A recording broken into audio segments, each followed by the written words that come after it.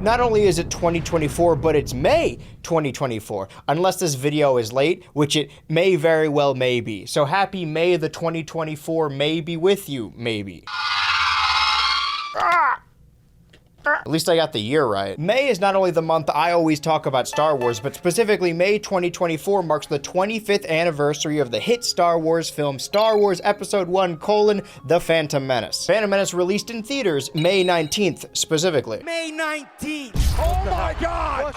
No, permission not granted. A movie I famously only ever said good things about. I don't think enough time has passed for me to talk about the sequel trilogy yet, but I've seen the same rotten takes over and over. There's this idea that the original 6 films in the saga were all this grand plan by Lucas until money-hungry Disney came in and ruined its legacy just for a quick buck. First of all, I hate to break it to you, but every major franchise exists to make money. You think they're making more Jurassic Park movies because they think they have a story to tell? You think people are stoked about the idea? My goal here in this video is to show to you that yes, very much so, the prequels were also made to make a ton of money. You could even argue that Return of the Jedi was made the way it was to maximize profits with the little teddy bear characters. Once the Star Wars machine started going, there was no stopping it. Unless you wanted to, random example, release a slate of really mediocre shows all back to back. While this is my annual Star Wars video, it also acts sort of as a spiritual successor to the video I made about Indiana Jones and the Kingdom of the Crystal Skull, where I talked about that year of marketing, 2009, leading up to the release of the film. But The Phantom Menace did not just have 1 year of intense marketing and heavy merchandise.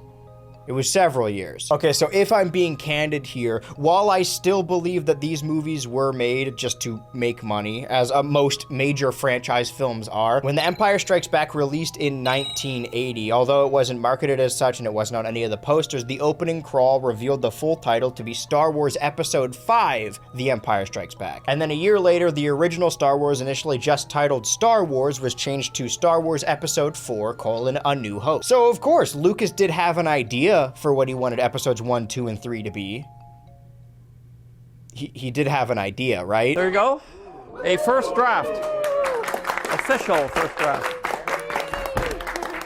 Of course, there's a lot of cheating in there.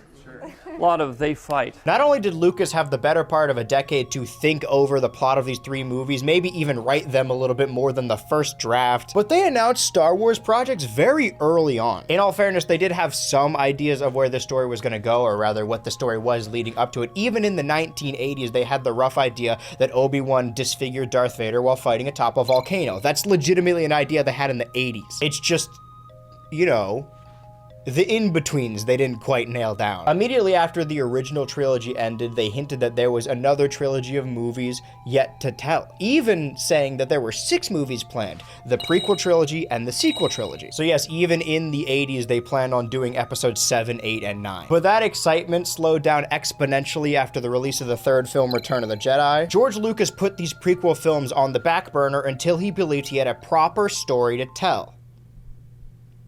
Or until the catalyst for Star Wars coming back really depends on who you ask and who you choose to believe. And it could very well be a combination of multiple factors. A couple things happened in 1993. I mean, probably more than a couple things happened that year, but there's only 3 important parts of this story. If you ask the man upstairs, the GL himself, he attributes this decision to the release of Jurassic Park and popularity of Jurassic Park and their heavy use of computer-generated effects, saying that this was the groundbreaking technology they've been waiting for. And while I don't believe that was the only factor, knowing what we know now about these blue screen catastrophes, it adds up. The second thing that happened was the TV show The Young Indiana Jones Chronicles was canceled, leaving an opportunity open for more creative projects. I haven't really talked about The Young Indy Chronicles because, quite honestly, it's really weird and isn't really important to the story I've been telling. Okay, so creative genius finally has free time because he was heavily involved with the show and just saw a film that properly utilizes CG to its fullest effect, and now he wants to make a new movie. That's the whole story, right? That's the whole story, right? Around the same time, coincidentally, the toy company that had exclusive rights to Star Wars merchandise was bought out by Tonka, who was then bought out by Hasbro. In the chaos of multiple acquisitions, George Lucas saw an opening. You see, he had made a deal with Kenner that there would be a minimum fee he would be paid out every year if they did not make enough money for each year since the deal began. Just indefinitely. Kenner believed that Star Wars was over, like it had ended, they were done with Star Wars, so they skimped out on a payment or two. George brought this breach of contract up when Hasbro took over to renegotiate his contract. So now not only does he get a significantly larger percent of all merchandise sales, but he is now a proper shareholder at Hasbro, and also he got the exclusivity rights waived. And my heart does not bleed for Hasbro, won't somebody think of the billionaires? But I will say, people credit Jurassic Park and Young Indy and George being this directorial genius. But this toy deal, him being a shareholder, all the money to be made here has way more to do with Star Wars coming back than anything else. These 3 Star Wars films do not exist because of revolutionary technology. They exist because plastic makes a lot of money. George Lucas is not a great writer or even a fantastic director, but he is a really good businessman. I commend him for his masterful gambit. In 1993, your major space opera franchise has an entirely new toy line to roll out that tie into the 3 space films that you have yet to start writing. But most importantly, there is no longer any exclusivity. You can sell the Star Wars brand to anybody and everybody. And that is in fact what they did. But before we get into even the first draft of the Phantom Menace, there was some multimedia campaigns before the release of the new trilogy. I know this video is titled The Year That Star Wars Became Popular Again, but that was a naming scheme I thought of when talking about Crystal Skull, and I just wanted to tie the videos together.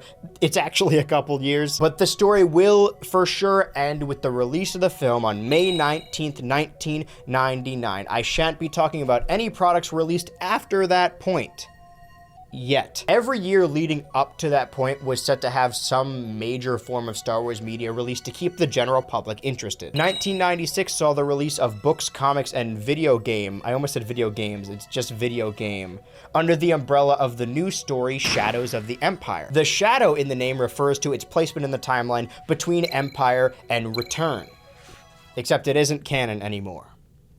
Or is it? Listen, if you have a passing understanding or appreciation for Star Wars, you may have come across some pretty angry fans that shake their fist at Disney for decanonizing the old books that they now refer to as legends. And like, I kind of understand the frustration, but it's not like you still can't enjoy these books. They're just their own thing, a split timeline, if you will. I haven't read a ton of them, but most of the ones I've read are not good. It's the reason everyone freaked out when they saw Blue Elon Musk appear in the Disney cartoon, despite him not really doing anything at all. As much as I shit on it, and will continue to do so, not just in this video, but for many videos yet to come until the day I die, probably soon, but I love Star Wars, despite what I say about it. But what I love about Star Wars is how weird it is. Like, actually thinking about the story of the first film in the context of seeing it on its own. It's about a farm boy who meets a wizard who hands him like Excalibur, and then he meets a talking dog monkey thing, and then they go to a metal moon planet and rescue a princess and fight a robot guy. People compare it to Dune and say it stole a lot from Dune, which is fair, but honestly, I've always thought Star Wars takes more from fantasy stories of wizards, princesses, that ancient sword that is passed down through generations. Takes from fantasy stories like Excalibur, anything that contains wizards. Fantasia? Does that count? I also love spending late nights delving into the depths of Wikipedia, but if I've said it once, I've said it 1,000 times, and I will continue to say it 1,000 more. World building is not a replacement for story. I really don't care what the Force is made of, or who started the Jedi Order, or what planet Yak Face comes from. I just understand that they exist and move on. It's magic. And a lot of that, and I do mean a lot of that, is ever present in these Legends novels. I did, however, mention that Shadows of Empire may be canon. The video game, the only piece of this multimedia campaign that I've actually consumed, stars bounty hunter Dash Rendar, who is Han Solo. I'd say like 40 to 50 of the new Star Wars characters they tried to create around this time were just Han Solo again. If it ain't broke. A story unravels throughout this video game. If you played the game on PC, then you see actual cutscenes. If you played it on the N64, like I did, you see a slideshow. The N64 will return in this video with a vengeance. The reason there are arguments about Shadows of the Empire's questionable canonicity is because while they are separate from the entire Star Wars timeline we have right now, as the only thing that's canon is in the movies and stuff released after the Disney acquisition, we do see Dash Rendar's ship appear in the background of the re-release of Star Wars A New Hope in this special edition. Okay, so in 1997, to both celebrate the anniversary of the original release of these films and get general audiences and just people in general re-excited for Star Wars leading up to the release of the Phantom Menace, the original 3 films were re-edited and touched up and then released theatrically and then on home video. And by edited and touched up, of course, I mean butchered beyond repair. George Lucas, like most artists years removed from their most popular projects, saw flaws that others did not. And to a certain degree, I do understand that. I do not dare delve back into my older videos as they are far too cringe for me. But even the videos that people like nowadays that are still up, people will go back and love those, and those are the most popular ones. But I'll go back and watch them and just think, I could have done this better. The difference here is what George Lucas decided to do to make these films better is add a bunch of original Xbox models into these classic films. And normally I love Star Wars creature designs, but the Ronto that walks in front of the screen and shakes it and doesn't match anything in the background, what are we doing? Jabba's palace gets a gross bug guy who sings up close to the camera, digga dig, igga bigga bop bop. And worst of all, listen, I'm sure you've heard this before, but that's because it's stupid and infuriating. You see this green guy here? His name's Greedo. Star Wars, the original Star Wars, was completely salvaged in the edit. I understand that George was a visionary or whatever, but that doesn't mean he wasn't a hit or miss director. So much of the original films working are miniatures made by a very talented team, budgetary restrictions, Ralph McQuarrie's concept art, John Williams' score, and lines ad-libbed by the very talented cast. I'm not trying to take George's accomplishments away from him, but the reason I love Star Wars so much is because it is so much a sum of its parts. It would not exist if you remove one person from that equation. So many people go unnamed in the creation of this classic. A lot of the credit should be going to Marsha Lucas, the woman who almost single-handedly salvaged this film in the edit. Cutting out unnecessary scenes like Luke and Biggs outside of Tashi Station, whammo, oh shut up wormy. We have these 2 scenes, a green alien speaks English to Han Solo, and then Han Solo stands next to a Scottish guy, and they both give the same exposition, like back to back. What if we instead dubbed over the green guy with gibberish and combined the dialogue from both of these scenes and just put it in alien subtitles at the bottom to help this film move along a lot quicker? Not only faster, but more efficiently. Because A New Hope is goddamn efficient, if anything. You may notice that the woman I just mentioned, her last name is in fact Lucas. That's because the woman who salvaged this classic film in the edit, one of the first blockbusters, arguably the reason this multimedia franchise exists today, the woman who saved this franchise, this movie, this story, was George Lucas's wife. And what just so happened to have occurred between the release of the original trilogy and these special editions? Maybe they got divorced. And then all of a sudden, George believes he can edit this film way better than his ex ever could, and he can't.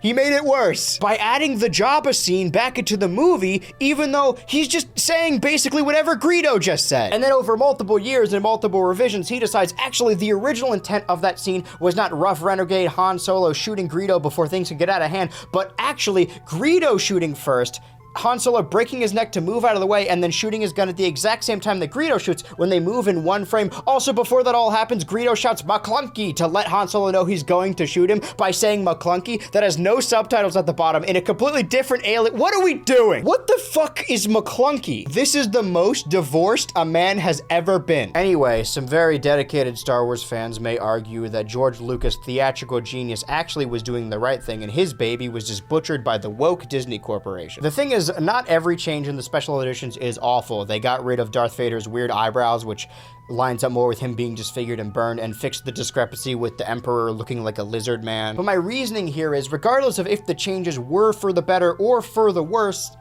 that doesn't really matter. Even if every change made in the special editions made these 3 films exponentially better, it's still a damn shame you cannot watch these films the way they were originally released in theaters to audiences in the late 70s, early 80s. From an archival standpoint, that is a piece of film history that is just gone. I've seen a lot of frustrated people online say, I don't understand why Disney doesn't just release the original versions of these films. That's what everyone wants. The answer to that is, they can't. they're gone. For good. The reason we could still watch classic films like Jaws and King Kong today is because the original film reels, the negatives, were backed up digitally. Physical film negatives deteriorate over time. Museums can do their best to keep them in pristine condition, but at the end of the day, like everything, they will rot. The issue with the Star Wars special editions is that was the first edit archived from the original film reel. They didn't archive the original films and then start editing it. They started cutting as soon as they were archiving. Those original film reels have now rotted and deteriorated so that the original film audiences saw in 1977 that changed the film industry in America is gone.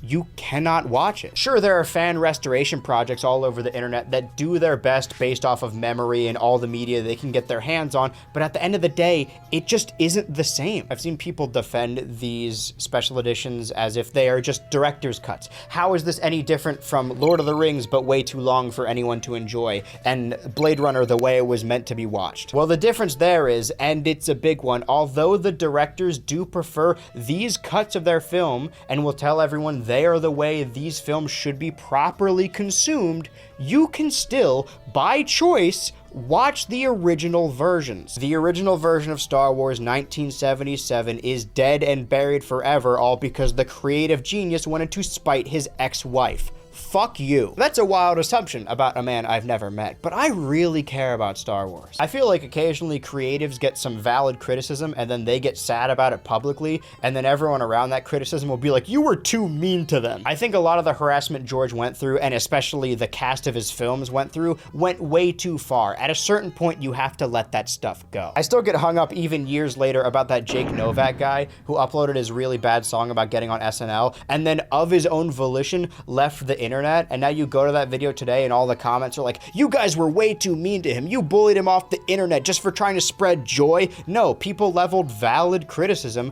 on his overproduced and really unfunny video. Valid criticism, rightfully so. People were way too mean to Jim Belushi in the 90s. He's just a cool guy who wants to smoke weed. Really? Were they? Or was he in a bunch of bad movies? It's the Jim Belushi of sexual commitments. It barely means anything, and it grows on what's there over time. Boy, that guy's really taking a pounding in this conversation. If you shake off every piece of valid criticism as just the haters, sorry, let me rephrase that. If you shake it off, that doesn't work, but I want to talk about her, then you will never learn anything and never get better.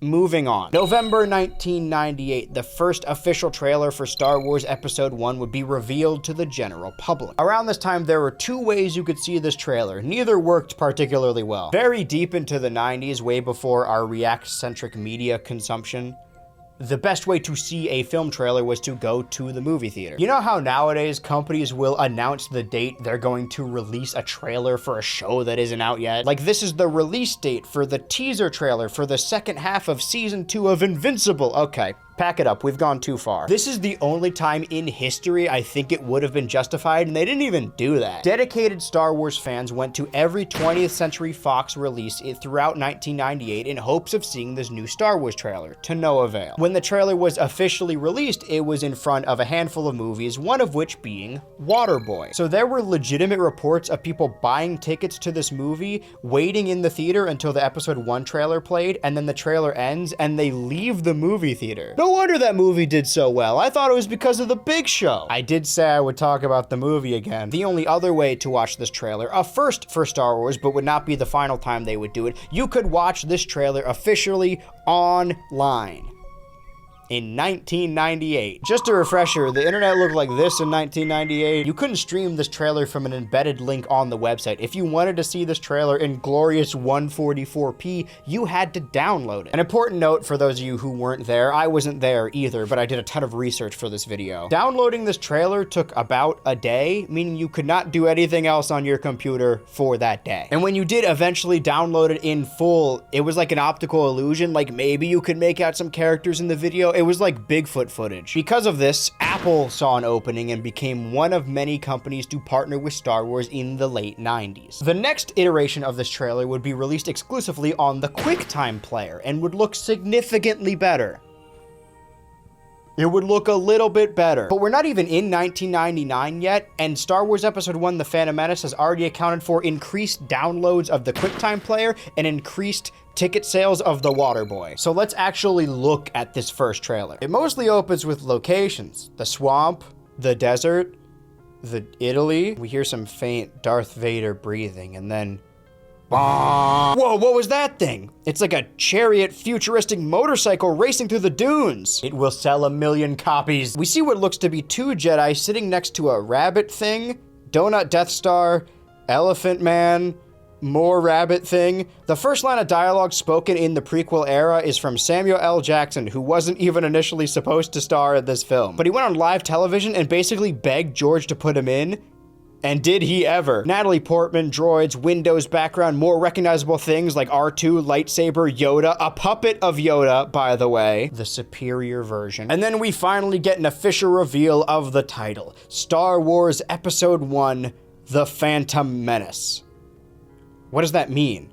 Is the little boy the Phantom Menace, or is it the evil red guy with the evil red lightsaber? Whoa, this thing's got 2 sides? I didn't know they could do that. Because this trailer was available to download to most, it was analyzed more closely. Now most websites can analyze it frame by frame and figure out what the deal with that alien who wore goggles was. But it rang true that 2 standout moments in this trailer really stole the show when it came to excitement and, of course, marketing. The lightsabers and the pod racing. There's gotta be a way to make money off this. It's simply too good.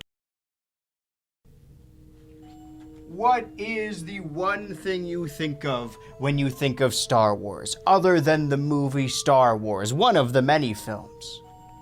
A lightsaber. Now, I have a number of lightsaber-related products they released leading up to the release of the film, mostly on the Darth Maul side and the Qui-Gon side. They did release official lightsabers for the 3 main characters, or with the 3 separate lightsabers with Qui-Gon, Darth Maul, and Obi-Wan. This is modeled after Obi-Wan's lightsaber, but instead of blue, it is Orpal. You can see how beaten this is. I did not get this for this video. This is from my childhood.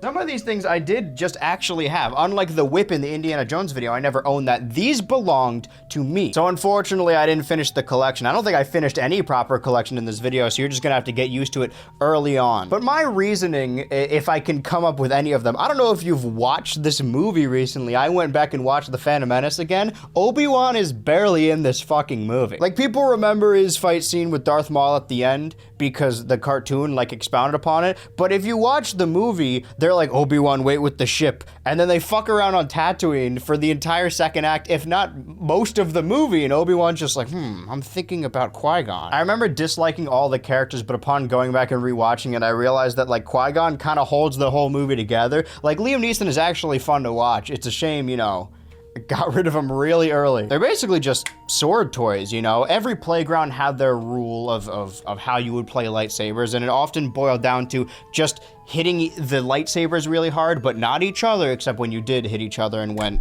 full force, so to speak. My equivalent is that I went to this house where they had these wooden, like carved wooden sword toys that seemed like they were from the 70s or whatever. And we would pretend to be Meta Knight, Marth, and Ike from the Subspace Emissary. I'm gonna get rid of the Orpal one for now. You may be seeing these glorious vintage retro products spinning on the Lazy Susan, and by spinning on it, I mean you could see me in the frame spinning it because it does not spin on its own. We've been over this. And I've gotten these products. I spent money, I spent the budget of this video on these products, and if you know anything about collecting toys, collecting vintage items, you know that they are way more valuable when they are still sealed in their boxes. But that's not what this video is. Let's start with Qui-Gon, I guess. Energy hum, charge up sound, motion activated battle crashes. Oh, this gives me 20 Jedi Master points for Hasbro. They got a kid on the front. Ages 4 and up, that's me. Panasonic alkaline batteries, requires 2 C batteries, not included. Oh, so maybe it is a different line, because this one, no, I don't think this one takes any batteries, but it's of course shaped and modeled. I didn't even do this part. After Obi-Wan's lightsaber. So this one, like, makes noises. The question is, does it still make noises? I need my Jedi weapon. I hope there's a lot of collectors out there that wince upon me opening this package. I should probably do this on the camera that can actually see it. You know, it's fucking hot in here. Why I insist on these hot light brights, I will never remember. How do I cut this in a way that you could also see it? Very carefully.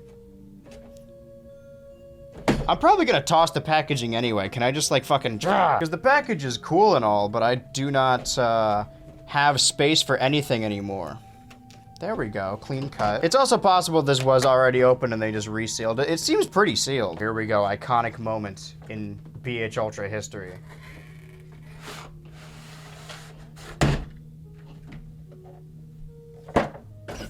I like the gradient on the inside. Very, very Star Wars core. A child's finger may become stuck in holes. Adult replacement of light bulb required. An adult should unscrew the light bulb holder from the light tube collar and take it apart to replace the bulb.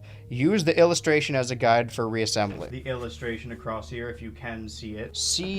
It keeps specifying alkaline batteries. Okay, well, let's unscrew these. I could surprisingly probably just put this back together pretty well once I'm done with it. And what, resell it? There are different types of collectors in this world, right? Some people collect rare stuff to make money, to sell them back to the highest bidder. But I am a firm believer in hoarding. Hoarding things, just putting garbage all around your house, not allowing yourself to live because your Skylander's gotta go somewhere. It's getting hot in here, so take off all your clothes. I ain't getting so hot, I'ma take my clothes off. Hope you guys really like this unboxing action. I don't want to put the mic on the table, and I certainly can't hold it in my hands. There we go. Well, that's one part of it. I can't wait to go to my local park, or preschool, and start playing with the children with my lightsaber. It's so fucking... I took the sweater off and I'm still sweating. I think we may need to bring the fan back. I had a fan on me during the Izzy video, and it's like blowing my hair in the wind. And because of that, I think I just like tricked people into thinking I have luxurious hair. So all the comments on the Izzy video still to this day are like, oh my god, your hair, I love the hair. I imagine for people who haven't seen the next Total Drama video. I like your hair. Oh, that's actually an exposed nerve ending. Ooh. Oh. That's kind of lame. Like, in comparison, this is way bigger. You know what? Qui-Gon might have something to it. It doesn't go down farther than this. So it's hard to... We're gonna have to... Whatever is back here, you're just gonna look at green right now. Oh, it's like tilted. Hey, my male audience, which... Oh, that goes all the way down. Oh. Almost got me. My male audience, which direction does yours lean? Reply in the comments, because I have to know. I'm saying that as if I don't already know that 90% of my audience are lesbians. I don't know what it is about me, but, you know, more power to you, ladies. Okay. How big are fucking C batteries? If you could see in there, no wonder they said children's fucking fingers get stuck. It goes all the way down. How many fucking batteries do you put in here? Do they make these anymore? Oh, these are fucking huge. Okay. I don't have any of these. I can order 4. Okay, but hold on. How many does this one require? Before we assemble, let's crack this puppy open. Strobe light flash on contact. Charge up sound. Energy hum. Battle crashes. Now lightsaber blades flash on contact. Extends 5 feet tip to tip. I should hope so. This gets me 30 Jedi Master points. All the lightsabers I've had when I was a kid, and I have more of them, I've just been the fucking one hand, you know, contract like that. Let's pop this puppy open. Surprisingly, none of these objects have smelled yet. I'm gonna consume some product later, so we'll see if I get sick or not. There you go. Whoa. This one looks far more confusing. I have scissors, but I gotta unscrew. Scrupulous finger. For whatever reason, I prefer doing... Even if it's a package I know I'm not gonna keep, I like being... It's like testing myself for when I need to save a package. I feel kind of bad throwing these packages away, considering, I mean, part of what I paid, you know, the product. Shout out everyone on eBay, by the way. Was partially them being inside the packaging, which didn't need to be, but that's what... Listen, you're paying for entertainment. Or rather, I am. Look how entertaining this part of the video is, where I'm untying the twist ties. Is there like a world record for how fast someone could do this? Because I feel like I'm pretty goated with it. There's a subsect of YouTube videos that are just like hand content. Like not like hand modeling, but just like POV and you see the hands and they're like unboxing something. It's like ASMR. I should be wearing gloves for this. I didn't think about that. Like those latex gloves. Probably just slide this one out, right?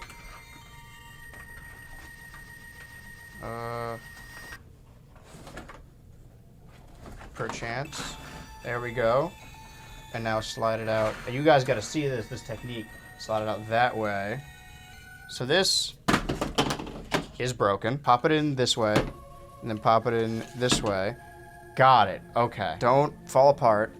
There you go. I'm like a mouse in a labyrinth, but I feel like a mouse in a labyrinth would be smarter. The issue is that I don't have the cheese, you know? Like, what's the cheese here? What's my character's motivation? Why am I doing any of this? It's not nearly as funny without all the makeup. A lot of caution on these. Do not poke or jab with lightsaber. Sections are made to stick together, extended position, and will not easily collapse if jabbed into an object, individual, or animal. That's not gonna stop the kids. Does it? No. There's a lot of fucking buttons on this thing. Resets, on, off. That's a fake one. That's also a fake one. Okay, so 2 buttons and the rest are fake. I didn't read the instructions at all. I had $4 to save with Dash Pass. I don't know. You guys want anything? Cheesecake ice cream. I've had a long day. DoorDash is ableist because they won't carry it and plant it at my feet. Battery door. What the fuck? Do I actually need a screwdriver? Oh, you fucking dickhead. Okay. So, we've run into our first problem. Scissors really are a multi-use tool. This is not working. This hasn't been unscrewed in like 15 years. No, 25. I feel like ow. I feel like I'm making it tighter. By the way, don't do this at home. Only trained professionals shall do this. Which is why I'm doing it now. I'm an entertainer. I'm like modern day Houdini. Modern day Mussolini. I'm gonna put scissors up in my nose and out my ear, and it will do only minor nerve damage. There we go. Now we're getting a fucking rhythm.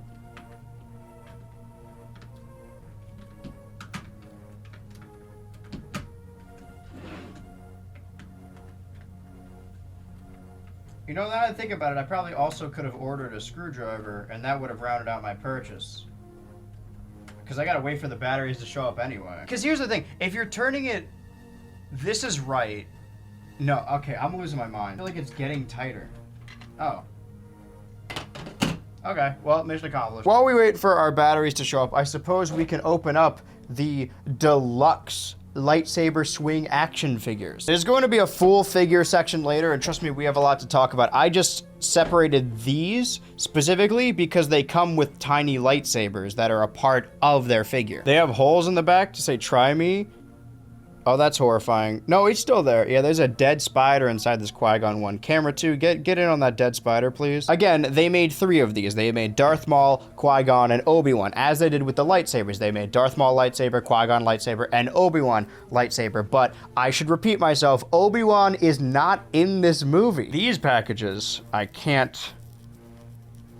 shan't put back together again. So... air, now the spider can breathe. I hope it's like, that went pretty fucking deep. I hope it's like, just hibernating, and the second I open this up, the spider comes back alive. Well, if I'm gonna open these brutally, you need to see this.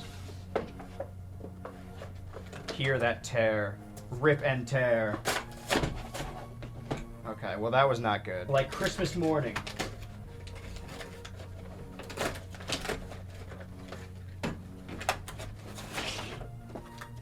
Sorry, I just slid the scissors off and they almost landed on my foot. Again, a professional should be doing this. The microphone is not facing me. I really hope I saved the audio for this, because if I did all this and there's no audio, then I'm gonna be upset. Now this is trash. Now this is pod racing. Sorry, little guy. He didn't last a winter. Normally I would pick him up and play with him. The spider. Okay, well, I hope that comes out. And that's supposed to happen. Can you let go of him, please? God damn it, dude. Oh, it's a cobweb. There's a spider web? No clue where that came from. Oh, because his fucking legs are shackled. A spider lived in here. Like, he spent his whole life in here. And I'm just opening it up for views. Hey, there. Your shackles are freed. What's the name of the Harry Potter character? Like fucking Lightning Bolt Shacklefoot or whatever? What the fuck was her problem? Luckily for me, I was into Star Wars as a kid. Is this supposed to be a part of it?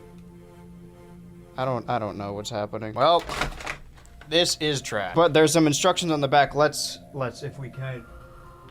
Slide his lightsaber back in his hands, in his innocent little... Okay, he's grabbing the blade part. Putting a gun in Jar Jar's hand. Okay, there you go. Hold on to it. Firmly grasp it. We have multiple things here. We got the little... He's not... Yeah, I didn't think so. We have a lightsaber that also acts as a lightsaber. More of a shank, if we're being honest, but can this cool cat hot dog flip lightsaber out so you could just do this for fun?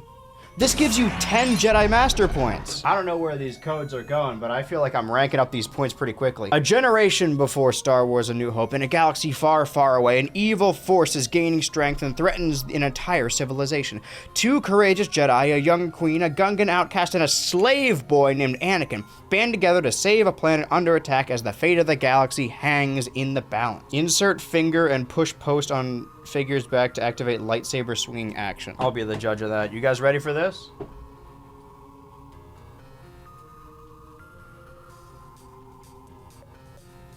This is what killed the spider. I see the weight. He's got like holes right here. I may come across like someone who knows their way around scissors and screwdrivers, but I've never built...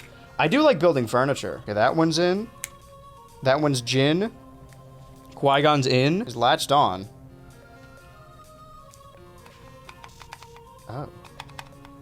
Hello? His lightsaber fell out again. I don't want to like break it, but I hate to say it, Qui-Gon. His waistline's a little too thick for me to fit this. He didn't make the cut by summer. Here's the thing. This red button doesn't do anything, but there's something on the back. Oh? Oh! It's kind of working? Sort of? Depends on your definition of working. Not as much as he can turn, but it's working.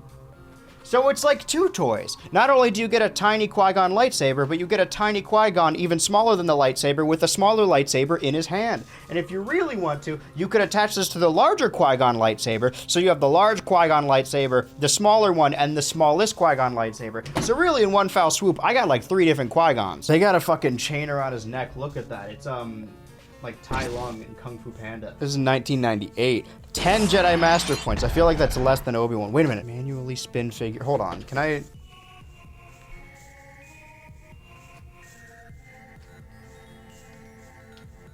Okay. Well, manually is correct. I thought it would be like John Cena, like spinner belt. Okay. So this one's making it look like his fucking lightsaber goes nanners, like all around, all over the place. This is only one side, by the way.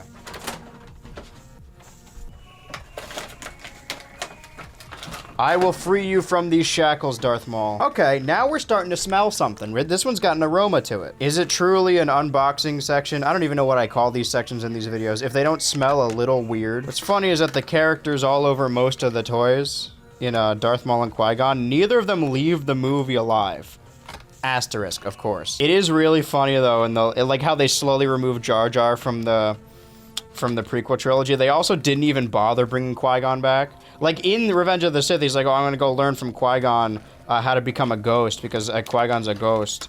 But then when they don't have him, like I know they did it in the Kenobi show, but they easily could have done it in the movie. I don't think Liam Neeson wanted to come back. Even Master Yoda doesn't have a midichlorian count that high. I went to go see the re-release in theaters, and they used the version that didn't have the Yoda puppet. They used CG Yoda. I fucking hate CG Yoda. So we have, of course, normal action, which is... It looks edible. Does that make sense to anyone? Just important context. I saw Phantom Menace in theaters, the re-release, with some friends, and when the fucking dual lightsaber bit came out, the person who was sitting next to me was like, man, it must have been so cool to see that for the first time in theaters. I bet people were shocked. But this toy came out a year before the movie. We already know. Okay, so if this is what he's doing, the fucking woo, the worm, he's doing the worm with his lightsaber. I don't know if I would call that false marketing, but it's certainly not what's on the image. How am I expected to, like... How is a kid expected to snap these on properly? Gotta get a little lower. I'm sorry, boys, but your waistlines are too wide.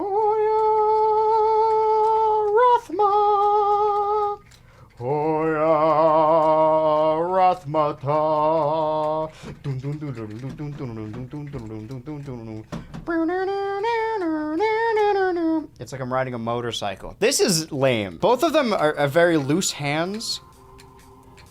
And Darth Maul's gets kind of stuck. Well, these are really funny conceptually. Like, not only are they small lightsabers, manually spinning, if you really want to fight them like this. This is, let's be honest, basically how they fight in the movie. If you thought I was going to stop shitting on this movie during the toy section, you were sorely mistaken. I want to see these bad boys light up, though. Another fun unboxing in the books, but this time we get to unbox Energizer. I really hope these are the right batteries. Yep, just slice on through that sharp-ass plastic. Yep, that's gore. That's gore of my comfort character. Now's the moment of truth. Because sometimes you get, say, random example, a McDonald's toy, and the internal battery is already dead. But this means, like, once the batteries are in, it should work, in theory. Not that it would have been cooler, but it certainly would have been less sad if I had another person to do this with. I'm just gonna fight myself. All right. Ready? Qui-Gons.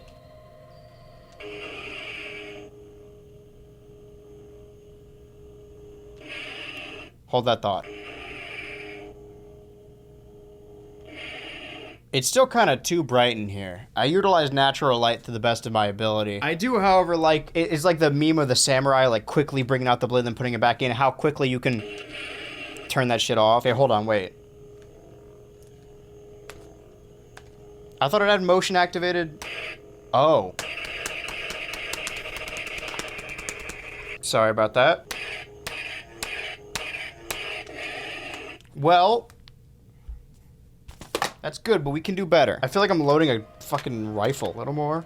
There you go. Stop it. Now I gotta screw her back in. This is the tough part. If I thought unscrewing it was hard, this is gonna be way harder. Stop it. Why is there a reset button? There's some applications here that might cause issue in playtime, right? So, like, obviously this one's already difficult because it's got this green part out, but you could just flick that shit out. Similarly, you have this one where you hold down this and then comes out, right? So if you want to fight and look cool, you can go, right? And you're still, like, fucking double-handing it. With this one, you gotta kind of go, okay. This sounds really not good. There's one speaker. I hit the reset button. Okay. So it's got some noise. It doesn't light up. Sorry. That works. What I want to know is... this one's way louder.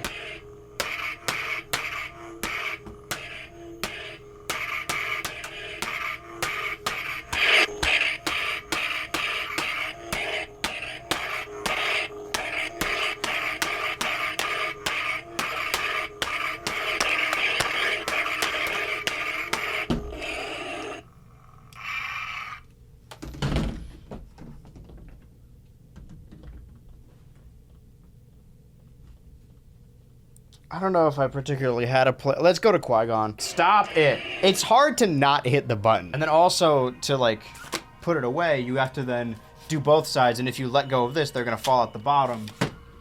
This is just, I didn't even think about it.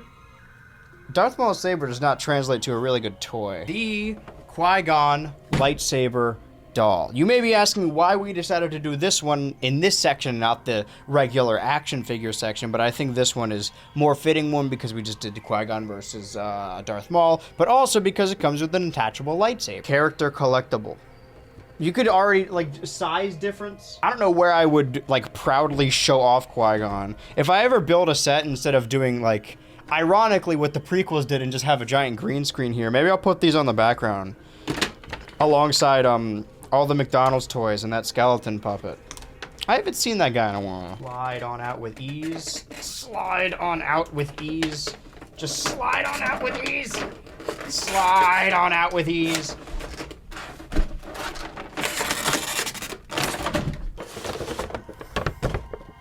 Oh.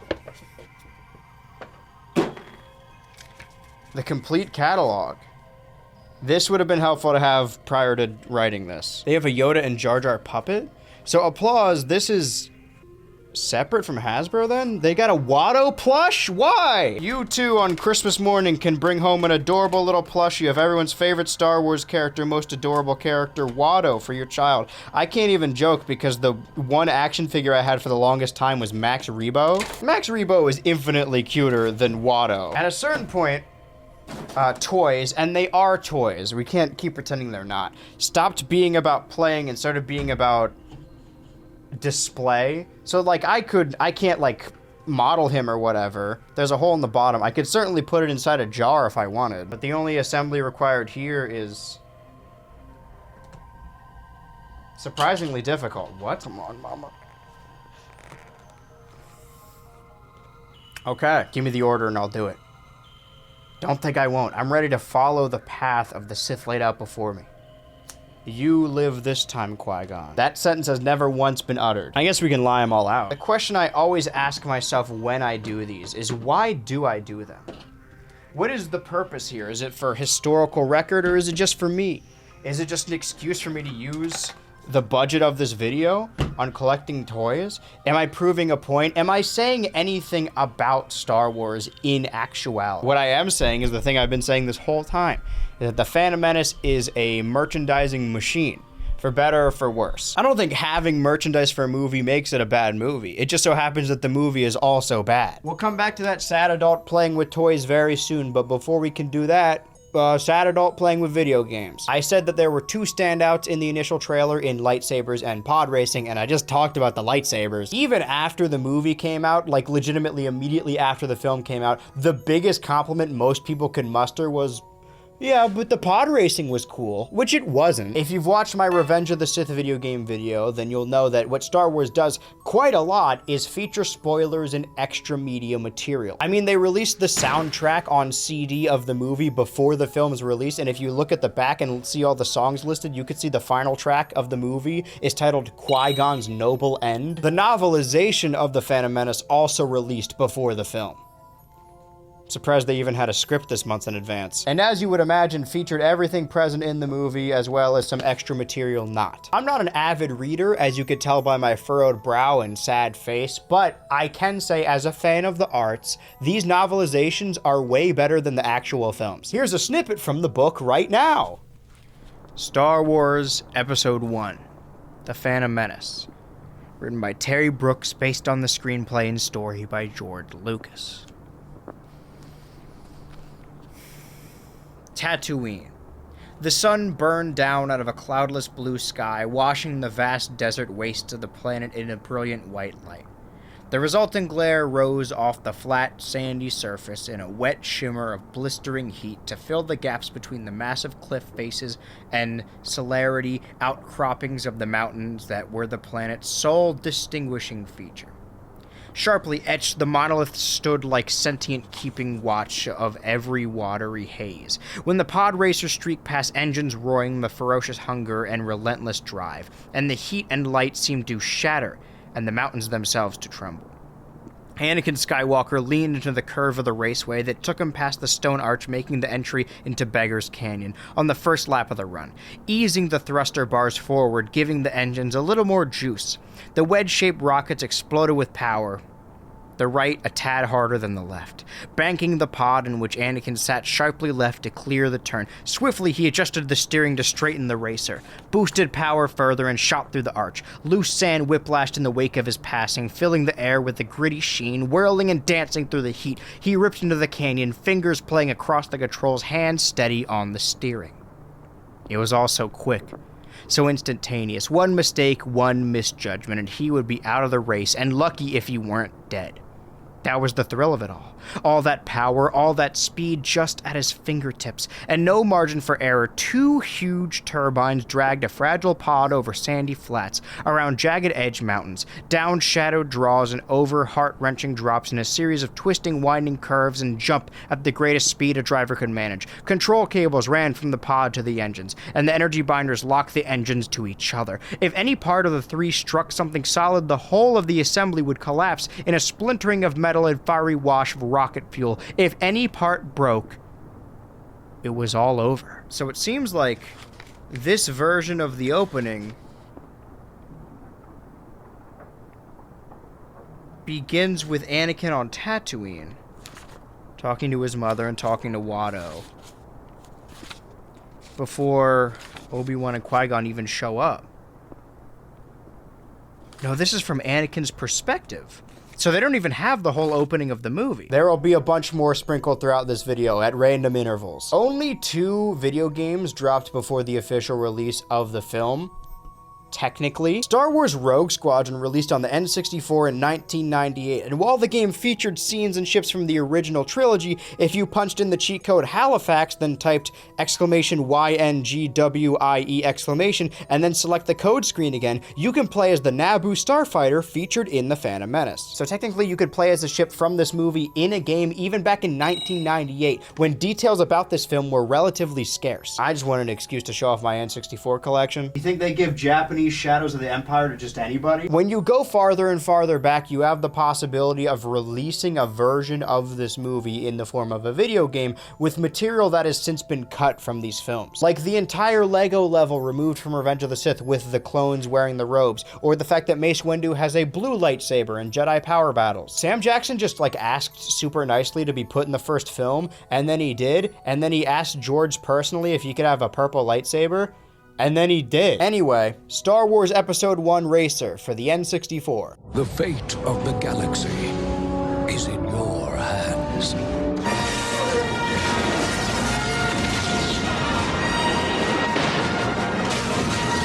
Episode 1 Racer on N64.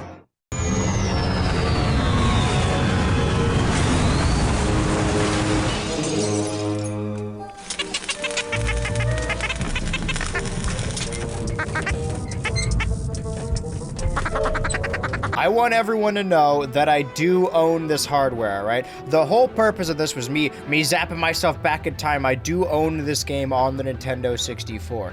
But not only was it ported to modern consoles like the Xbox and the Nintendo Switch, but it's also here on Steam. So while it'd be more realistic for me to play it the way it was meant to be played, I think this is probably, it would just look a lot better like this for your viewing pleasure. Sorry, is this not an option? Oh, okay. We have a kid here. Destroy the child. I am... What would be my Star Wars name? You know what? Let's get Marfalump in here. Whoa, it's like I'm really there.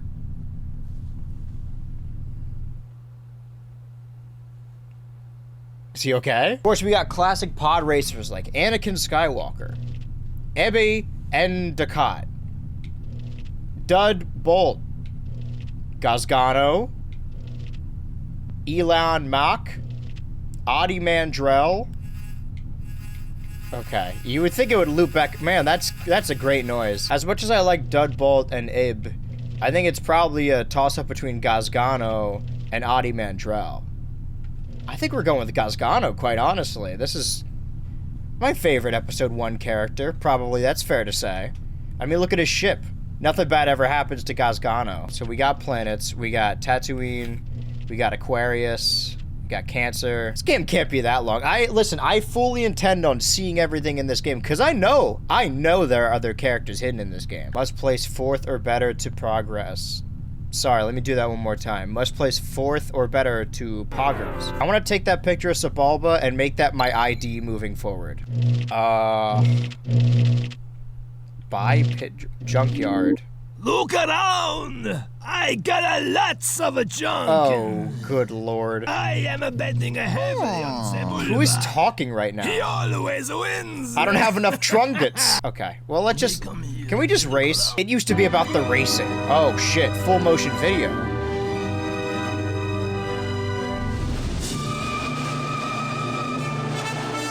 It's like I'm really there. Tatooine, pod race fans. Our glorious host, Jabba the Hutt, has moved into the arena. I thought that was Jabba. You know Jabba's classic line. Oh, shit. The current record holder for this track is...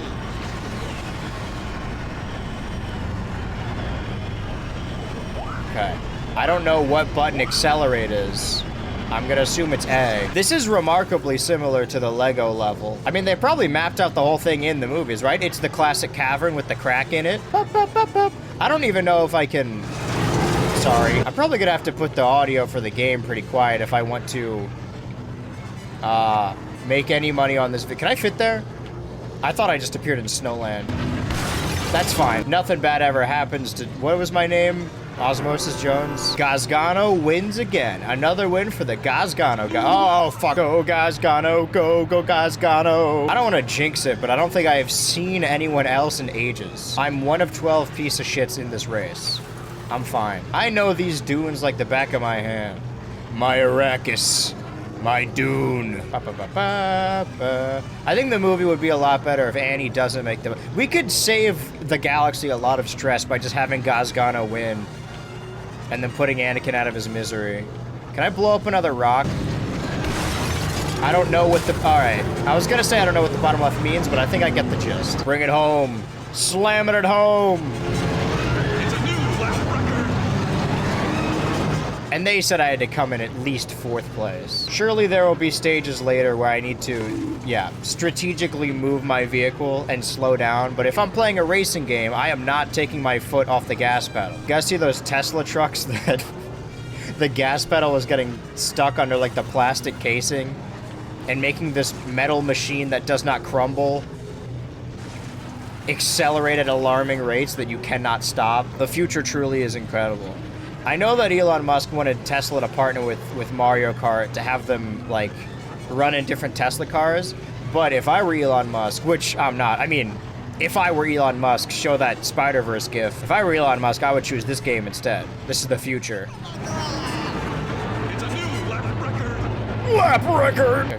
Gone. Did anyone else even race with me? I think it's like F-Zero where they can just straight up die.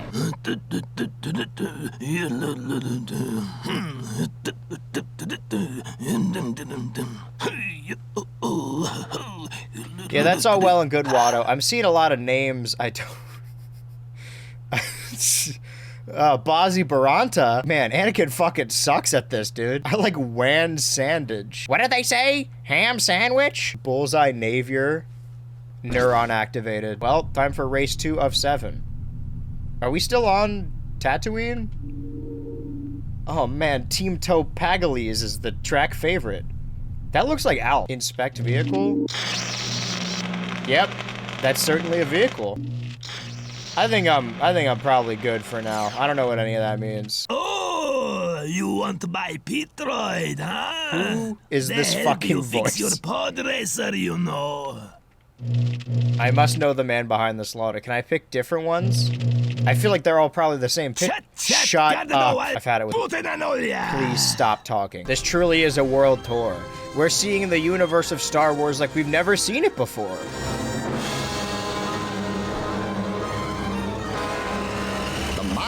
Spice Mines, second only to Kessel in spice production. Oh, Kessel! That's from Star Wars! People as of late have been comparing Star Wars to Dune and saying that they ripped Dune off, and I'm inclined to defend Star Wars at least a little bit when it comes to that, because honestly, they take more from fantasy stories than they do with their sci-fi contemporaries. That being said, the Spice Planet... Wait, is this where... Oh, wait, no, that's Coruscant. Sorry, I was gonna say, is this where the guy tries to sell Obi-Wan death sticks? How fucked up does your drug have to be called death sticks? Like, you say ketamine, and that sounds appetizing to me. If not, even a little daring. Death sticks? What's the upside? 12. I don't know why... 12. 11, 12. Oh, I'm gonna lap them? Where is Anakin Skywalker? Bring me the head of the... Fetch me the child.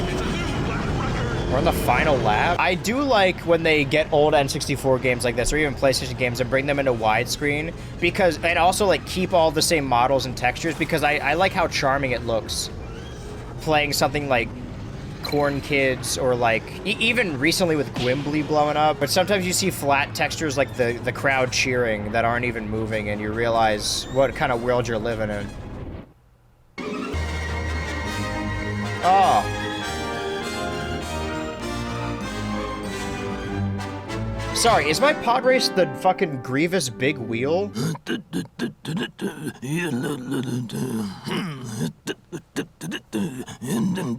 So Bull's Roar looks like he's a Ice Age character. Why does Mahonic look like that? How roaches look at you when you hit them with that dollar store bug spray. And now Sebulba's dead. Do we just kill whoever's in last place every time? Because Anakin did not... I mean, he's not allowed off planet. He's a slave boy. I guess in this canon, he just remains Watto's slave forever. Ando Prime. Aldar Bidu? Whatever Watto has to say. Space. The final frontier. Welcome, pod racing fans, to Ando Prime, home of the benevolent Andobi Bindu monarchs. Your host, the wisest of the wise, Ten Abu Donba. Ba doobie. I don't think it's supposed to be that blue. This looks like when you go out of bounds in Portal. I thought that might be a ramp. Who's in first place, I'll kill him. I wonder if they had like a Hoth map and they're like, well, we can't do Hoth, so let's do something else. Yeah. The N64 can produce mind-boggling effects. I'm not gonna pretend like this isn't cool, because I don't know if you know how many racing games there are on the N64, but there's a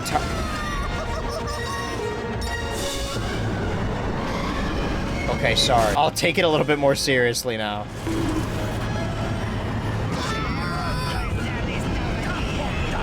Is that Tom Kenny? Fuck off. Leave me alone. What did Gazgano ever do to Gazgan you? Did you see that blue thing? What was that? I like that if you turn too tight, you just take damage on this. I'm okay. I'm good. I'm fine. I'm ramping though. Check this out. That was lap 1. Oh, we are toast. I guess it's making up for how short the last one was. What is wrong with you? Why are you blue? Don't. And yet, he still did. So what in canon is happening when I explode? Like, there's no Lakitu here. Are there multiple Gazganese? Again, it probably would be smarter for me to strategically hit the A button, but I am not taking my foot off the accelerator. Been yielding pretty positive results up until this point. I'm okay. I'm rocking. I'm good. Just don't, yeah. Surprisingly, this texture looks really good. It's a picture of Murph, and he looks really good. Just me in the open road. You guys are basically acting as Gazgano's passenger princess right now, all right? I got my hand on the wheel, other hand on your thigh. We're going down the road at Mach speed. I'm not saying racing games don't require strategy. I am saying that I turned my brain off long ago, and it's been making me play way better. Imagine if this shit was at the arcade. Gazgano was only 25. He should have been at the club. Guys know the Phantom Menace turns 25, as does South Park, SpongeBob, and Family Guy. The tent poles of media started... Sorry. The tent poles... I'm not even gonna do the joke anymore. Why would I even want to buy pod racing parts if I just get reassembled every time? Don't do the thing you normally do. You gotta... All part of the plan. You enjoying the ride, sweetheart? Check this out. Oh, I can aim them up and down. I didn't actually know that. This is very triumphant. Like, honestly, if you just switch the music to something more mundane, it's just a leisurely stroll. And the loud crash sound effects, of course, but, you know, let me just swince on through. I can swince right in. Swince, swince. How come we're out here, but he's in there? And what I want to know is, like, where's the caveman? Did I just win? Yippee! What is the? It's a different chip every time. Is last place actually getting like eliminated permanently? Sorry, Ellen Mack. I know that's you, Elon. You can't trick me. Ellen Mack? Yeah, okay. Next you're gonna try and call it X. Nobody's gonna believe you. Adi Mandrell's coming up on me though. That's my fucking rival. Oh no, I'm sorry, Clegg. Hold fast. Yeah, I sure hope he does.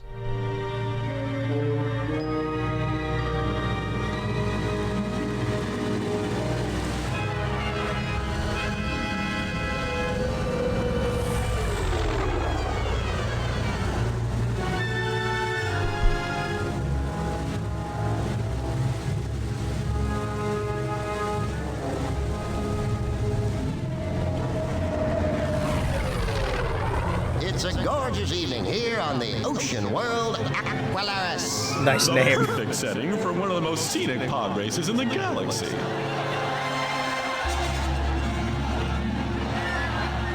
Your host, the lovely and gracious governess, the Nave Vengaris. You look remarkably humanoid considering it's a water planet. Where are the Mon Calamari?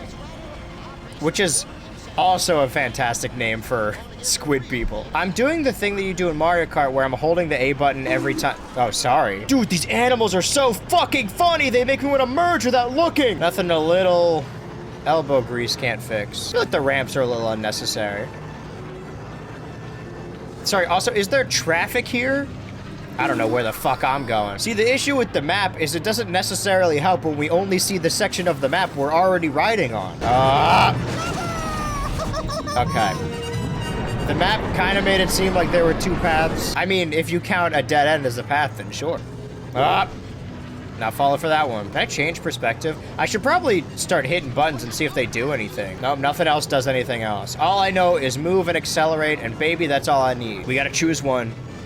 Which way, Max? Or hitchhike bike or yellow cabot. Cabot? Moving right along, jugga-dung, footloose and fancy free.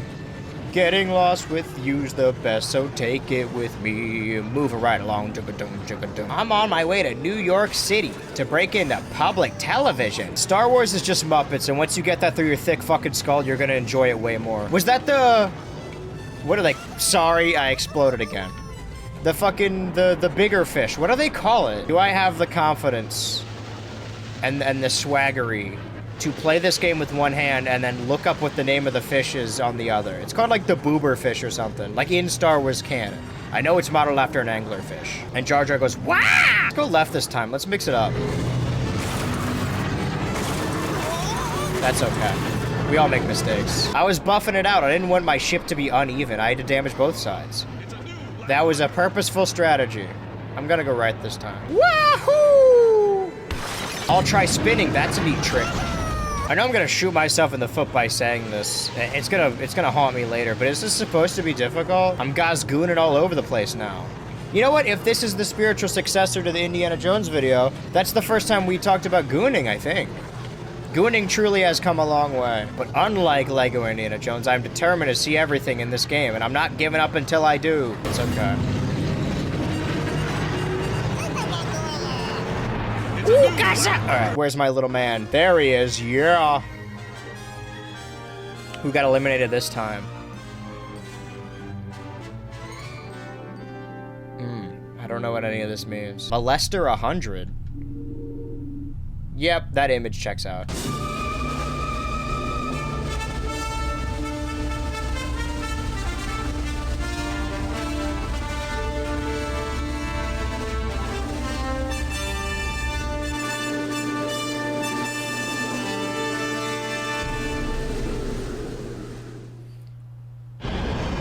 They didn't even give us an intro. Anyway, the fish is an OPC killer. OPC. That's what I'm playing on right now. Yeah, I'm on a seafood diet. I seafood and I die lit. Where are the missiles? Where are the bombs? Can I throw stuff at people? Rope, lamp oil, bombs. They're yours, my friend. Ah, green gas. Is this good for me or bad? I can't tell.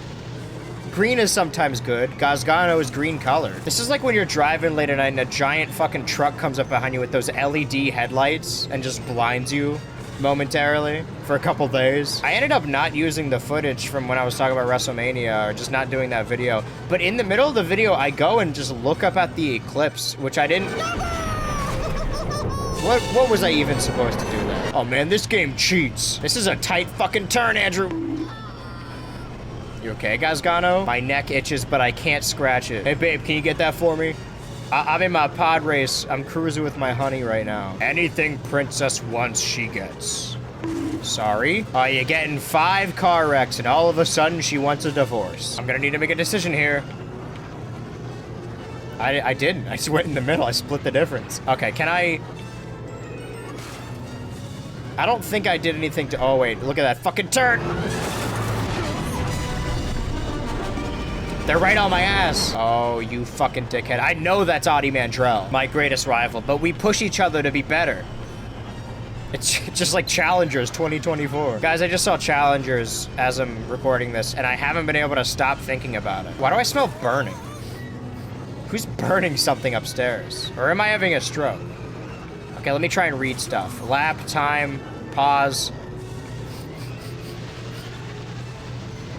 I'm freaking out because I actually smell burning toast right now. It's probably just my computer lighting on fire by trying to render these insane graphics. All right, let's finish this and then let's take a fucking... Hold on, hold that thought.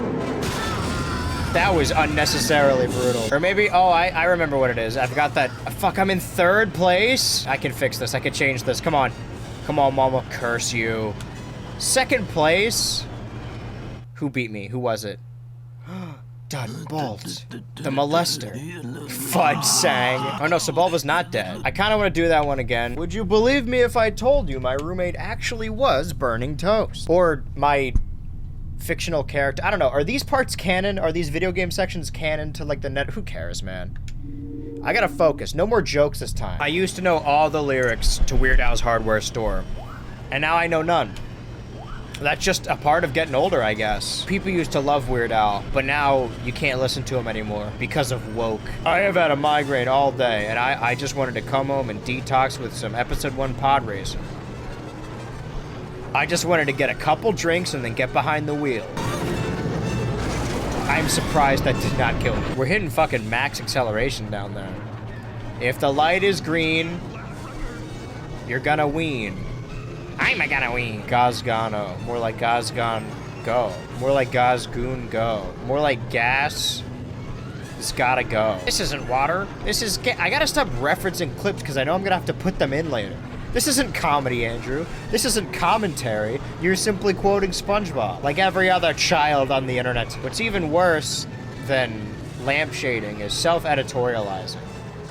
Okay, that time I did explode. I can see the yellow dots right behind me. He's riding my ass. All right, fuck. As long as I do not explode anymore, I should be good.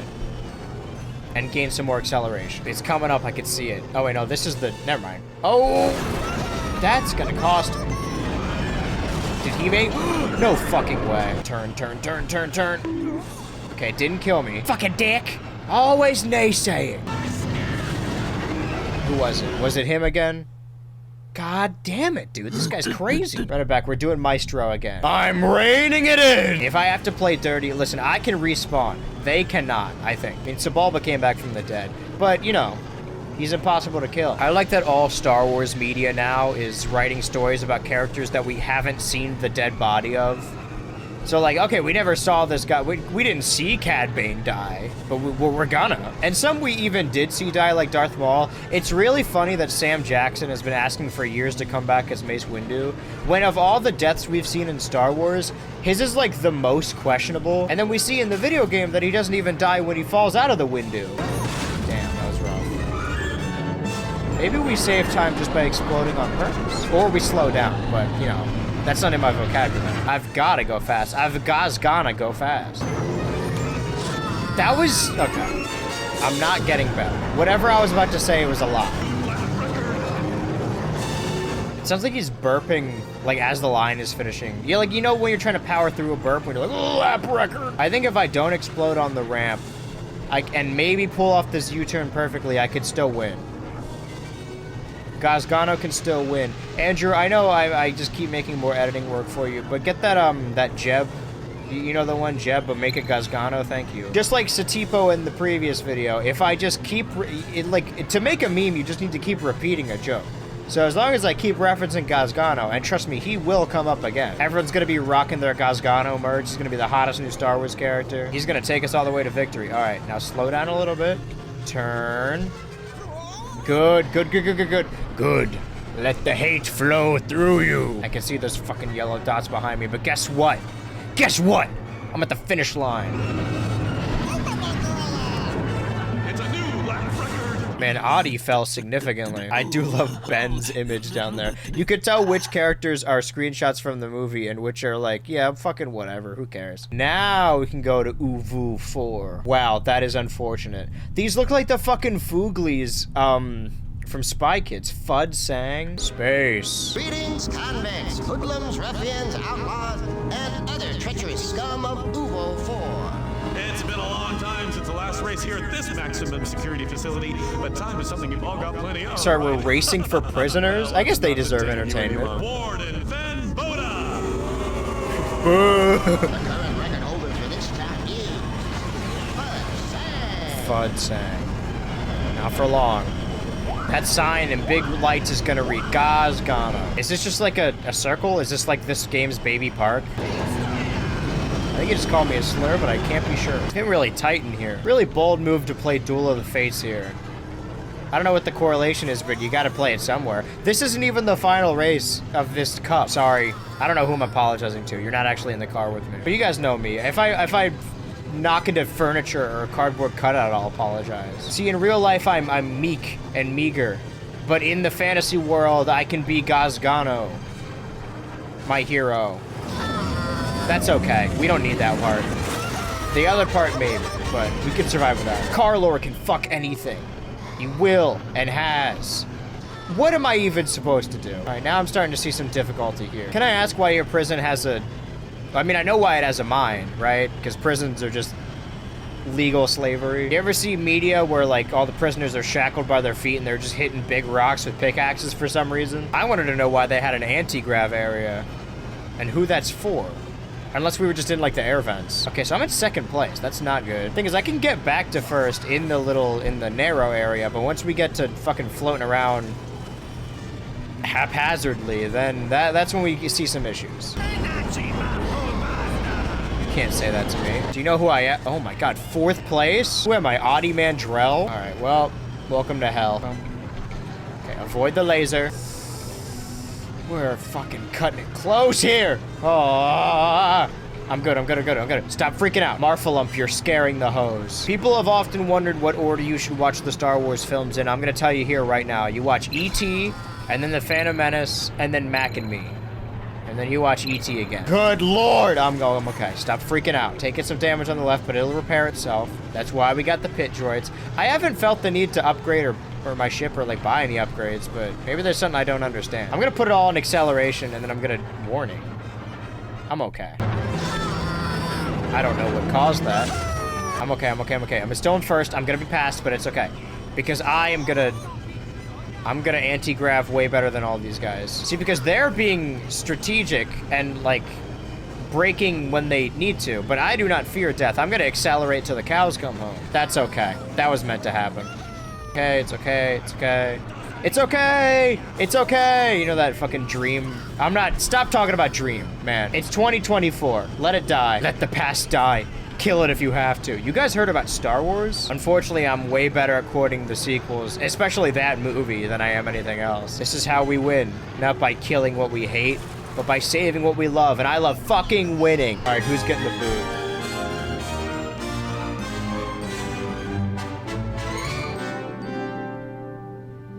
I couldn't tell if that was missing textures or not. We got one left in the Spice Mine run. Sorry, no. Oh, wait, they have different titles. Kind of.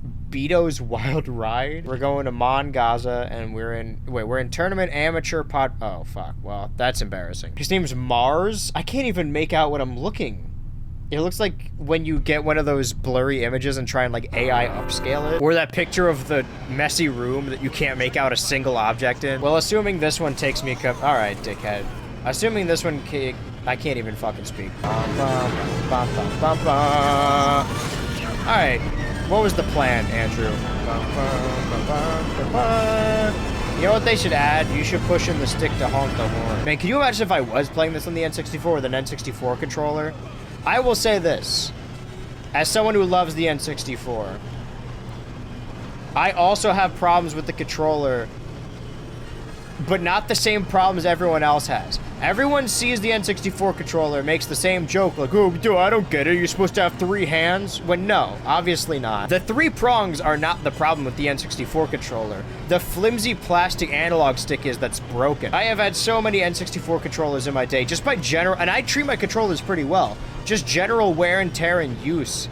It wears down, because it's not rubber and it doesn't have full control. It's basically if you attached an analog stick to a D-pad. So then you play a game like Ocarina of Time, a game I cannot stand. I'm fully convinced everyone who defends Ocarina of Time either played it on the 3DS or Virtual Console or an emulator or like the GameCube Master Quest version. Because if you play that game the way it was meant to be played, like original hardware style on the N64, it is miserable. There's no jump button, which is totally fine because like, oh, it's an adventure game. It doesn't require platforming and precise movement, but it does. A lot of the game does. There are sections where like, oh, all you have to do is hold forward and then you'll jump over the thing. But what they cease to mention is that holding forward on the N64 controller is like putting your hand in a jar of peanut butter and trying to find a grain of rice. I don't care what Cody Rhodes said. He's wrong. Hell yeah, I love Breath of the Wild, brother. He doesn't say brother. Best Zelda game. Ocarina of Time, hands down. No, dude, Breath of the Wild. I've been stuck in second place for a while. I don't know who that was. They're gaining on me, but I'm not gaining on who's ever in first. I may have already lost this race. I'm okay, I'm all right. Walk it off. First place to 5th to 7th. The triumphant music does add something. It's like I'm really there. On Maroon 5 or whatever the planet was called. Guys, I hate to say it, I think I lost this. Look at that number. Oh my God, where am I? I mean, these laps are long as shit, which is both good and bad. It gives me a chance to come back, but also not really, because they're probably way ahead of me. I know this track like the back of my hand. We used to shoot womp rats bigger than that back home. Now, hold on a damn minute. I can see second and third, but it might be too late. I mean, I didn't win, though. That doesn't even make sense. If we're adding all of them together, I came first in like 6 other races. I gotta run it back. I just need to not die. That's basically the start and end of my strategy. Easier said than done.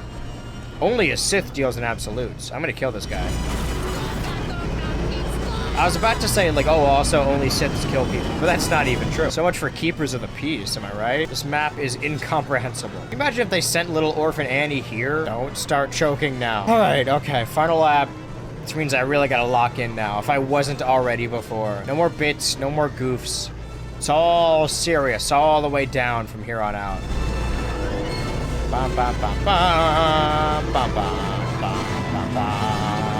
I think I took a wrong turn somewhere, because this is not the track I'm familiar with.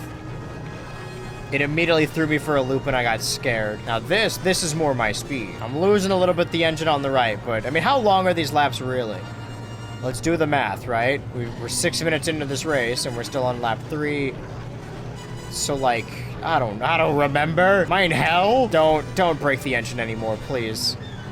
If we let up even for a little bit. I have not exploded once in this race. I don't know if that's true. I think it is. I'm good. I'm fine. You're fine. Gazgano, stay in there. Everything's good. We're rocking. Just keep pushing. Keep pushing.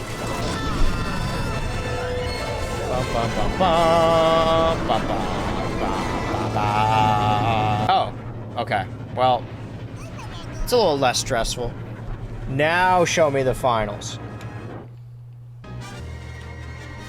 We don't get the award ceremony this time? The new amateur pod racing circuit champion, Gazgano. Yeah, we've been usurped. That's a fucking monkey. Now we've finished tournament amateur pod racing circuit. So how many are left that we know of? 1, 2, 3. That can't be it. Seems like we got a lot more ahead of us. Semi-pro, galactic, invitational. Okay. Well, things are gonna get a lot harder. I think it's time we went semi-pro. Like, hit Star Wars film, semi-pro. I'll never get over that fucking image. I'm inspecting. Yep. It's definitely green. If I make a joke about a certain pickle, are you guys gonna get mad at me? You know, turning might be good. I think I've got... Welcome to Watto's shop, huh? Take a look around. I got everything you need, huh? Okay. They come here, they look around, they no buy. Why nobody buy? I'm gonna... Would you fucking calm down? This accent is insane, by the way. Okay, here we go. Yeah, I got trunkets, why not? I've got who's-its and trunkets to spare. Deal. Is he okay? Have you seen my chance cube? Your trans cube? This looks familiar.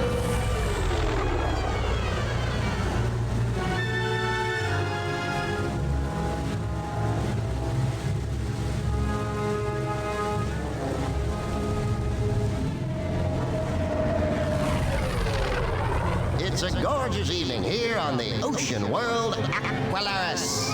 The perfect setting for one of the most scenic pods. Alright, I thought we were gonna get new locations and potentially new tracks, but I might be learning right now that that is not the case. Well, this makes the game significantly less interesting. Maybe the AI is harder, but, you know, who knows? Maybe there's a bunch of tracks we haven't seen, but I want to unlock I actually don't know if there are, like, unlockables. I know there's cheat codes. I probably just should have put those in. I don't want to have the same problem as the Portal video where I don't have anyone to play with, you know, because I simply don't to do the multiplayer, but I'll figure something out. This looks different. I don't know what I just hit. Or rather, what just hit me. I don't know if my turning's better, but I don't remember exactly what it was like previously. The power team of Marfalump and Gazgano will go far. I just looked away from my screen fully, like entirely full 180. I have no clue why I did that. I didn't even hear anything. I just thought it was a good idea to not look at my screen for a second. This is why they should revoke my fucking license. Ah, Half-Life. I knew ye well. Did I take any damage there? Didn't even make a noise. That's how you know the turning's better.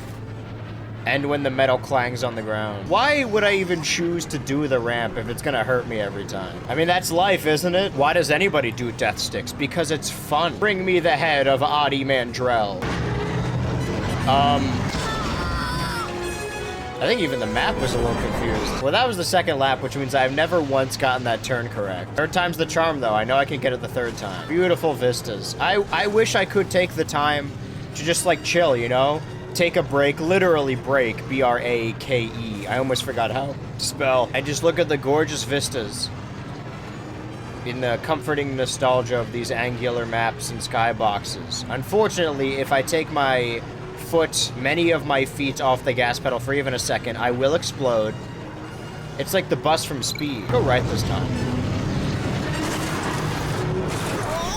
Like a glove. I really want to know if I can do this turn correctly this time. Remember, go off the ramp, take damage as soon as you land. I thought the music stopped. All right. I think if anything, I did better because I didn't listen to the map. Yeah, I don't think anyone's gonna beat Gazgano. Not with this new and improved pod racer. It's right up ahead, right? It's a new Who's Acarella? All right, who are we gonna have to beat with hammers this time? I don't know why I say that like I know whose ship this is. Sorry, when did Anakin come back into these? Why is he on Water Planet? I feel like I do know Rats Tyrell. Sorry, I think I could do a better... I'm gonna cut the previous one out and I'm gonna put this joke in. It'll be way funnier, Andrew. Trust me, it'll all be worth it. Ando Prime, isn't that the name of that... Ando Prime, isn't that the name of that Disney plush? That's a good one. All right. Oh, this is the one with the religious idol, right. If you're wondering if I watched Bad Batch Season 3, no, I didn't. Thought there would be more to that statement, but no, I don't like the Bad Batch at all. I don't think the prequel era is, like, entirely washed, right? I think you can write good media for it. That being said, I'm kind of glad that there's no current prequel, no more prequel media happening, at least in our current sites. Because we don't know anything about the sequel era, like what caused it, why there's another empire. Talked about it a little in The Mandalorian, but I don't think my turning has actually gotten that much better. It's all right, I got basically 2.5 laps to fix this. Here I am, going older all the time, feeling older all the time, feeling younger in my mind. Is it ice physics? Okay, so it's the same planet, but it's a different course. That's cool. Can I fit in that? Barely. It's okay, Gazgano. I prefer the smaller ones. The big ones hurt. Oh, fuck me. I'm good. Got a little tied up there. All right, well, I've got a big discrepancy to overcome. Is that Anakin? Oh, you are gonna get killed, kid. I'll try spinning. That's a neat Can you stop screaming, Gazgano? You're kind of ruining my quips. Whoa. Sorry, is this a fucking Mario Kart 8 anti-grav? Can I run on the walls? I'm in 12th place. This is embarrassing. Use the ice physics. Turn ever so slightly. You must go to the Dagobah system to learn under the teachings of an ancient master named Yoda. I think I gotta stop posting at some point, because I see that I saw the shapes there, and my initial thought was not a pod racer.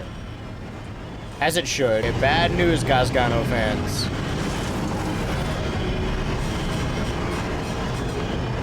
I don't know if we're gonna overcome this one. Let's just take in the sight, shall we? Look at this beautiful snowy vista. And this comforting ice cave. With the stalactites hanging down. As we delve deeper inside the ice cave, we see a big green arrow pushing us in the direction that it wants us to go. Once we step out of the ice cave, you could see how gorgeous the big blue sky looks. Because despite being a snow-based planet and ecosphere, is the intro gonna be different? Because I've been skipping these this time.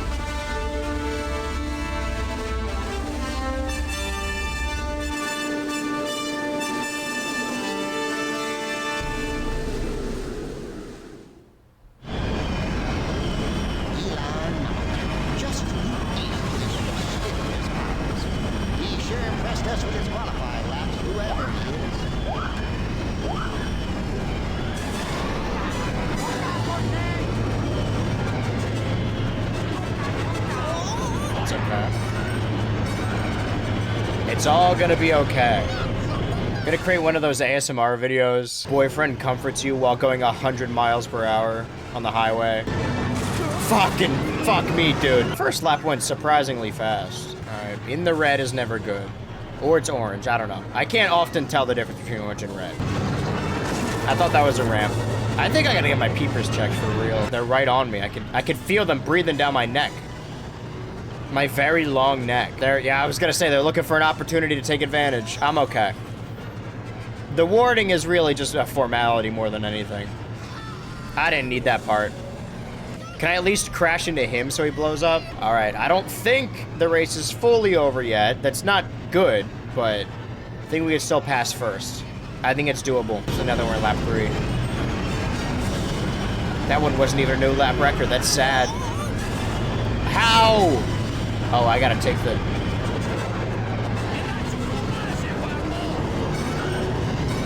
Did you say evasive formation bunghole? I should stop trying to... I keep thinking it's a ramp. All right, well, I'm not winning this race. Tell you that right now. If at first you don't succeed, reset the universe until you win. I'm just not even looking anymore. Is that it? A 7 kind of looks like a 1. Who beat me? He had a self-driving one. That doesn't count. MN7. There's gonna be a thing up here. Here we go. Yeah. You almost got me on that one. I know your secrets now. It's those turns you gotta worry about. Ooh, let me just swince right in. And that one's kind of rough. I'll admit, that one's pretty tough. This is not the course for my build. There we go. It's been a while since I heard that. At the beginning of each lap, he's gonna hit that wall because it's hard to turn away. That's how I know the secret passage is coming up. When he goes, ah! Then he pulls out his collar and goes, oh. That's fine. I'm okay. They are right on my ass, though. It'll heal itself over time. Check this out, though. I can see him up there. He's not out of my sights yet. Did he just disappear? Oh, he fucking would. It's impossible. You may be screaming at your computer right now saying, Andrew, why don't you slow down? I'll slow down when I'm dead. I don't go slow. I don't live in the moment. I constantly worry about the future. We just talked about this. Did I just win? Did I just write the song of the summer? Sorry, didn't mean to cut you off. Ford Ibana. Is this the prison? Looks like it. The wind is howling here at the abandoned gas mines of Ford Ibana. Or is that the crowd? These strap gangs sure love a good pod race, and we have got one for you today.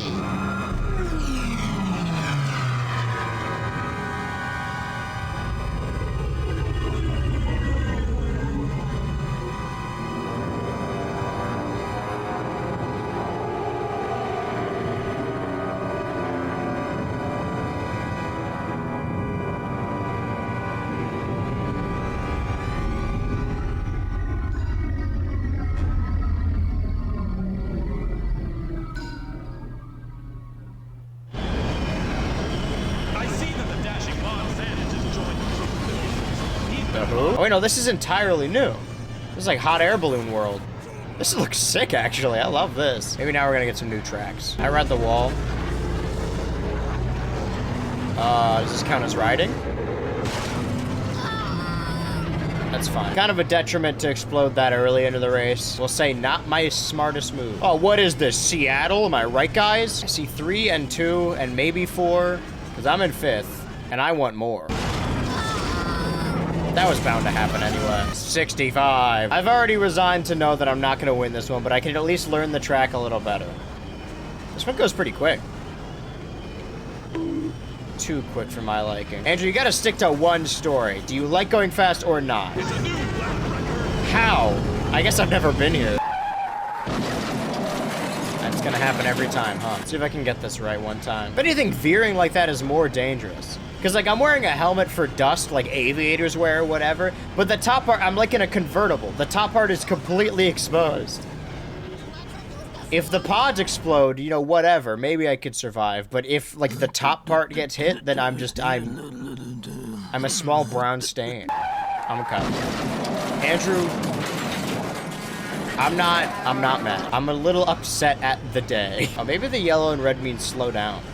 2 words that are not in my vocabulary. Check this shit out. Now watch this drive. And I mean that literally because I'm driving. Not only am I not close to second place, fourth place, and maybe also fifth are right on me. Now hold on a minute. Got you in my sights. I'm sensing a pattern. Have I gotten a single one of these in the Semi-Pro Cup on the first try? This is the most efficient way to drive. Wasn't there something like this in the Wii U version of Mario Kart 8 where if you just kept drifting back and forth, you would go faster? I thought the race was over for a second. I was about to put my controller down. It's not like it can get any worse than 6th place. It's not like it can get any worse than 10th place. Split the difference. That one's not canon. Out of the way, out of the way. Okay, I think the checkered is gonna come up. Not now, but soon. Oh. That's interesting. Same thing happened, but in a different way. Okay. I'm remarkably good at finding new and interesting ways to die there. That had nothing to do with me. Nope, one of these days though. Is that guy going backwards? Always the 8th, never the 1st. Isn't that the old adage? There's one thing I'm getting faster at, it's those menus. No, those I can advocate. Wait, click. What the fuck did I just say? Maybe I did have a stroke earlier. Okay, so it's gonna come up. Slow down a little bit. I'm gonna go too quickly. Now turn. There's nothing I can do, man. The only thing I could do is go fast enough that it gets itself over with quickly. I also wish it was faster to restart these, but unfortunately I have to do unless I just restart the game. Whoa, wait a minute, hold on. Whoa, I could change perspective. This perspective's way better. I could have been doing this the whole time. I could look behind me. Oh, I should not look behind me. I was gonna say it lets me see in front of me a little more, but that was not my fault. I wish it was like F-Zero where I could purposefully kill people. You know what? The checkerboard's coming up. I should probably try something different. Okay. All I did was stop accelerating. I'm just hitting buttons, and it's kind of hard to tell what does what. Every time I hit the left bumper, the, like, fire on the pods turns off? I don't know what that means, though. Like, I'm hitting it, and they're flapping. Call me a donkey? That's worse. I've got a new strat. Ready? And let go. Hold right. There you go. Here we go. That's the one. I think specifically hitting the checkerboard does more damage to your vehicle. I don't know why. Nice. How is that not a new lap record? I feel like that's the best I've... It's the only time I didn't die when doing one of these. Goes to show that maybe dying is a little faster. Hey, get busy dying or don't. Hold right. Hold right. Sometimes. That's gonna cost me, though. I can see him up ahead. I just gotta gain on him. How does he disappear like that? I'm really tempted to look at my phone right now while driving at 470, whatever the unit of measurement is here, like I do in real life. That is a joke. I'm joking. I think I already lost this. I don't know. I think, listen, and not to be like the video game, but I sense foul play. Okay, I saw the guy in front of me, and then as soon as he was out of frame, he disappeared.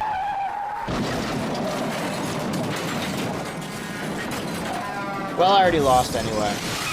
I might as well lose by a significant more amount so I can retry immediately. Because if you get 4th, I think you get to progress, but I don't want 4th, I want 1st. Yippee! Yeah, it does way more damage when I land on the... Now's my chance. I smell burning again. Can I watch this? Oh! Now that's strange.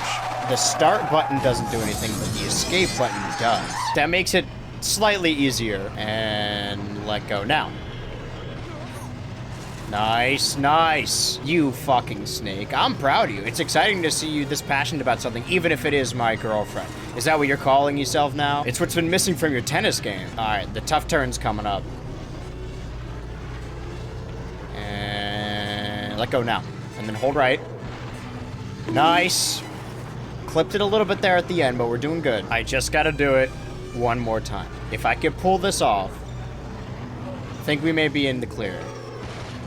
I can't. Hold on. What? I have spent so much time doing... Hello? I've spent... What the fuck? I gotta, okay, every time I hit escape, it quickly takes me out of it, so I need to... That kills you? I've been doing this race, I believe, longer than any... Of course, not, like, numerically, we're seeing that time up there, but... I'm starting to worry that I may never become semi-pro. I think I'm gonna be semi-nothing. Which means I'm semi-something, if you think about it. Sorry, I was trying to quit this race because I exploded a bunch. I'm in second place right now. Again, first place has disappeared. It just entirely. The current plan is to go fat. You know what? No, never mind. Accelerate as soon as possible and kill the opposition. If this was like F-Zero, I would just be targeting everyone that isn't me. I'll try spinning. That's a neat trick. All right, now check this out. The escape does not stick anymore. It doesn't allow me to... I'm trying to... Maybe there's like a speedrun strat here where if I just keep tapping... I left this on in the background for a long time, so now Steam is gonna say that I've been playing this game for 8 hours, which is not true. You ever stand behind a car and the exhaust is hitting your leg just right and you're like, this burns, but it's also kind of not... I don't know where I'm going with this. I'm just saying if you stood behind a pod racer... It also never dawned on me... Like, it's the same thing with SpongeBob, where there is really good world building where everything is kind of like, not a pun necessarily, but it has a real world equivalent. And the world building has a lot of cool jokes.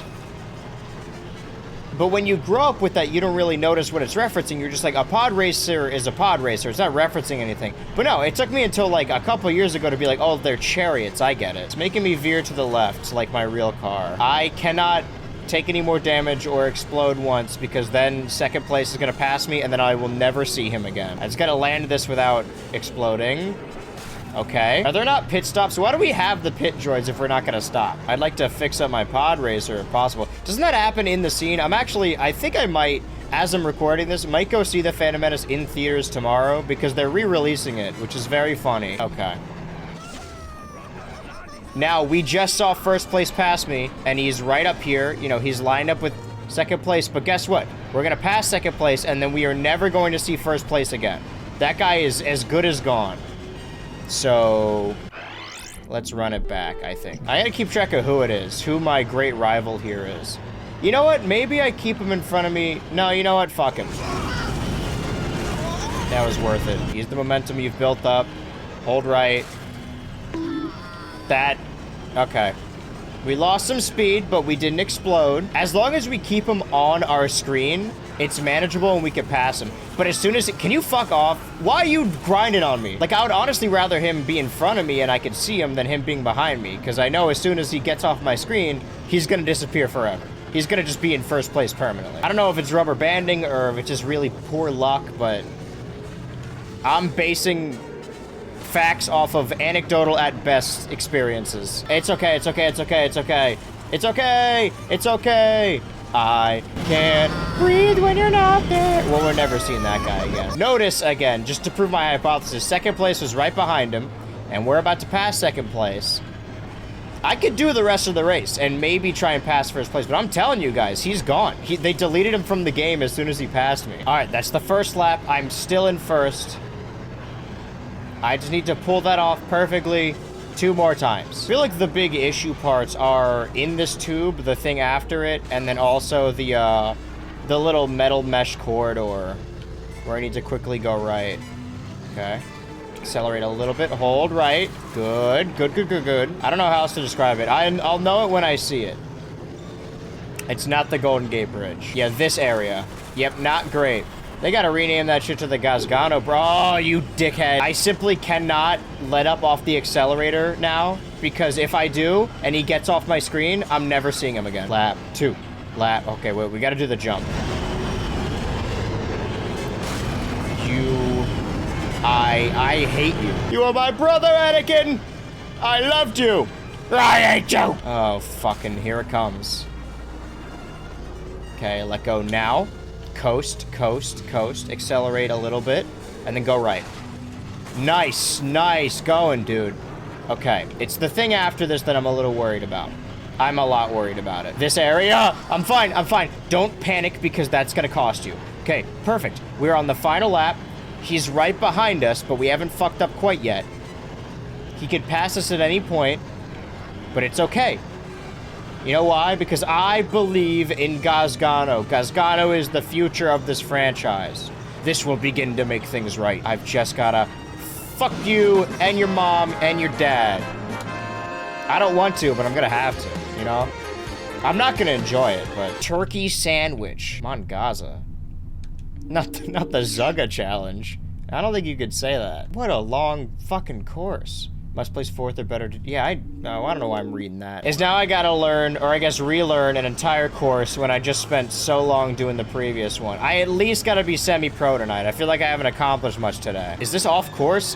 The map doesn't really help. I want to pretend that you guys have my full utmost attention, but in reality, I'm a scatterbrain freak and I'm listening to creepypasta readings in my other ear. And now I'm constantly looking over my shoulder because it's 2 a.m. while I'm recording this and I'm the only one in this house. And I won't admit that I'm afraid Jeff the Killer might show up, but I am a little bit. Which way, Western Man? Oh, the map. Okay, good. That helps. I don't know. We could just go to hell. That's great. Is this the super hell I was referring to? Follow the arrows until they stop making sense. We're good. You and me, we're cool. Oh! Seems like the AI is having as much trouble with this course, if not more than I am, so I'm not as worried. It's less about how well I do and more about how poorly they do. And for whatever reason, I totally already forgot his name. I made a big deal about remembering it in the last course, and now I don't think about you at all. Okay, the arrows are saying right, so I'm gonna go right. That felt like I was about to run off a cliff. That was lap 1? Oh my God. Okay. I don't know where I am. I don't want to say anything because I don't even believe in superstitions, but I have crazy OCD, I think. I don't want to jinx anything, but I have not seen a single other soul since the beginning of this race. Let's see if I can make this jump. No, that's all it takes, huh? Why does Bikini Bottom even have this device? It'd be nice to be able to read these billboards. Unfortunately, I do not speak the language, and also, if I take my finger off this A button even for a second, I fear that my pod race will fly off its hinges. This thing is held together with duct tape and dreams. If I stop accelerating, all the screws become loose, or looser, if you will. And the only looser here is everyone behind me in this fucking race. Check them out. Look how far behind me they are. I can win like this easily. You guys ever see the movie Cars? Oh, this map is... You could... If you showed that image to someone and said, like, oh, these are all the enemies walking towards you in a first-person shooter, they'd probably believe you. I'm gonna say it. I'm gonna say the thing that we're all thinking, all right? And no one's said this before. I'm the only one brave enough to say it. They could have called this game Bird vs. Camel, and I don't think anyone would have argued with you. My nose itches. Unfortunately, my hand's a little occupied at the moment. I'm very focused on winning this race. There is a cat scratching my leg as if it were a scratching post. I'm being overstimulated. All my senses are running wild. Mostly touch, if I'm being honest, but it doesn't smell great either. It at the very least... Oh, thank God I could scratch now. Is there anyone else even on this trail? Oh, I saw a yellow dot. I see one right now. I swear to God, if they pass me right here, I'd be pissed. Too bad they didn't. This is a new planet, I think. Barunda. Well, let's watch this one, shall we?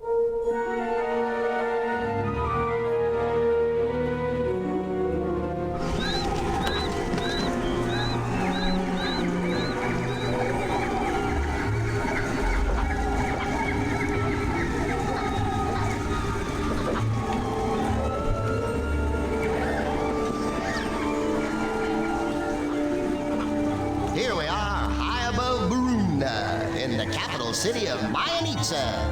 Our host, the eminent High Priestess, Maya Fayad, has taken her place at the balcony.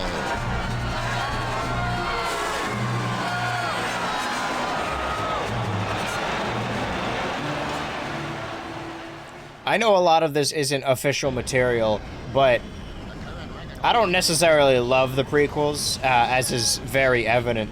But I will say they knocked it out of the park with creature designs. I mean, look at the iconic character Gazgano. That being said, a lot of the characters, the new characters we've seen original to this game, have been a little too humanoid. Like, they've just been guys. Excited to see where this track goes. I am not a betting man.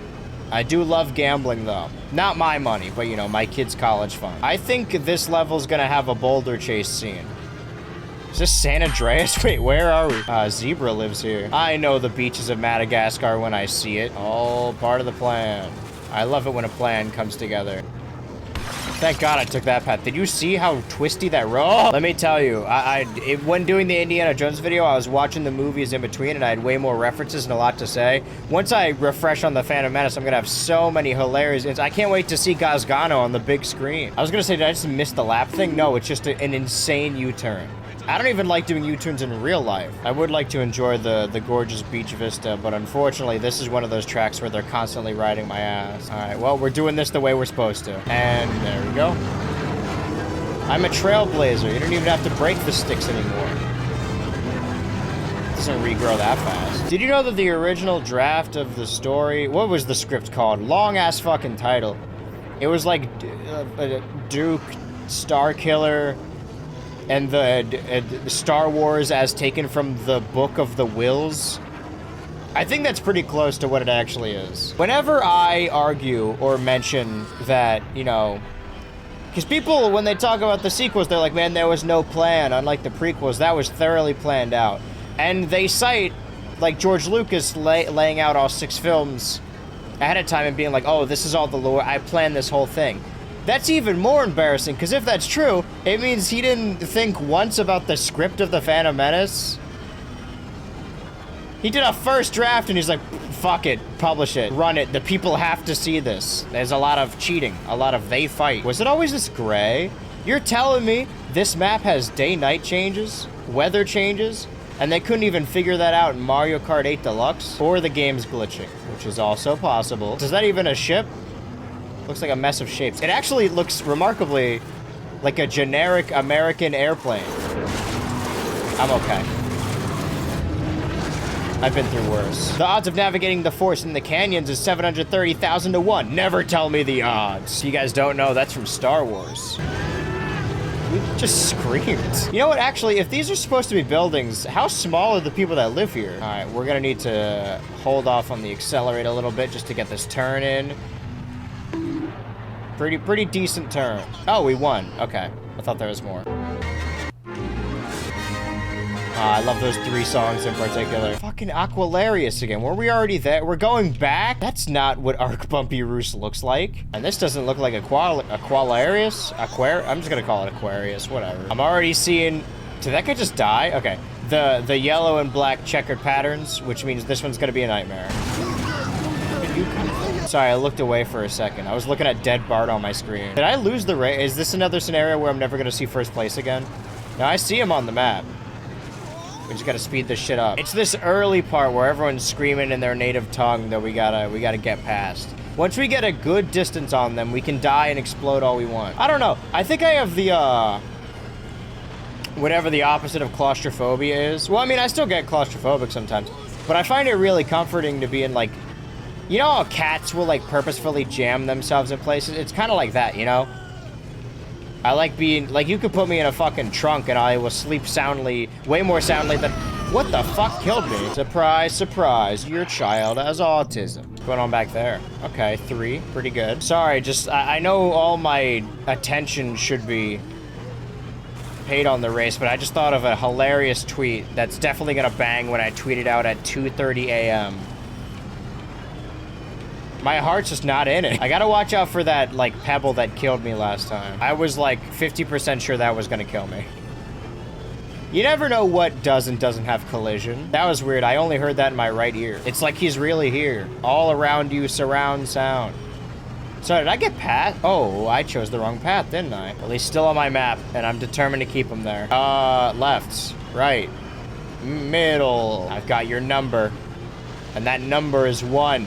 But there can be only 1-1, and that 1-1 is gonna be me. Once the new trilogy ended, I needed to fill that that tiny, silly robot-shaped hole in my heart, and luckily 1-1 filled it pretty quickly, but guess what? That show doesn't exist anymore. Also, now that I've thoroughly talked about Portal, I can give my dissertation on how Infinity Train is just Portal. Consider the following. Female protagonist. MILF. British robot. Isolation. Okay, that was lap 1. I'm gonna keep doing the race just because I need to get some practice in, but I don't think we're gonna see first place anymore. I think we lost. Actually, hold on. Because this is the final race, it's gonna do a whole fucking kit and caboodle if I don't come in first here. I see him. I see him. Oh. Come on. Shut up. God, I love N64 skyboxes. How did I do? Wait, where? Whoa, I just went from first to third. He's a producer. Who is? I've had it with this fucking labyrinth. Still on lap 1, by the way. So, second place is in front of me on the map. I think they've plucked first place out of the race again. I'm gonna keep going until the very end, just so I can get, you know, some practice. But I am restarting right before I hit that finish line. Oh, you fucking dickhead. 7th place? If you squint, it's a 1. I feel like the engine's just gonna explode at some point. Like, one fucking fly or pebble runs into it, and that's it, man. You ever think about that? Like, just the application of actually owning a pod racer? They have exposed engine. I mean, you guys saw that, right? Like, you know that meme of the person putting the stick in the bike wheel and then it topples over? Really, if a single pebble runs into these engines, you're fucked, man. What's it called? The ooglefish? I'm starting over. You know, earlier I said I was hitting buttons? Okay, if he says a voice line right now... Hold on, wait. Voice line right now. Okay, so the right bumper makes him talk? I don't know what that would be on the N64. I guess it would still be the right bumper. I have a talk button, that's sick. For when I hurl insults. Okay. I wonder how many voice lines does he have? That one didn't count. Purple Canyon. Chairwick. I'll go piss on his face and tell it. Who's laughing mustache? We've got no information, worm cell.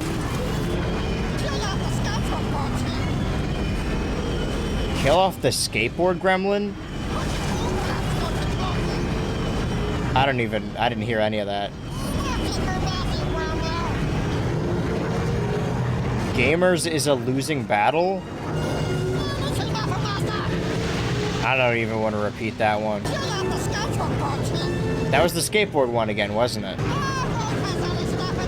I'll go piss on his face and... Okay, so they are looping. Till the room stinks? Wait.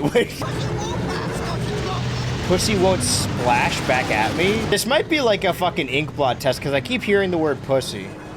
And I died for it. For my sins. Take a dump and piss on it. No, he said pussy again. He's definitely saying pussy. I think I'm just...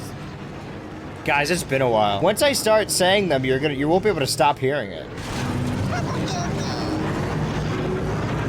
think he just said... I don't know what he just said. I hate to break it to you guys, I actually don't speak the language. Well, this is the best I've done thus far, but we're only like halfway through, so I could still fuck it easily. Oh, God. I didn't realize how close that was until I got all up in it. Kill off the skateboard party. That was gamers is a losing battle. That was just true. I don't know what he means by that. Okay, I was fucking spamming the button and it only worked well. I think I have a limited supply of quips. And I'm starting to run out. Take a dookie. It's always about taking dookies and dumps with this guy. Did the game just look a lot better when I passed that lab? I can't let up though, because they are still right behind me. I just need to fucking, you know... Give me another classic line, Gazgano. He is a douchebag, you're right. You're a douchebag! Douchebag! Douchebag! He's in the red, but, you know. What's the worst that could happen?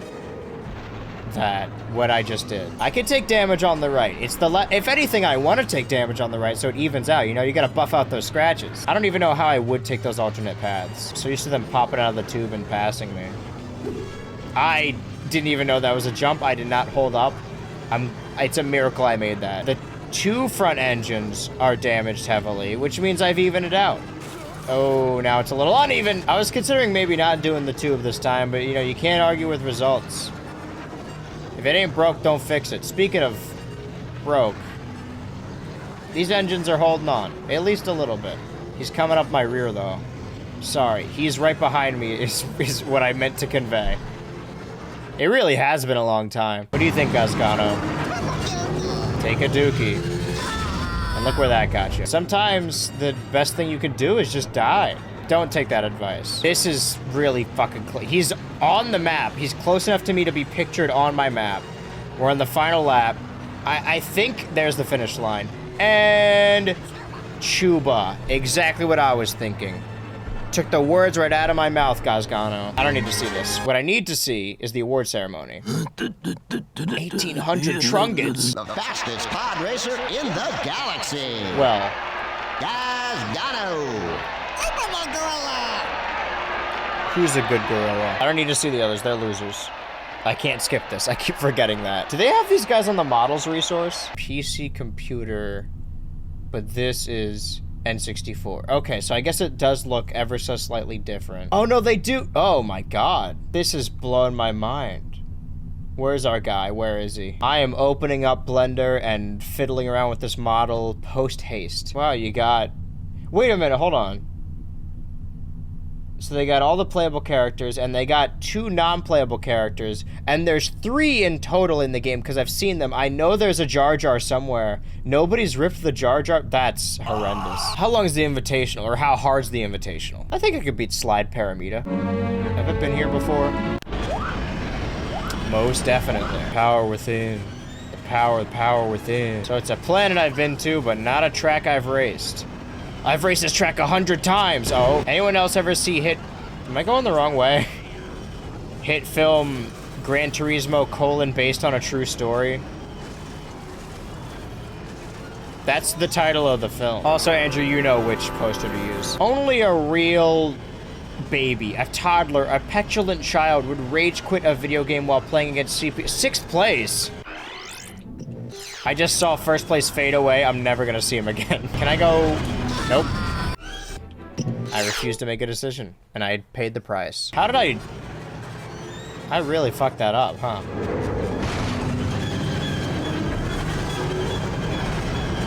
New plan. Follow wherever 1st place goes. Okay, right side. Not letting you out of my sights. 1, because I want to see where you're going. 2, if I do let you out of my sights, the race is over. Where did he go? I think I really juked me out. That's crazy. I don't know if this game has like a Lakitu that'll tell you you're going backwards. So I just hope I'm not going backwards at all times. We're just street racing now. They're right behind me, aren't they? Oh, okay. Lap 1. 3rd place, soon to be 5th, 7th, whatever. Not getting me this time. Now I know all the strats. A lot of turns. I'll try spinning, that's a neat trick. I'm getting quick with it. I feel like I've got a decent lay of the land on my own now. So if I can pass this guy, then I might have my own plans. Big things cooking. Go here, break through the wall on the left that doesn't look like, yeah, this. But where do you go here? Stay down here to the left. But how long are you gonna be in 1st, you know? What if the other guy's passing? I don't know how 3rd place was just in front of 1st and it still said 3rd and 1st, but I might be missing out on some details here. Would you leave me alone? What is your... I think he just died. Okay, now we got no one in front of us, so let's see if we remember what we're doing. Go here, go in the hole, left and then loop right with the big dome-ish area. It doesn't need to make sense to you because it makes sense to me. I'll show you. Left and then hold right. And go in here. Good man. The rest is okay, it's all yellow all across. It's more lime green, but, you know, Semantics. I'm good, I'm good, I'm good, I'm rocking. I'm not even joking. I'm listening to this creepypasta by earlier, and I just fully looked away from my screen to look over my shoulder, lest a creature come out and grab it. Okay, now that's yellow. If I know yellow, I just won the race. And you just lost the game. Well, no, I don't care. This is the Invitational. Nobody invited Annie. Well, there's more races in the Invitational, but I think maybe we should circle back to this because there's, I mean, the Galactic Pod Racing Circuit, while difficult, these are the last two things we gotta do. Oh, Andrew Ultra update. I have now rewatched the movie, and let me tell you, this guy, Gazgano, not anywhere in this movie. Like, maybe I missed something or I wasn't paying attention enough, or I was looking at Arc Bumpy Roos or Rats Tyrell too much. But, like, obviously Anakin's in the movie. I know some of these are just, like, extra guys, but I swore Gazgano was in the movie. And maybe I just missed him, or, like, he's not a pod racer. Gazgano, I was waiting for his iconic Gazgano moment, all his voice lines. I didn't see him and I was paying attention. 3 more races in the Invitational and just the rest of the Galactic Pod Race Circuit. I think we just gotta stick our nose to the grindstone and finish this. Executioner. Oh, Toy Dampener. That's like a Teen Titans villain. It is I, the Toy Dampener. I'm gonna mess with all your toys. Robin. Here he is. Okay, so not to lie to you guys, I'm being honest here. In real time, I took like a decent like week break from playing this, which is probably why this video may or may not be late, who knows. I don't exactly remember, but I'm determined to beat this thing tonight. I don't have enough time. I don't have any more time to fiddle around. I mean, obviously, how could I forget Gazgano and his iconic ship and his voice lines? But I don't remember any of my strategies. If I had any, which now that I think about it, I probably didn't, beyond just holding the accelerate. Damn, this dude's grinding on, leave me alone. Oh, I remember this. Can you fucking stop? This dude's backing it up on me, grinding my shit to a fine brown paste. That's fine. I'm only in 3rd place. I don't know what just happened, but I'm not about to find out. All right, Andrew, don't say anything funny until we get to the part we were just at. No hilarious quips or bits. Okay, I was gonna say, it might be better off if I just, like, don't go in a direction and just let the course kind of play itself. I did hit that thing, but it didn't kill me. We're probably where we were last time. Oh, wait, no, we have this drop. What the fuck are you talking about? Oh, sorry, I caught a corner and my ship exploded. As long as I can keep, okay, all right. As long as I can keep 1st place on my map, I can see him. Why is he slowing down? Oh, come here, you bitch. That's fine, that was supposed to happen. This is normally the time I would reset, but I think I can come back from this. Pick a hole, any hole, this one. The illusion of choice, Wisway, what the fuck did I just say? Hello? Oh, that's the worm. I almost forgot. Every jail got that fuck-ass worm. Prisoner 0 has escaped. Little shrapnel never hurt nobody. Imagine if every lap here had a loading screen. All right, don't catch the corner, just go straight and you'll be fine. That's not on me, man. That isn't. I think it's time I admit I'm a little bit colorblind. All right. I did this correctly once and then every other time it's fucked me. If I hold up while passing over it, will it prevent me from exploding? Let's see. Yes? Is it worth it? How did I get in fucking 6th place after that? Oh! We'll never know what happened. Okay, I'm in 1st right now. But, hold up.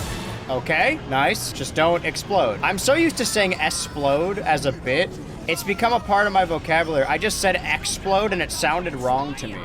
All right, can I come back from this? Probably not. If I get lucky and from an act of God, the 4 racers in front of me miraculously all suffer heart attacks, then I should win.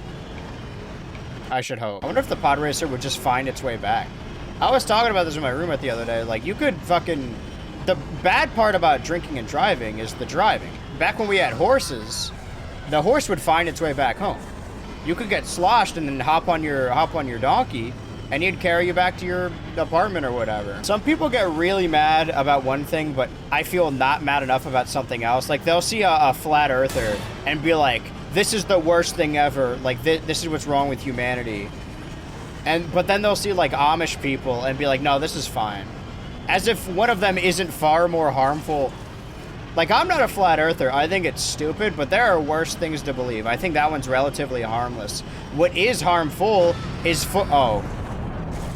You know what? This race is lost. The excuse is always like, oh, but as soon as the kid is 18, like, they're raised without technology, but they're allowed to leave as soon as they're a legal adult. But imagine you live in a world of churning butter and horses for 18 years, and then you take your first step into the outside world, first step as an adult, and everyone's on their phones and computers. You don't know what Google is. Of course I would go back. I'd be afraid. It's like waking up from the Matrix. Why would I ever do that? If I found out one day that my life was a simulation, I put like 20-something years, and I forgot, 20-something years into this life. I'm not about to just give up, you know? Like, it's the sunk cost fallacy, I guess. I at least want to ride this one out. I guess I would care about stuff. Well, no, I wouldn't, because your reality is your own perception. I don't think it would change anything. Like, everyone talks about, like, oh, it would blow your mind, it would change everything. If I learned that my life was a simulation, I don't think it would matter at all. I'd probably be more scared if I learned that there was, like, an entity in charge. Like, if somebody's like, oh, we're in a computer, that's one thing. But if somebody's like, oh, there actually is a dude with a beard sitting on a cloud, like, provably, that's way more horrifying to me. Line up in the middle, hold up.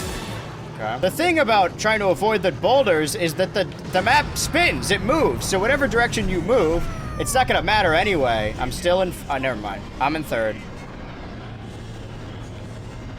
Fuck this. I was about to say I can make it back, but I have a couple hours to finish this, and I'm 20 minutes in, and I technically haven't made any progress. I've made mental progress. I feel like this is like therapy, you know? We really overcame something here today. They said it's unbecoming of me, but I'm becoming all the time. That wasn't even... Fuck you! This is just like the movie. I like that the AI always does that. Is this a sharp U-turn? Are we pulling a Yui up here?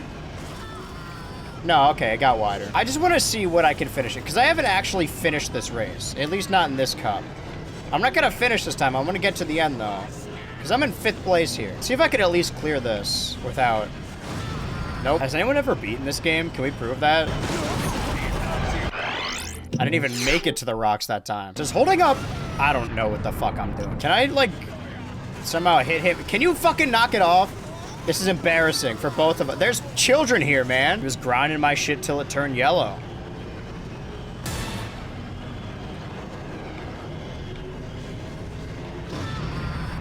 I'm losing my mind. Is this the Toy Master or whatever his name was? I hate this guy. Or the Toy Ruiner, what was his name? Okay, could be worse.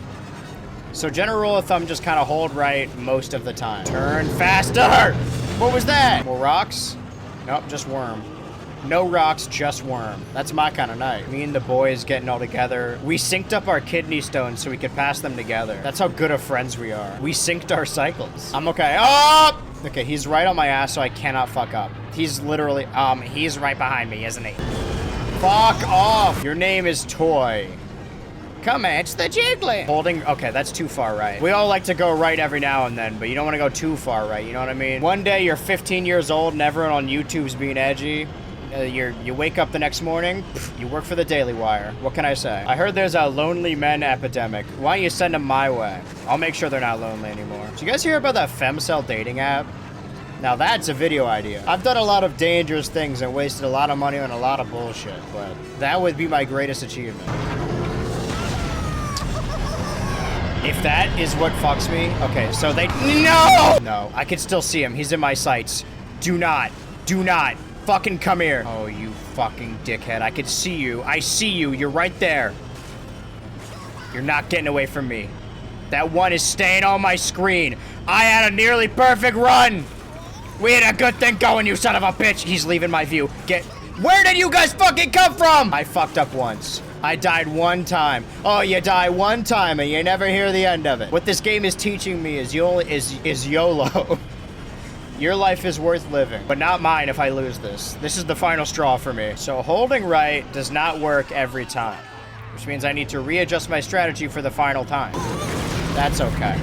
I didn't want to live anyway. You know what would make this game better? If there were item boxes and I could throw like shells and bananas or something. I was holding up that time.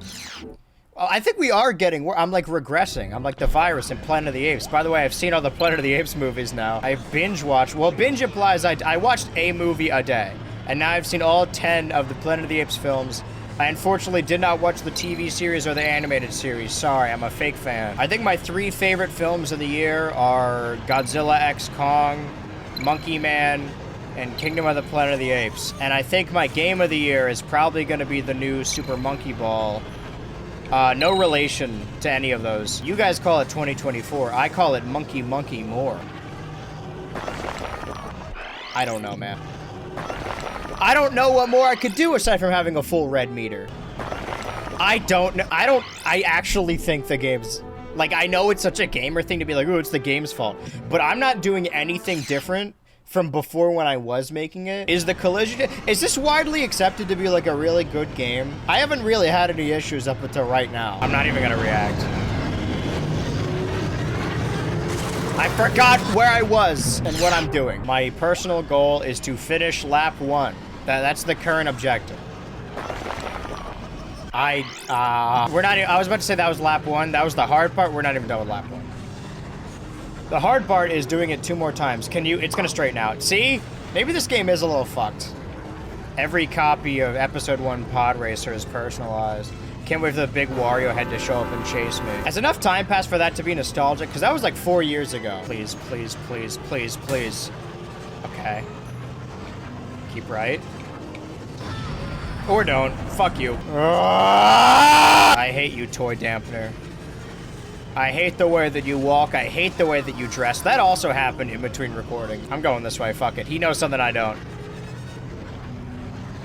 And now I'm in 3rd. Great. I've been led astray. I've been Fred Astaire.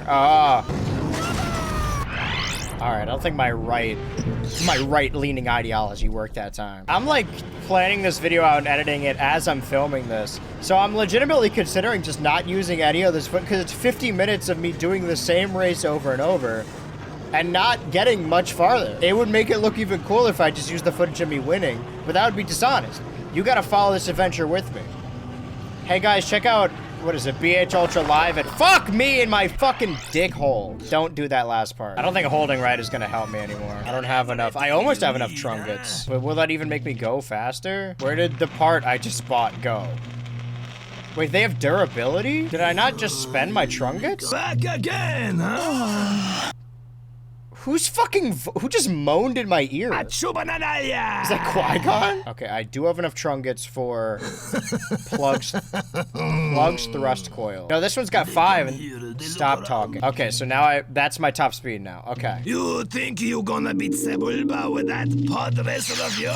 I'm gonna have to, man. But that was a rare Qui-Gon spawn. And he moaned in my ear, which is even more rare. What if instead of Qui-Gon Jinn, his name was Qui-Gon Freak and he sucked on toes? All right, I'm already doing way better. I guess the old adage is true. The only way to win is to spend more money than your opponent. If this is what changes it, then I'm gonna be pissed.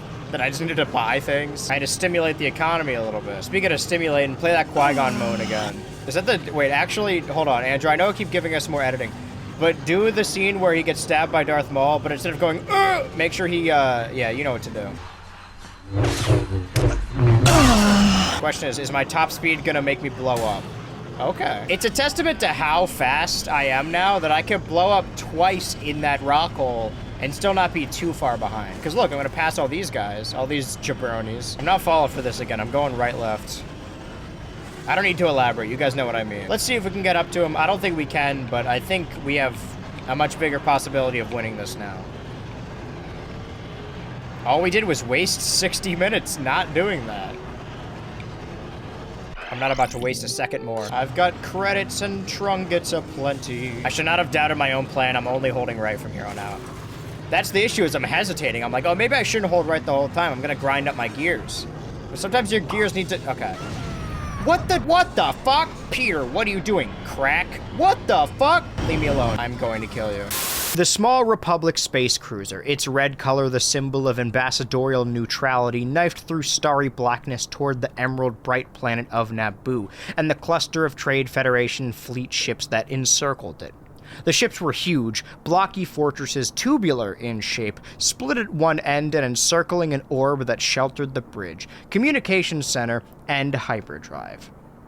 Armaments bristled from every port and bay, and the Trade Federation fighters circled the big beast like gnats.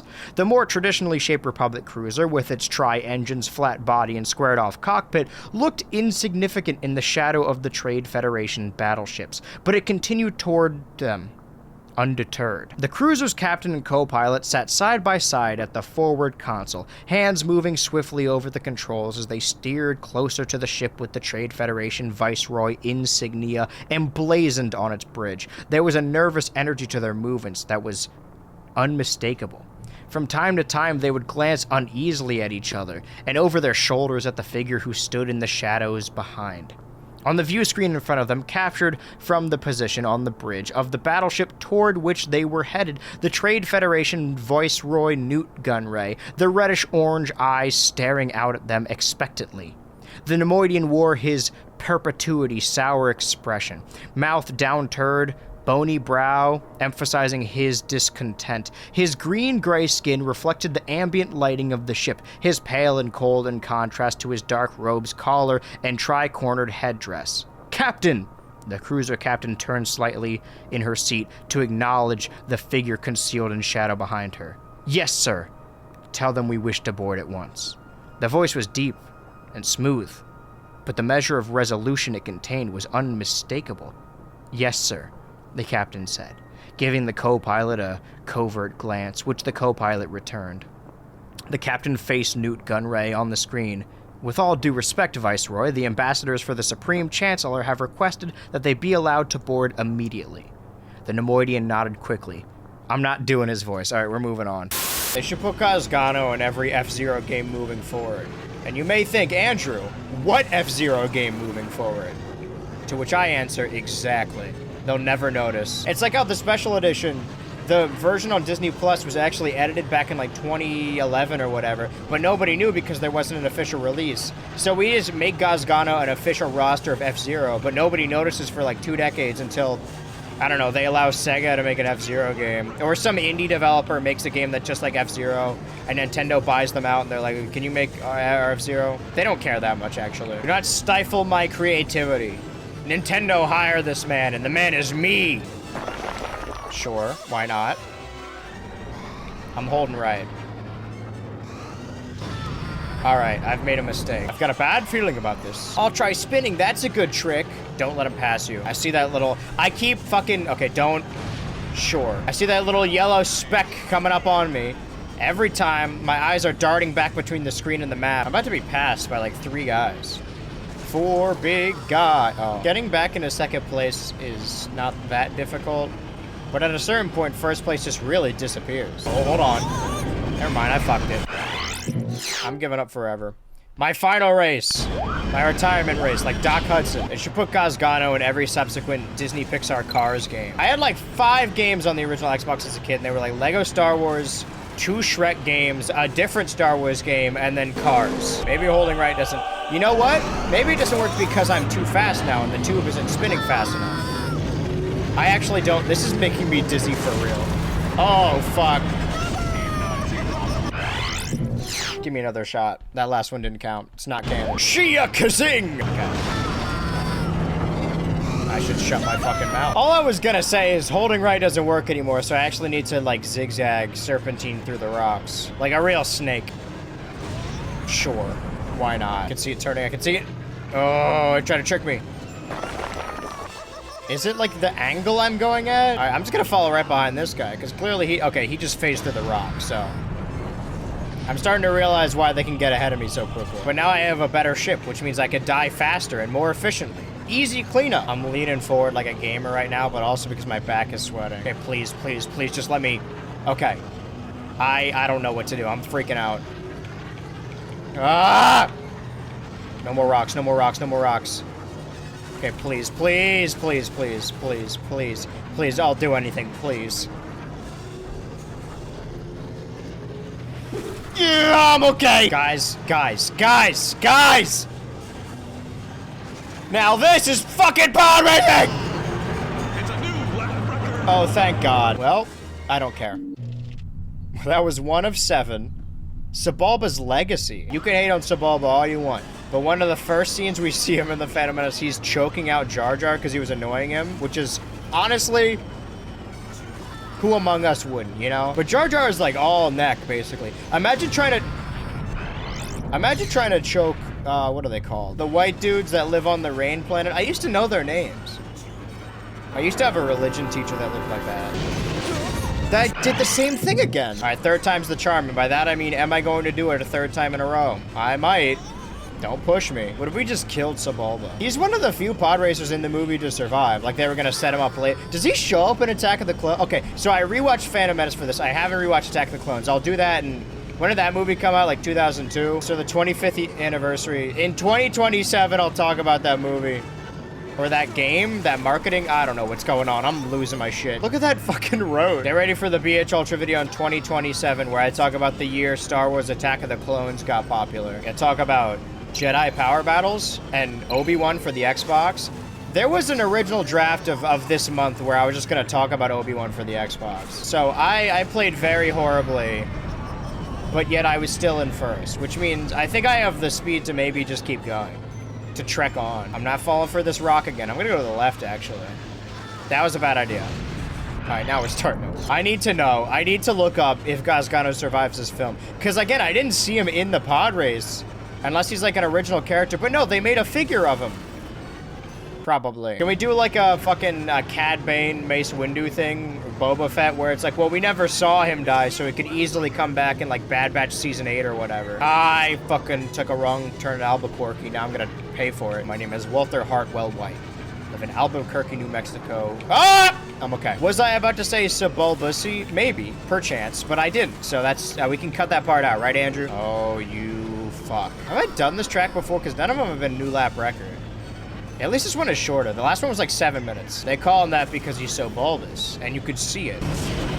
What the fuck is that? Hold on, whoa! It scared the shit out of me. Wait, could he have done that the whole time?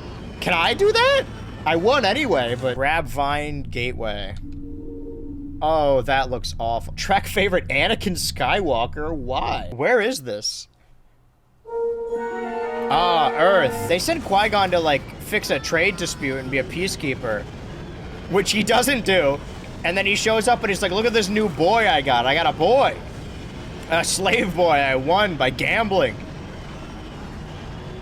Also, he definitely could have freed his mom. He chose not to. The reason they have them go back and get 3PO in the second movie is because if they had a scene where they take 3PO and or they tell Anakin, sorry, there's just not enough room on the ship, but then they take 3PO with them. Dude, what is this map?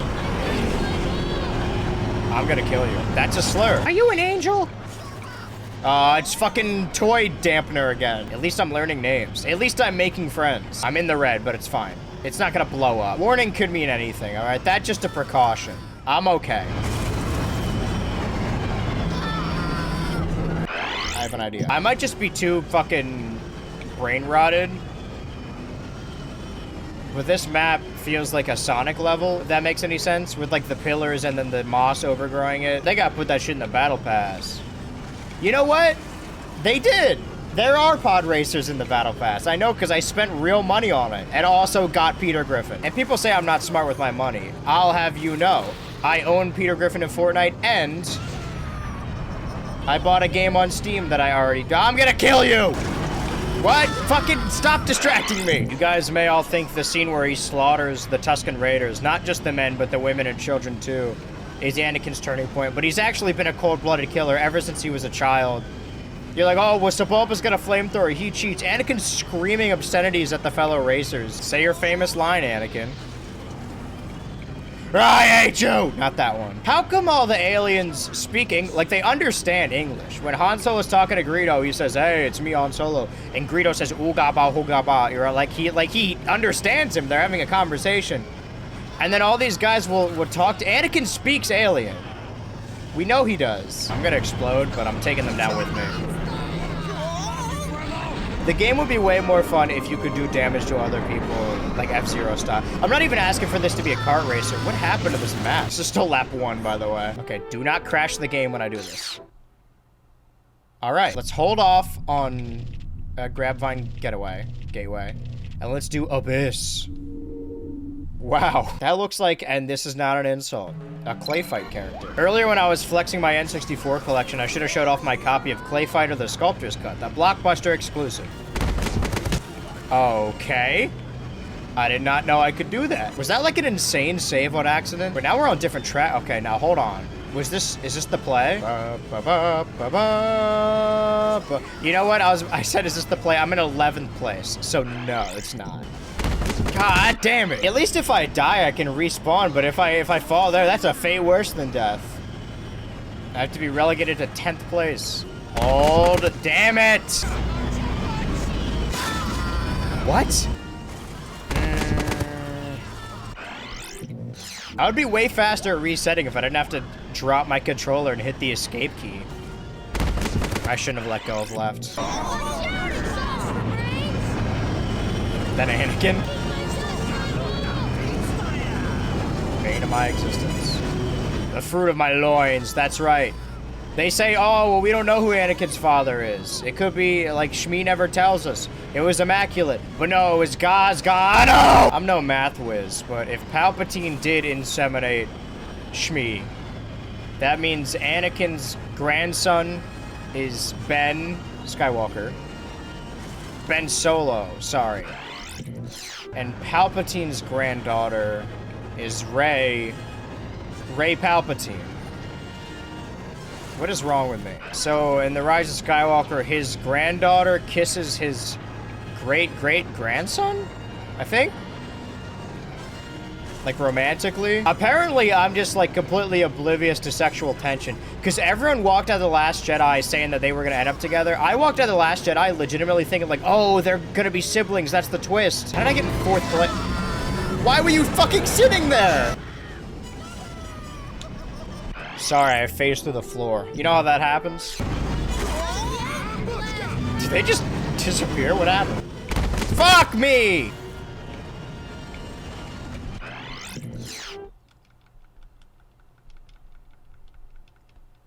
Did my game just crash?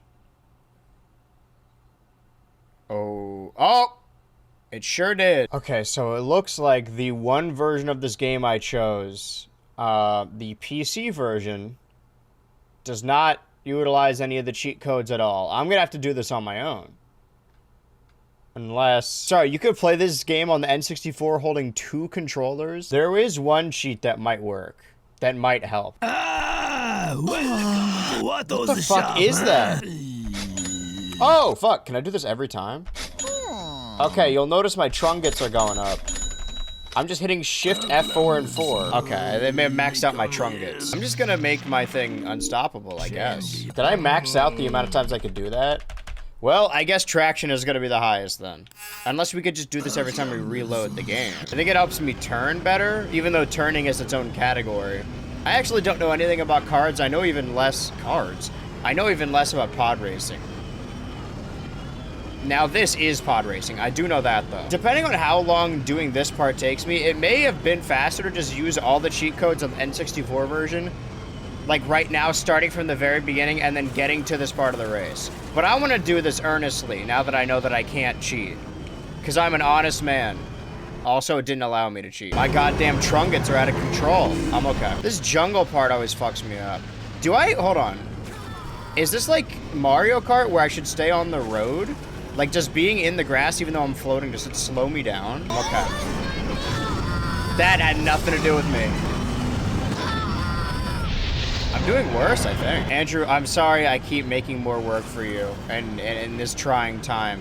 But can you please get that meme of the earth exploding that says my trinkets and change it so that it says my trunkets? Thank you. All right, Andrew, now here's another hilarious bit. Ready? Get ready for this one. In this, what was supposed to be a video essay, it has now turned into a fucking Let's Play video. Andrew, I want to know if you can handle this. Can you please get a picture of a burger slowly moving from the right side of the screen? All right, fuck you. I'm getting bullied by this child. This is an abuse of power. You're abusing me. I am 16. I guess now I can follow this kid because he knows how to not crash and where I'm supposed to go. The map isn't super helpful, I'm gonna be honest. Maybe I should let it ride, because we're almost like 3 minutes into this race and we're not even... Fuck you. I got an idea. Take a look around. I got everything you need. Okay, so it does work a couple times every time you reload the game. You banna pihota, Mindy. Meaning I'm getting the fuck out of here. Take a look around. I got everything you need. Damn, that's still not enough trunkets. Take a look around. I got everything you need, huh? Got all the trunkets you could ever want. Take a look around. I got everything you need. Damn, I'm not meeting the trunket mark. Maybe you find what you need out back in the junkyard, huh? Why did I not get this one? Traction's gonna get as high as it can get. Back again, huh? Turning is gonna get as high as it can get. Acceleration. Change your mind. Top speed. You come back, huh? Damn, alright. Mind trick. I'm bashing that B button. Take a look around. I got It's never enough everything you trunkets, need, is it? huh? Need 18,000? If I do all this and it doesn't make a lick of difference, I'm gonna be a little bit upset. But it's really the only thing I can do right now.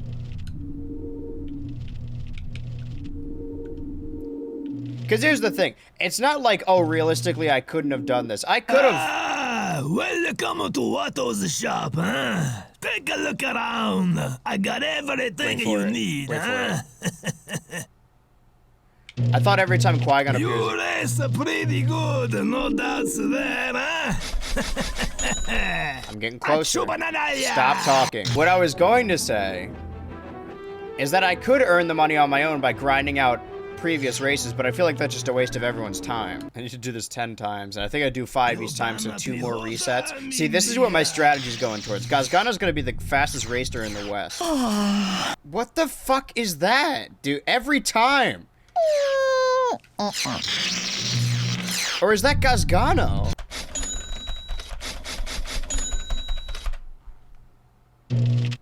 Something else?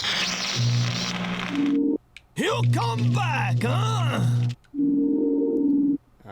5,000. That's not that You bad. take a look around. I got everything you need, huh? Maybe it's 4 each time. 4, 8, 12. Alright, so 2 more times. And then we never have to do this again, folks. I got everything Come on. you need, huh? Alright. Look at this thing. This is as good as it's going to get. I got 3 pit droids. Just... It's gotta work now. It has to. Holy fuck, dude. It's a little too fast. Oh, God. We're gonna have to do some more purposefully letting off the accelerator. Not braking. Braking is a little bit too far, but, you know, keep your speed, but don't speed into a wall. Yeah, like that. The thing is, if I die fast enough, I can respawn even faster. None will be any the wiser. And it kind of like Lakitu's me a little bit forward each time. So I just gotta inch along the track. I gotta inshallah. Unless I gotta get past this fucking winding road. This is not exactly the race you want to be fast in. Here we go. Whenever there's a lot of space, that's when we fucking full throttle make as much of a difference between me and second place as possible. So when I die later, and I will die later, god damn it, dude. It doesn't matter. I can pass them. Come here, Ness. No. Help me, Lucas. No. I'm gonna run away like a little pussy. I'm gonna get you, Ness. No, you're not. You're too fat. Damn it. Being young has never been this refreshing. I wonder what kind of joys await me in the world of Super Smash Bros. Brawl. Ha! Show me your boobs. You're gonna need more than a Falcon Punch to get some of this. I'm too cheap. Sonic's not cheap. Sonic's just fast. Dude, wasn't he the reason we banned Smash Balls at our tournament? Hey, well, excuse me, princess, what about me? You can have handles like a dream. Okay. I'm dying really fast. No matter how, I'm gonna sneeze. Shut up, kid.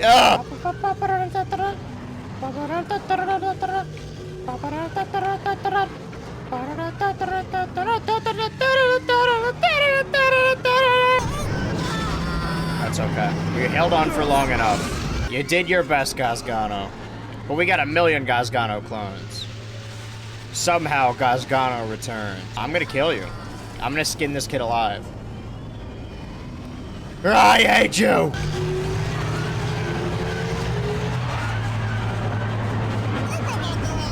First try, too. New lap record! Okay, thank God we can fucking move on now. If Mahonic has no fans, then I'm dead. If I end up dead, just know it was Mahonic. I just developed a pod race engine that runs off of water. If I turn up dead the next couple of days, you'll know what happened. That's okay, just a little ice. A little ice never hurt nobody. Should I hold up? I don't remember. I'm okay. I got 3 pit droids, man. I'm gonna be fine. Oh, this level is different. But I have been here before. Don't make the joke, Andrew. Whatever you're thinking, don't say it. Don't say it, don't think it. Am I going the right way? I was for a second. Alright, so maybe top speed is not what I want right now. But I can at least catch up with first place like this. Now I got a straightaway, and he is fucked. I should not have made that the way I did. Sorry, second place? I can't accept that, and I won't. I could still make it back. There's still time. Bernie can still win. Where'd you come from? Where did you go? Where did you come from?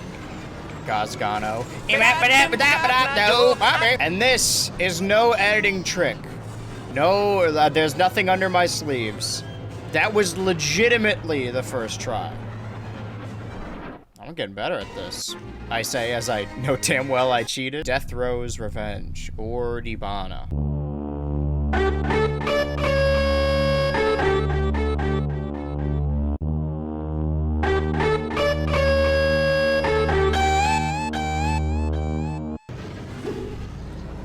I'm surprised I cleared that. Sorry, I know Death Row's Revenge. Weren't we just here? Holy fuck.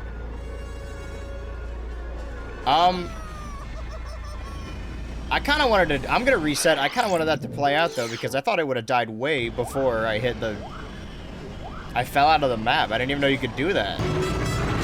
That shit is so hard to follow. Well, it's hard to follow when you're going this fast. Every time with this thing.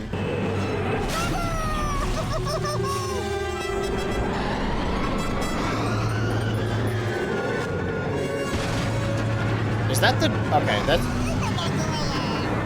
I accepted it.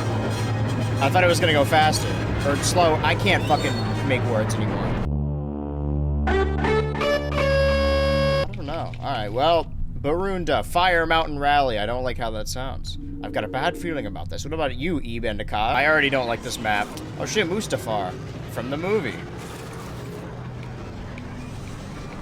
How long has this volcano been here? I could have been playing Diddy Kong Racing instead. That's okay. It's just a little bit of lava, never hurt nobody. Now I know I can, never mind. I exploded. I was gonna say I can, like, float on that. I guess I'm not technically touching the lava, but I don't know if that did the damage or if the fall did the damage. You know what? It's probably the fucking lava. What the f- Look at this thing, man. Shortcut. Shortcut. Don't worry, I'm getting through the shortcut. Shortcut. Shortcut time. Taking a shortcut. Shortcut. I'm shortcutting through. Y'all mind if I shortcut in? I'm gonna get a, you could take a shortcut. I'm cutting through the little short. I'm a little short. I'm restarting, I think. That's okay. It was bound by happen. Bound by the force. All right, we gotta, yeah, not do that. Handles like a dream. Oh, okay. You ever get behind the wheel and you just forget you're in like a giant metal machine? You know what? Don't take my license away. I can be trusted with heavy machinery.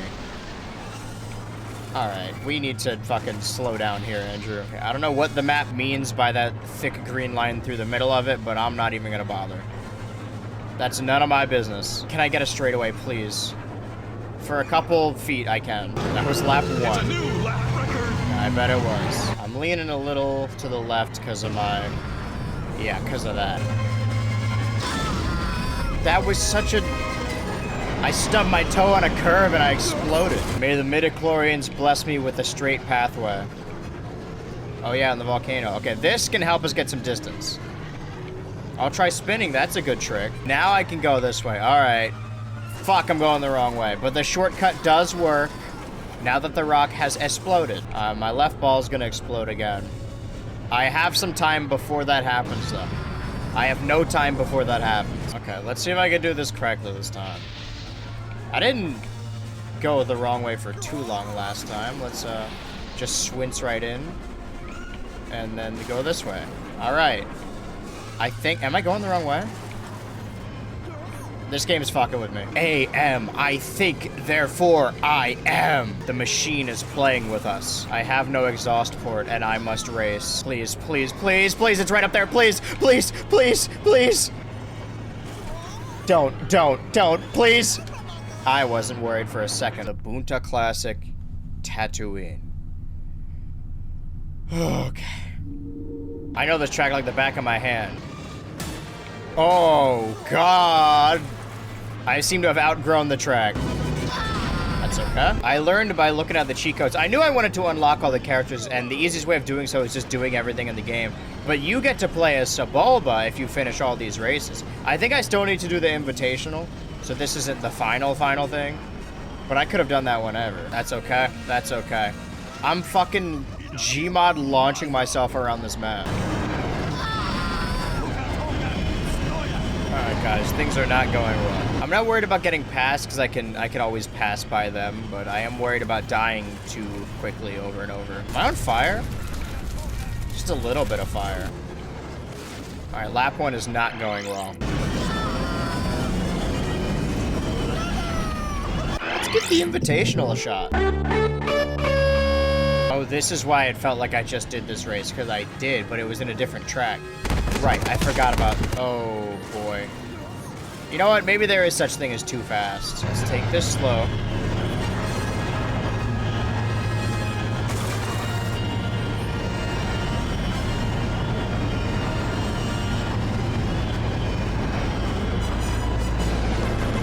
Ba ba ba ba ba ba. Ba ba ba ba. Where is this even gonna put me? I'll take it. I don't know where the fuck I'm going. Ba ba ba ba. It's okay. It's okay. It's all part of the plan, baby. You gotta trust me a little bit. I drive. Oh, is it gonna put me up top? It is not. Ba ba ba ba ba ba ba ba ba ba ba. This video is going to get claimed. Now seems like the perfect opportunity to plug the official BH Ultra Patreon. If you pay the $15 top tier, you get added to the very secretive and exclusive BH Ultra Discord server. Why were you standing there? Oh, what, I'm supposed to see every toddler in the street when I'm driving? That seems a little unfair. Ba ba ba ba ba ba ba ba ba ba ba ba. Ba ba ba ba ba ba ba ba ba ba ba. I can't let go of accelerate because I need to catch up to first place now. I don't think I'm gonna catch this guy. I'm grinding my shit. Look at me, I'm such a rock star. Sorry, I got to the bottom layer and it immediately put me in 6th place, so we gotta make sure that doesn't happen again.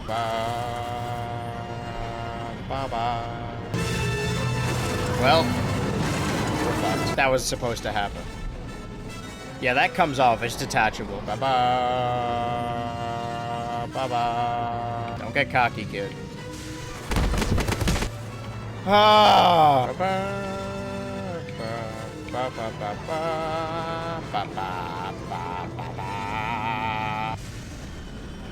Why'd you stop? Again, 6th place. I can't fall. I have to stay on the top layer. That's the first time I've ever broke in this game. Like, hit the brake. Maybe I should start doing that. That's quitter talk. Races are not about going slow. You know what they say? Slow and steady always loses. Don't! right off the bat. I keep taking the long way. And it always costs me place. I'm fucking stay bad. Nice break. Bye-bye. That's the brake noise, by the way. I know you guys haven't heard it at all throughout this video. I don't know which way's the straightaway. I guess I gotta go left somewhere, but I feel like I'm gonna explode. Alright, just don't fall and things are going okay. Ah! Just keep your distance. Keep fucking speeding. Careful here, brake a little bit. Because we don't wanna... Yeah, we don't wanna repeat. We're good. We're good! Why? Why? Why? Why do you insist on undermining me? At the detriment of your own well-being. Yep, there it goes. The number 1 is going down to 6. Yep. That's what I thought. Alright, I don't fucking even know what happened. I have a theory. What am I doing, man? I think I've been staring at the screen for a long while, and I gotta go touch grass for at least like a second. I'm gonna try Tatooine again. This track seems a little less hectic. It's still hectic, but just less. Take it slow, and then whenever we have like a wide opening, then we fucking full throttle. That might not be ever, though. My Arrakis. My dude. My dude! All I hear are screams. That was almost impressive. I should get bonus points for that. I always hit that little pillar. At least I have some constant in my life. It's like a fucking illusion. Like, you think you're going towards a canyon and then it's just a wall. I just went from 2nd to 4th, and now I'm back at 2nd again. I'm freaking out. Oh, are the fire pillars, like the geysers, are those the Tusken Raiders shooting? That kind of makes sense, kind of, sort of. I'm on fire, but you know what? It happens. I don't think I've successfully gone through that once. Okay, I'm gonna use that to my advantage. Nothing in the rulebook says you can't ramp off the wall. I'll try spinning, that's a good trick. We're coming up on the final lap, and they are gaining on me. But I think the tough part is over. I could be very wrong. I am very wrong. All right, not that bad. Now we have a straightaway. We're good. I'm rocking. Speaking of rocking, look at all these rocks. It just takes one pebble in my engine, and then I'm faffing about.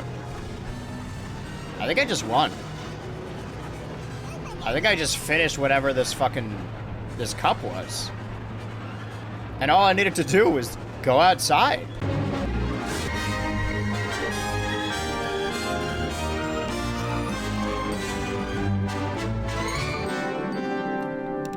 Oh, is that cutscene me unlocking the character? That makes way more sense now. 2,400 trunkets?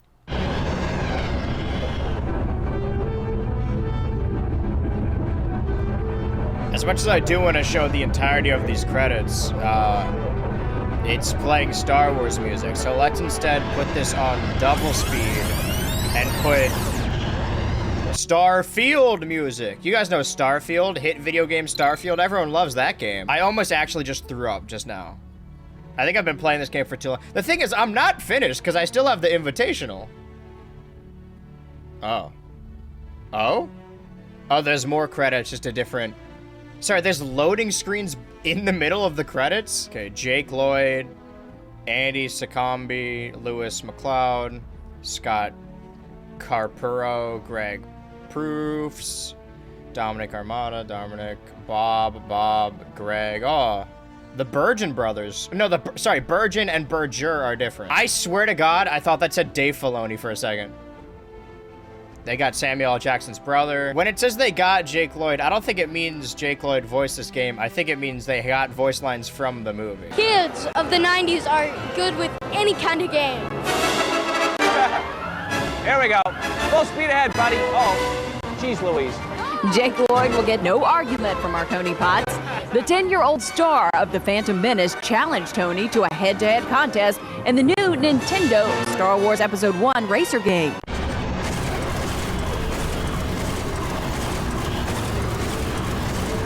What is that noise? Hey, look, Tim Schafer.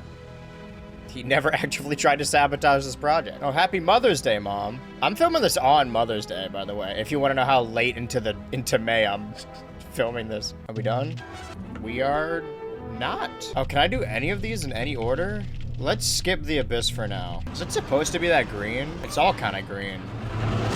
I don't know what just happened. I don't know if it's a visuals thing or if it's just this map, but I've been holding forward and praying. Oh, there's no map, by the way. That's probably why I don't know what the fuck's going on. Well, I hope that doesn't cause any problems. Have there been no maps for all of the Invitational?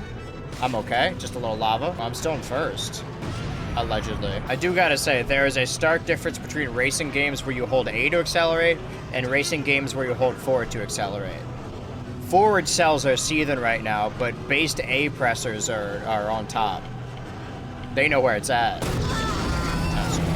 I got hit so hard I cut the music out. Oh, it's back. Who up dueling they fates? Oh. It's a new Did I unlock someone? Ben? Okay, let's do the gauntlet. Ooh. Is this how I finally unlock Gazgano as a playable character? I don't know if any of these have maps, actually. I just never noticed. Can't believe we unlocked Ben Ozymandias. Oh, this is the one where I gotta hold up on. Or no, I don't, brother. Okay. Oh, right, these. I'm surprised that one worked. I had a lot of trouble with this map in a previous life. I don't know if I'm doing much better because of experience or because I cheated and stole a bunch of money from Watto and then upgraded my ship. In all fairness, Watto would have cheated me anyway. I just got him before he can get me, you know? Like Han Solo, when he shoots his gun first at Greedo. Star Wars. I haven't been saying anything, but I don't have much to say because I've like conditioned myself to not talk as much because I'm like, oh, I'm gonna do these races over and over again. I don't want to have to use all of this footage. But this might be a first try. I mean, the last two I've been in first place the whole, ignore that part. Been in first place the whole damn time. I don't think I've seen another racer here since the beginning. After this, there'll be one more race. One more that I haven't been able to finish, but one more nonetheless. Avoid the rocks. You think at a certain point I would get better at this? But no. But now I get to finish the race never having learned my lesson. Never having gotten better. Oh, I can fix him. No, you can't. I'm just gonna get worse. Yippee! There is legitimately, at least in the single player mode, one race left. The Abyss or Ibana. Oh, okay. You can pass me, that's fine. I'm not following though. I'm following you. I don't need to pass him. As long as I just stay on him, then I can pass him later. Keep him in your sights. Don't fall. Like Sonic. I think he fell, but at least I'm not on the bottom. That would be embarrassing. I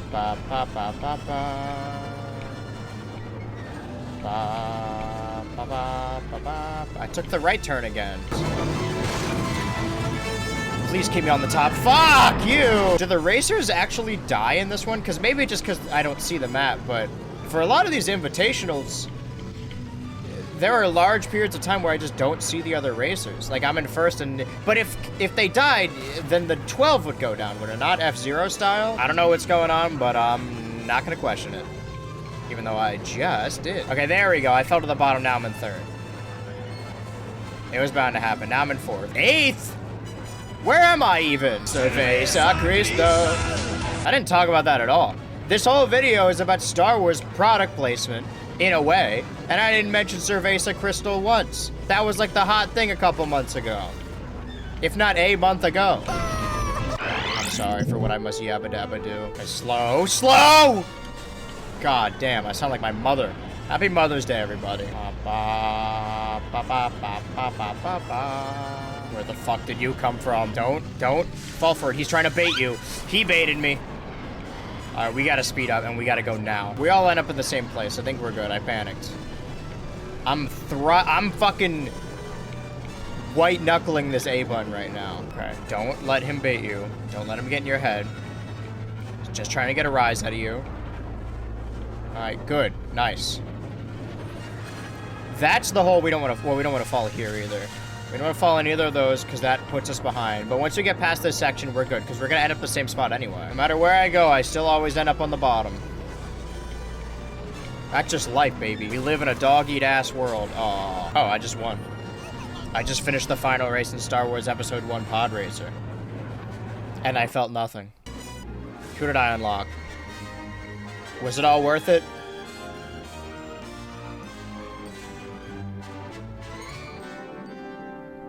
Crimson Chin. Bozzy. That's everything.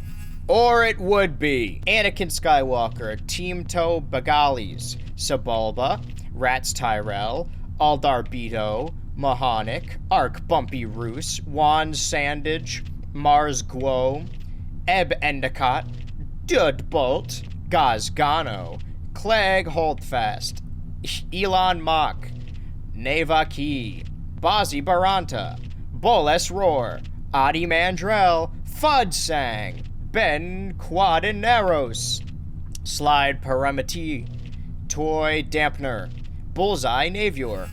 That's all of the characters. I don't want to be... Oh, I could choose... Oh, but are they the same ones anyway? No, these are just... But I can't go down. I can go down. So they just have all the same races just if I want to play them on my own for fun. Which I don't, because it wasn't fun. I do not have any friends on my person. That's the consistent thing, right? It's the same reason we couldn't do Portal 2 multiplayer, on top of it taking a lot of time. So I was like, oh, but I will allow collabs. You know, I'll get another creator and we'll hop on Steam and then we'll play this game, right? Episode 1 Racer multiplayer. But this game doesn't... Uh-oh. This game does not have remote play on Steam. I do know one thing about its multiplayer is despite being a racing game on the N64, it only allows a max of 2 players. I'm not... Whatever it's asking me to install, I'm not installing. Alright, well, we're done with this game. Or are we? Because like most, not only licensed games, but all games around this era, especially for the N64, they had cross-releases. So, of course, we know the Revenge of the Sith game had a tie-in on the GBA that was nothing like the original, and then there's games like Tony Hawk, which, again, use the exact same name, but are completely different games. Popular N64 games like Mario Golf and Mario Tennis connected to Mario Golf and Mario Tennis on the Game Boy. Through the expansion pack, you could plug it into the back of the controller. You could also do this in the Pokemon games to transfer your Pokemon into Pokemon Stadium. However, these games use the same title. Did you know that not only did Episode 1 Racer release on the N64, it also released on the Game Boy Color?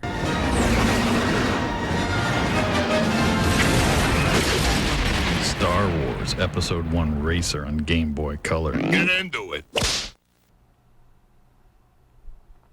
Whoa, real game footage. Oh, let's fucking go.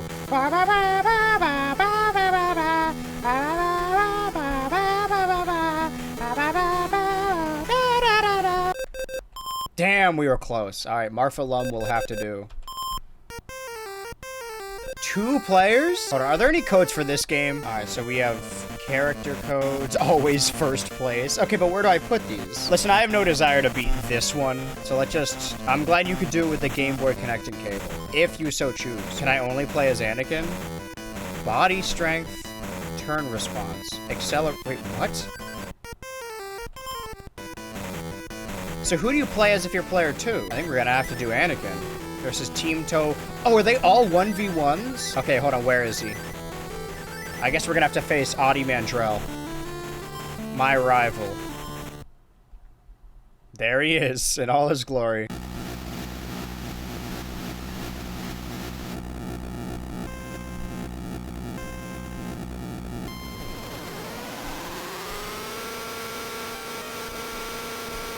Okay. What if I just... Do I need to turn at any point? I'm just holding accelerate. Is this track a straightaway? I am now going to lift my hand off of the arrow keys. And assume... I don't think I'm fast enough. Oh. Go. I don't love how this controls. This is the future of the Game Boy Color. Come here, you piece of shit. I'm okay. That's okay. I'm supposed to bounce off the walls. That's what Anakin does. Oh. Oh, you can damage them in this version. Actually, this version might be better. If it controlled better, then this might be the superior version. I mean, So far, other than the beginning, okay, the left key doesn't work. I mean, the left button on my Game Boy. Can't you see my hands down there right now? Come on. Yeah, fuck you. Did I kill him? That's gonna make this race a lot easier to... Let's try something a little easier. I'll try spinning, that's a good trick. Let's see if we could beat Team Toe Pagalis. Is that a cutscene? I should probably watch that, right? So if you're going too far in a direction, I think you have to hold that. Okay. See, that's my issue, is I'm tapping the button, but you gotta hold that. I'm zigzagging. This is good strategy. Do damage to him. Good. Use your anger. Fear leads to anger. Anger leads to hate. Hate leads to suffering. Once a year, 1 month out of the year, I get to think about Star Wars. But I detox the rest of the year. I think that's the best way to consume this product, quite honestly. It's better than thinking about it all the time. He's getting away. He got away. Oh, oh, that's the whole race?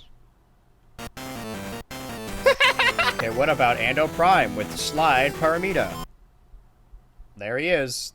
I have no mouth, but I might scream looking ass. 3, 2, 1. MN7.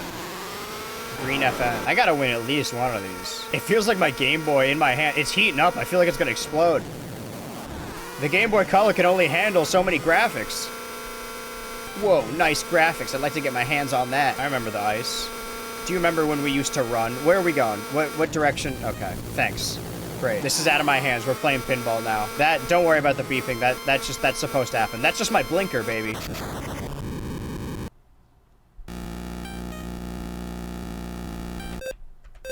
I have an idea.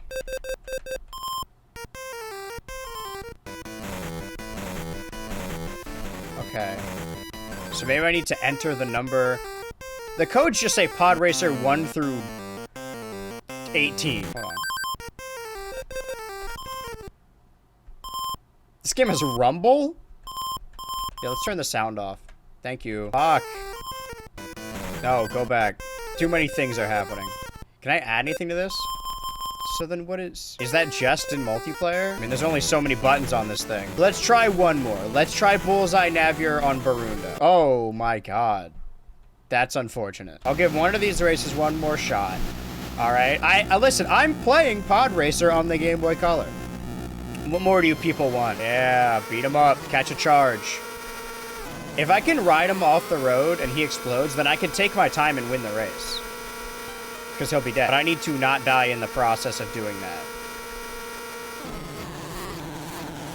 Stop bouncing. No more monkeys jumping on the bed. Boy, that beeping's annoying. What's it even supposed to warn? I'm not giving up yet. I'm still in second place. I can catch up though. Bernie can still win. This feels like a golf map, if that makes any sense. Like if you got this exact sprite sheet and just put it in a golf game, you could have called this game Bird vs. Camel. I don't think anyone would have argued with you. I'm okay. I'm gonna hug the wall though.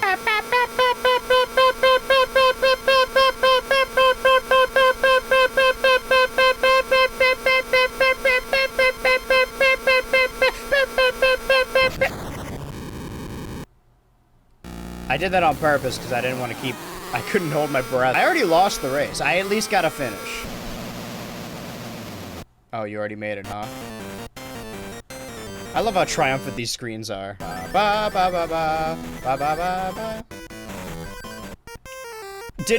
I like how the soundtrack of this game is 3 different versions of the same song. Can we turn the sound off, please? Oh, whew. Finally, a fully ambient Anakin Skywalker experience. That's 2 video games basically right there, and we're still just getting started. Let me ask you, have you ever heard of the brand called Pepsi? PepsiCo and its many subsidiaries I will get into was heavily involved in the marketing campaign of the Phantom Menace. Most noticeable in the creation of their OC, Marfalump. That's right, they created their own glup shitto to help sell this movie and their sodas. Oh, not now, Ma. Oh, I gotta get out of here. I'm late. Oh, joy!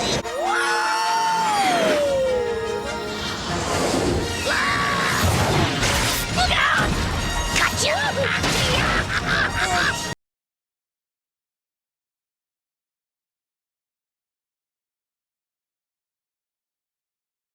Marfalump was a 4-armed alien male who was adopted by a human family who lived in Iowa on planet Earth. He loved Star Wars and the soda Pepsi. I love the use of the term loved, past tense. What happened to him? Stroke of genius that their original Star Wars character with a physical model made was just a Star Wars fan from Iowa. Why is he an alien? Going to see Star Wars Episode 1, huh? Wait till you see the pod racing scene.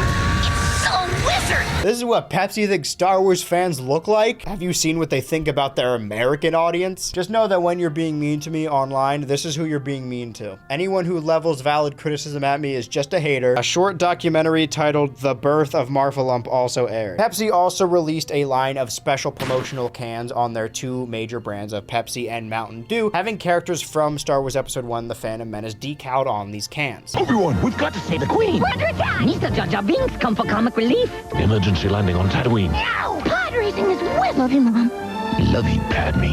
Oh no, Darth Maul! My brains are spilling out! Such classic characters as Captain Panaka, a droidica, white guy. Oh boy, I hope I get the Shmi Skywalker can. I saw several listings for all of these empty cans on eBay, and I thought, for maybe the first time in making this video, maybe I don't need that. And if you're mad I did not drop a mint on empty soda cans, just know I didn't come empty-handed. Right now, get one of these cool Star Wars collector cups, each featuring one of your favorite characters, exclusively at Taco Bell, KFC, and Pizza Hut. What we have here today is quite the fortuitous collection of soda cup toppers, but not all of them. There are 12 in total, and I have managed to acquire 9 by sheer force of luck and also connections. In the previous section, which I filmed way earlier in the day, you could tell how exhausted I was. Now it's 1 a.m. in the morning, so this is when I'm in my element. I would put the package on the Lazy Susan and then spin it so you could see the package, see that all of these are in fact in their packaging, and of course they lose a little bit more value once I open them, but these were relatively cheap. I mean, I bought them in bulk, but I think I'm gonna do the Susan once I open them, so don't worry, I came prepared again. Well, here we have a list. Oh, it marks which one it is. Oh, that's nice. We have the list of the 12 tops that exist. I wouldn't know nothing about that. Anakin, Darth Maul, Watto, Sebulba, Queen Amidala, R2-D2, Boss Nass, Captain Tarpals, Jar Jar Binks, Mace Windu, Newt Gunray, and Yoda. This is Captain Tarpals. I don't even think I necessarily need the scissors. If this packaging is from 1999, okay, I'm surprised it didn't turn to dust. I got a lot of trash all over the floor. Look at him. Look how articulate he is. Jar Jar, I like the implication that all the other Gungans talk completely normal. What if that happened in the movie? They talk to Jar Jar and he's like, Mr. Jar Jar, and then they go to the underwater Gungan area and they're like, yeah, we don't know why the fuck he talks like that. Go forth, Jar Jar. Time for my favorite character. Newt Gunray. Now, I made a joke in the Clone Wars video about him being a racist stereotype with an accent. And I thought I was exaggerating for a joke. I didn't remember it being as bad as it was, but again, I saw the Phantom Menace again, and it's way, way worse. He's doing a little action where he's pointing, he's scolding, and also going, bleh. I can't even do the voice. Like, to show you what he sounds like? I don't need an explanation to know who Watto is. He's holding a thing. He's looking at me with those eyes. My book.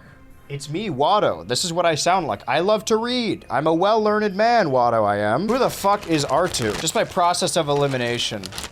I believe I'm missing Mace Windu, Darth Maul, oh, and Yoda. Oh, that's a damn shame. So Yoda, Mace Windu, and Darth Maul. Basically anyone with a lightsaber. I don't know how this works as a cup topper per se, because the issue with the R2 one is that it's got little divots down here where it would be hard to screw. They all have straw holes in the back, which is good. This one feels loose and is loose. The best I could do is this. That'll have to do. For children ages 3 and up. This bag is not a toy. Please dispose of properly. Plastic bags can be dangerous. To avoid danger of suffocation, keep this bag away from babies and children. Phantom Menace, Taco Bell, KFC, Pizza Hut. Wash before use, non-microwavable. Not recommended for hot liquids, hand wash or wash, top rocket dishwasher, dry. These are even at 1999, they had them in these fucking like greasy fast food bags. Yeah, wash them before use. I did wash these cups and we'll get into that. This one's like sticky. Is it specifically that the Boss Nass one comes sticky? This one comes pre-sticky. Don't worry, kids. If you thought, oh man, I hate getting all my toys sticky. This one comes pre-sticked. Oh, actually, what is that? Not for use with hot beverages. They really want you to know that. Can you hear that? Oh, look, it's Princess Leia. More like Queen Amidala. More like Queen Amidorka. You guys ever seen that show Total Drama? Her arms are way too long. Okay, so question. Is this the Padme version or is this the Keira Knightley version? Do we know? All those people saying they could be a good mother to the Eraserhead baby, I don't buy it. If I saw the Eraserhead baby, maybe my friends would kill her with hammers. Also, just an update upon having seen the movie again. I'm gonna put them next to each other, but this looks horrifying. Not only horrifying, he looks horrified. This guy knows what's about to happen in the next couple movies. I don't like how detailed the neck wrinkles are. Like, they put a lot of thought into that. In the movie, Jar Jar comments on how hot the queen is. Like, we saw it in an empty theater, just me and my buds. And then we heard that and we're like, sorry, I don't remember him say, did he just say that? Because if it's Queen Amidala, then, I mean, it's still strange. But if it's Padme, Padme's, I just inhaled whatever was in that. Oh, this is fucking awesome. He's got his feet up like a child because he's got hand feet. Oh, hello, Sebulba. And he's going, rah, rah, rah. Not for use with hot beverages. I'm sensing a pattern here. Only one left to open. Little Orphan Annie. I mean, the packaging is still relatively intact if we want to look at it anymore. Maybe I should have done the Lazy Susan with one of the packages, but this does not look like him at all. Whose chubby little German boy is this? Oh no, little German boy, don't enter the pod race. Like, his neck is too thick. Is it truly Anakin if I don't feel as though I can strangle him? And I don't feel bad about saying that. That guy choked his pregnant wife. So on top of the Topper collections, and of course the Jedi I am missing and the Sith,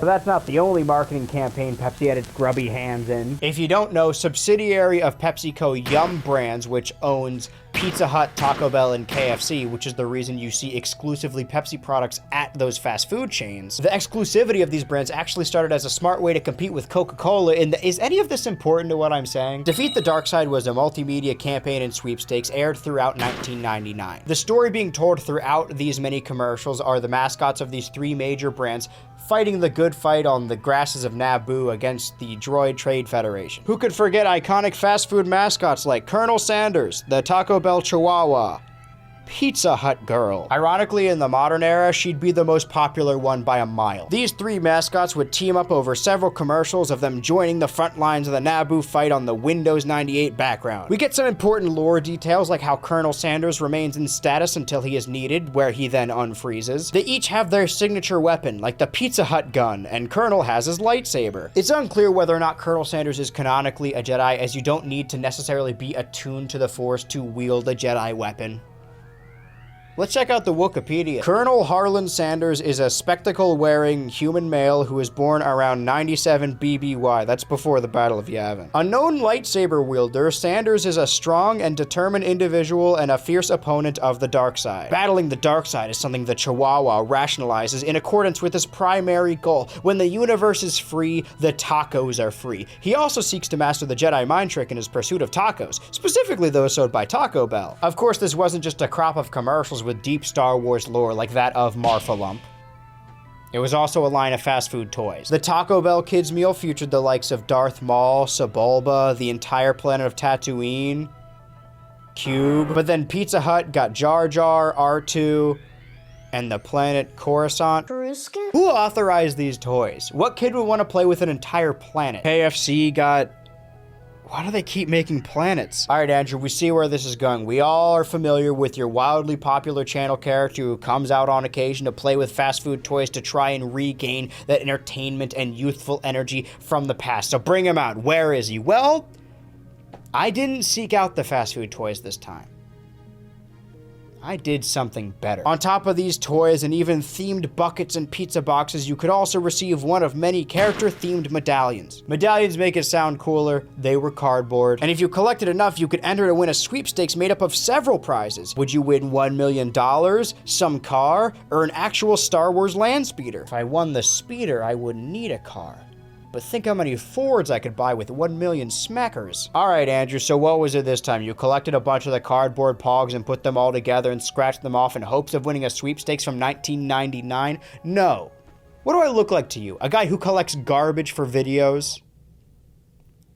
Participating KFC, Pizza Hut, and Taco Bell locations could yield you special novelty soda cups with special Star Wars themed cup toppers. Spread across the 3 fast food chains were toppers that featured 12 iconic characters put to the silver screen. Boss Nass, Sebulba, R2, Yoda, Mace Windu, Queen Amidala, Watto, Anakin, one of the racist Senate guys, Darth Maul, not Jar Jar, and Jar Jar. And I was so goddamn close.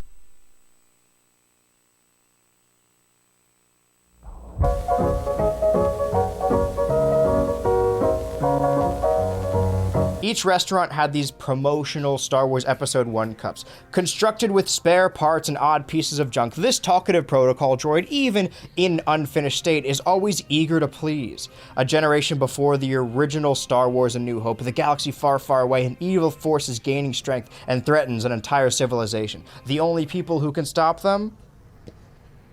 The 3 mascots. There's C-3PO. I believe I have another C-3PO one. Now, I mentioned this being a sweepstakes. The other 2 I have are, of course, an Anakin Skywalker cup and an Obi-Wan Kenobi cup, which is shocking because this guy is really not in the movie. I feel like this one's a little bigger. Oh, they have, right. Caring and charismatic, this young slave, okay, finds that the key to unlocking his destiny is his own inner strength, but the path ahead is a clouded one. As an apprentice, he is loyal and resourceful, youthful courage, however, doesn't always bring intuitive wisdom for this headstrong Jedi. I like how the characterization they give to Obi-Wan in this movie, they just completely drop and then give it to Anakin later. You'll notice something about these Anakin and Obi-Wan cups, though. There is nothing on this Anakin cup, and you could see there's a little barcode here that has been scratched off for the Obi-Wan one.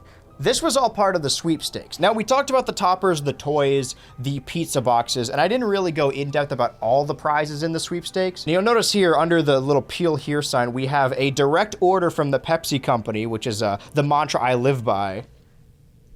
Find Yoda, win cash. You must go to the Dagobah system to find Yoda and win cash. So since Obi-Wan and Anakin are already scratched and completed, and these ones have not been peeled off yet, I'm going to find out 25 years later if these cups with the peel still on them would have won sweepstakes. Because if we find Yoda, we win cash. I still think it's probably too late to cash them in, but... Okay. Oh, it's not a QR code. It's like a bunch of letters. Am I looking for the word Yoda? Oh, wait, no, there's something on the... Sorry, please try again. This is the side we're looking for. No Yoda here. Okay, we have only but one more shot at this. By the way, as soon as I took this off, there's no adhesive anymore. Like, is it sticky on this side? No. That's insane. It immediately stopped being a sticker. Technology is incredible. This is our final attempt to find Yoda and win cash.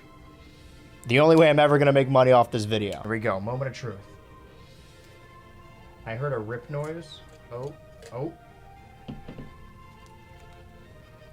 No, it's just sorry, please try again. But could you imagine? Like, what if, right? What if I did find Yoda? And what if I did, in fact, win cash? I would never have to do one of these videos again. Well, we have created quite a mess here. What I want to know is, I have these cups with no tops. I have these cups with no tops, and these tops with no bottoms. I'm gonna redo that. Do these go on here? These are, like, way fucking thicker than they should be. Why did I choose the sticky one? So these cup toppers do top cups. The R2 one seems really confusing. I think R2 tops C-3PO. And I will not elaborate what I mean. This is not... Okay, that'll have to do. I now have a selection of 6 possible cup toppers, but Andrew, why did you specifically save this Anakin cup for last. You're not about to do what I think you're going to do. Anakin on top of Anakin seems cruel. I don't want to think about this character anymore. Queen Amidala makes me think of that cringy scene. Fuck, I think it's gotta be Jar Jar. Now, all the instructions, all the warnings I've read online, all the assertions from my friends and family and peers have told me not to do this, not to drink out of the top end cup from 1999, that some of which were sealed in gross packaging, some of which were just fully loose. It's not a safe thing to drink out of. However, I did come prepared with the huge amount of metal straws I got while I lived in California. Where'd you get that haircut? The liberal store? You can't kill turtles anymore because of woke. So I have one metal straw, one PepsiCo cup, and one PepsiCo topper. It would then, of course, make perfect sense that I would drink a Pepsi product out of this Pepsi cup, out of this Pepsi topper, to really bring the brand full circle. Earlier, I talked about the special Mountain Dew and Pepsi cans. Not only did they have special decals on the cans, they also released the droid ship, and it comes out and it's got a collection of cans. I couldn't find that anywhere. Occasionally, I'll go on side tangents and bring up current events to whatever I'm thinking about, whatever's going around at the time. I also, on occasion, get in trouble just because I don't like censoring myself for the betterment of the video. Like, oh, I can't say this because then people won't like the video or whatever. I think that's stupid. These are my videos. I make them for me. I'm not here to please you. Sorry to get political. Ooh, Andrew's gonna go on a cute little tangent again. I would be using Pepsi products, except currently PepsiCo, the Pepsi company, and their subsidiary Yum Brands, which supports Pizza Hut, KFC, and Taco Bell, are currently funding the genocide of the Palestinian people. As you're watching this video, as I'm filming this right now, men, women, and children are being slaughtered, and this company is fully in support. So fuck them. I'm not drinking any of their product. If you have a problem with that, fucking leave the video. Go fuck yourself. This unfortunately applies to most name brand sodas, so Pepsi, Coca-Cola. I think Dr. Pepper is okay, maybe, but I didn't want to risk it. What I do know for sure does not support what Israel is currently doing is name brand, cheap, low budget bootleg sodas. So I went out and got a delicious liter bottle of nice, and it says cola down here, so you're not mistaken that this is in fact soda. 100% satisfaction guaranteed, 150 calories per serving. Oh, good lord. So I'm about to drink a generic name brand cola. The name is Nice, exclamation point, out of this old cup and old topper and California metal straw that I don't think I have washed. Just moving forward, if there aren't any videos anymore, I know I keep saying this, it's kind of a hill I keep dying on. Assume I'm dead. Okay, moment of truth. Does this make any noise at all? All right, it's carbonated. This sounds stupid and it might be kind of a placebo. It probably is. But when I started getting panic attacks, I just stopped drinking soda for a while and I thought it was because of the caffeine. But then I started drinking exclusively diet and zero soda and realized it didn't affect me. So I think it's just a sugar thing that makes it feel like my eyes are heavy and I can't feel my fingertips. And it feels like I'm gonna have a heart attack, which is surprisingly what a panic attack feels like. I could, in theory, drink this and then go take my anxiety medication. But I shan't be doing that. Get this on camera. You're gonna wanna see this. We're making history here. It's already sticky.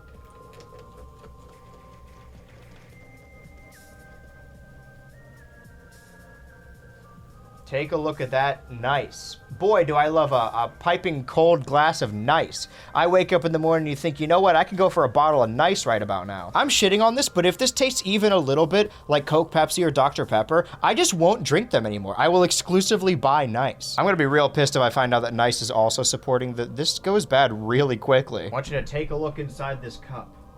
There lies my future. Putting Jar Jar on the top. This is just like oh, I just realized this thing is way bigger. Like it won't, this isn't gonna work. Fuck. Even if the topper did fit on it, this would get lost inside of the Jar Jar. I should put it in one of the other cups. Before I do that, I at least want to try a little bit of Nice. Sorry, Nice! That's how you're supposed to say it.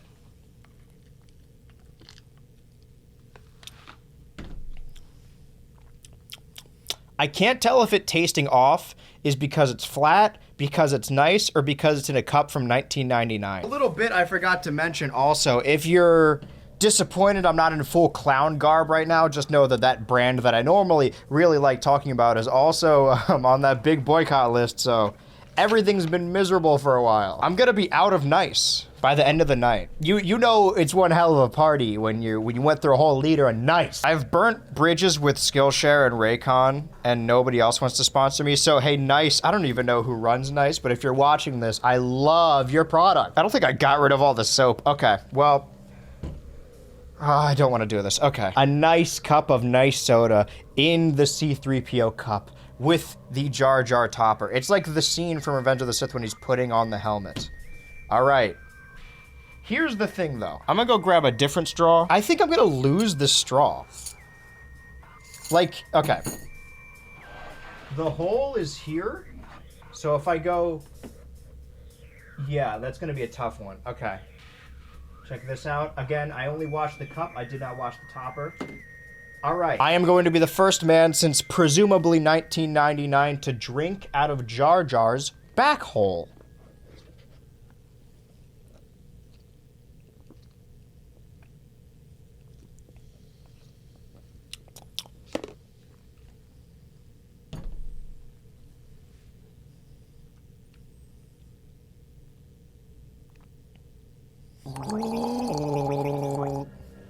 Like Chewbacca from the Star Wars. Guys, I gotta run to the store and go get some more Nice. It looks like I'm almost out. That's the worst part, is I don't know... Hold on.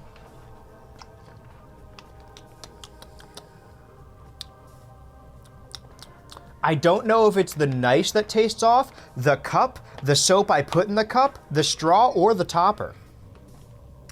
I do think, however, I'm gonna wake up and be sick tomorrow. Kellogg's also had a promotion where different characters from the different movies would appear on different cereal boxes, and you could win prizes inside that were just busts of characters from the movie. I'd like to move on from food products because the last segment made me sick. I make fun of these movies a lot for failing to create any lasting characters, but in 1999, they were goddamn trying. Perfect example, we gotta talk about Hasbro again. Star Wars had a very rocky relationship with action figures, whether that be the characters in the 70s that were not completed by the time people pre-ordered them, so they had to send people vouchers for the figures when they came out, or the stilted movements of the tactics later in the prequel era. But now that the Big G had a vested interest in their toy selling, they would not be caught with their pants down again. What you're looking at right now is the official buying guide for the Hasbro Star Wars Galaxy Collection. The mere fact that they managed to make this many figures out of the Phantom Menace alone would be impressive if there weren't a ton of duplicates. I do like the big fish. There were bigger dolls and action sets, the Qui-Gon one I showed up earlier with the lightsaber section, but the main line I want to focus on are the smaller action figures in the Commtech line. Listen, the explosive words and sounds of the Star Wars Commtech system. Imagine yourself in the movie. I sense a disturbance in the Force. Every figure you just saw on that poster was compatible with the Commtech reader, sold separately. Of course. Also learn later, batteries sold separately, where you can not only play with these toys as toys, but if placed on top of the Commtech reader, they would read out some of their most famous phrases. This worked because each figure had a chip at the bottom that also doubled as a character stand that would house the different lines of dialogue. I'm explaining these action figures like they're magic. It was a chip you scan, or as some like to call it, midichlorians. Anyway, you know where this is going. Early in this video, I came across this little packet. A little laundry list of little products you could get. Different action figures, a collection guide, if you will, from a completely different company. What you may be seeing behind me right now, potentially, maybe I'm like small in the corner or whatever, is the official Hasbro, I suppose, gift guide or just guide to all the action figures they released for the episode 1 line leading up to the release of the film. These were no regular action figures, however, although they were modeled to look like the original line of Star Wars figures, they had an extra application. All the figures on that list were referred to as the Commtech figures. Now, the Commtech figures each came with their individual chip that had voice lines loaded onto them from the movie, I suppose. And then if you really wanted to see what all these figures would say, oh, 20 Jedi Master points. Add it to my counter. You could buy this, the Commtech reader, and yes, it was sold separately. So you could hear all the famous phrases and what all these action figures had to say. You will be a Jedi, I promise. That's what young Obi-Wan says. It's meant to look like they're communicators. I don't know if you know this, but in the movie, the communicator that Qui-Gon and Obi-Wan use is a razor. We have kind of skimped out a lot throughout this video. We didn't get all of the lightsabers in the collection. We certainly didn't get all the cup toppers in the collection. And this is a very long list of Star Wars action figures, but I wanted to get something worthwhile. So instead of spending a lot of money on either the rarest or most popular Star Wars characters and maybe getting everyone on this list, I instead went in the other direction because when it comes to Star Wars, I think that is way more fun. My favorite part of Star Wars are the weird random background characters that are completely inconsequential to the plot of these movies, but yet have so much character, so much aura oozing out of every pore. So instead of getting classic characters like Obi-Wan, Jar Jar, Qui-Gon, Darth Maul, I got 5 action figures from this line. We, of course, have Rick Oli. Rick Oli is the pilot of the ill-fated Naboo spacecraft carrying Queen Amidala to Coruscant, the capital of the Galactic Republic. Their quest is to recruit help for the besieged planet of Naboo. So this guy's flying the silver ship? Or does he die in the opening? He's balding. Comes with Naboo blaster. Chancellor Valorum. I already know this one. This is the Chancellor before Palpatine takes over, who they do a vote of no confidence to get him out of office. As the beleaguered leader of the Galactic Republic, Supreme Chancellor Valorum faces many challenges to his authority, from the greedy Trade Federation to the manipulations of his one-time ally, Senator Palpatine. This one comes with a ceremonial staff. Classic pod racer, Adi Mandrell. For unbelievable speed and hair-raising action, there is no better sport than pod racing. At the Boonta Eve race, Adi Mandrell's luck runs out during a pit stop when a pit droid gets sucked into his massive engine and shot out the back. Oh, that's why a pit droid comes with him. That's cool. I love their little mugshot on the clip. We have Adi Gallia, a member of the esteemed 12-member Jedi Council. Adi Gallia and her colleagues must make the fateful decision whether or not Anakin Skywalker will be trained as a Jedi. No, it's not a misprint because it's on the back.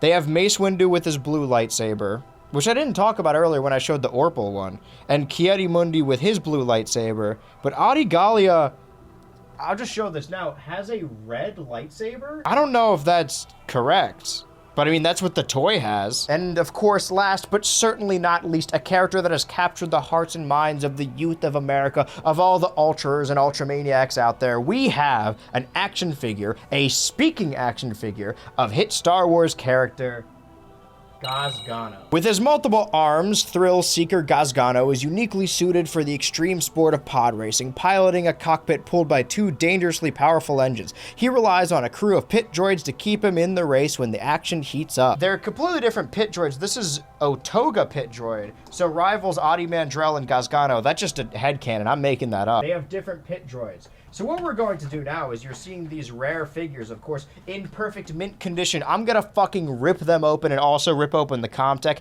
I want to hear what these classic Star Wars characters have to say. There are no 5 characters more important than Chancellor Valorum, Rick Oli, Gazgano, Adi Mandrell, and Adi Gallia. Those are everyone's favorite characters. I do love the little mugshots on all of them. But you know what? These are different categorizations. So these, the red ones all say Collection 3. Rick Oli says Collection 2. But no, 1998. 1998, okay, so I don't think that matters. Even before I knew I was doing this video, I got a gift. The end of last year, Christmas 2023, a close friend of mine, completely unrelated from me doing this video, got me this Star Wars Episode 1, Collection 1, Talking Jar Jar Commtech figure. And there are 2 reasons I don't wish to open it. One, because although I do not love Jar Jar, he's too popular of a character to be categorized with these 5. And the other, it means a lot to me as a present. And I think I need to keep it intact because of that friend who is no longer with us. He's not dead, he's just like physically not here. Do I need scissors or can I use my teeth and claw? I guess I should show the back of this. Okay, lightsaber and blaster sounds. I should keep this because there's actually a lot of instructions on this thing. Like way too many for a child. Commtech Reader gives Star Wars action figures the power to speak. The Commtech Reader, used with Commtech chips included inside and with every Star Wars Episode 1 basic action figure, gives you the power. Simply touch each figure's Commtech chip to the Commtech Reader to hear your figure's character speak. Some will even interact with other figures. I gotta see if Adi Mandrell and Gazgano have anything to say to each other. Belt clip, I can wear this? Okay, so that's what it's gonna look like. The character stands on their chip and then you put it on the scanner part This is all very confusing. Triggers communications between select characters since the reader remembers the last chip scan. Stores multiple character quotes so you can play them back without the chips. So if I want to, in theory, take this machine on the go, I can load up my favorite Gazgano quips and then wear it on my belt, and then I'm out walking down the street, I see a hot person coming towards me, I'm like, hey, check this out, and then I quickly whip it out as if a cop is telling me to take out my wallet, and then I hit the button, and Gazgano says his famous line, "A team, Gazgano wins." This time Gazgano wins in brackets. Oh no, that's the translation. That popped up surprisingly easy.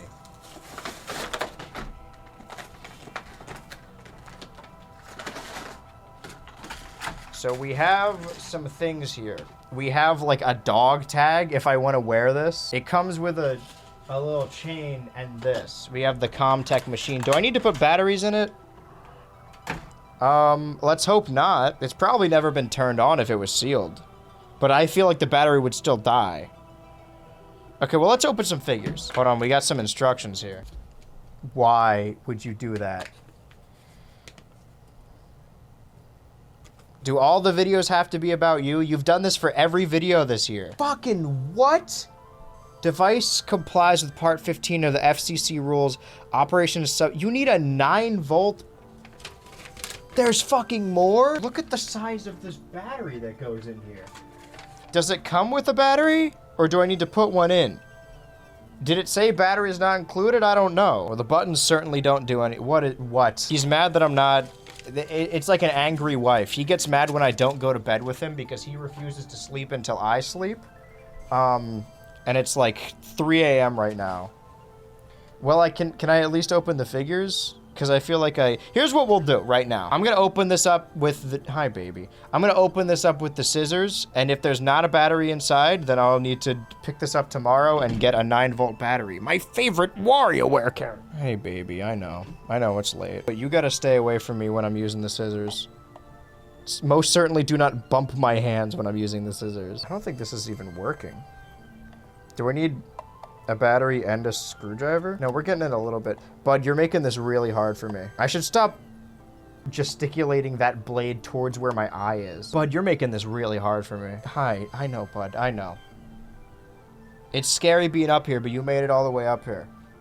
Can I just do this for entertainment instead? I feel like this will yield much better results. Do not bite the Commtech, babe. What is your problem? I don't know what screwdriver would work with that. So let's tomorrow get 1, a screwdriver, and 2,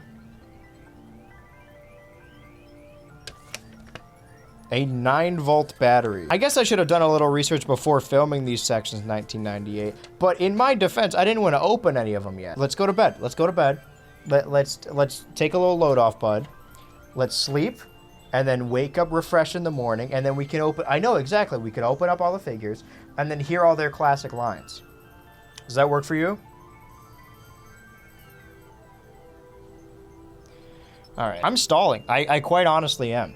I'm a little upset I can't film this bit.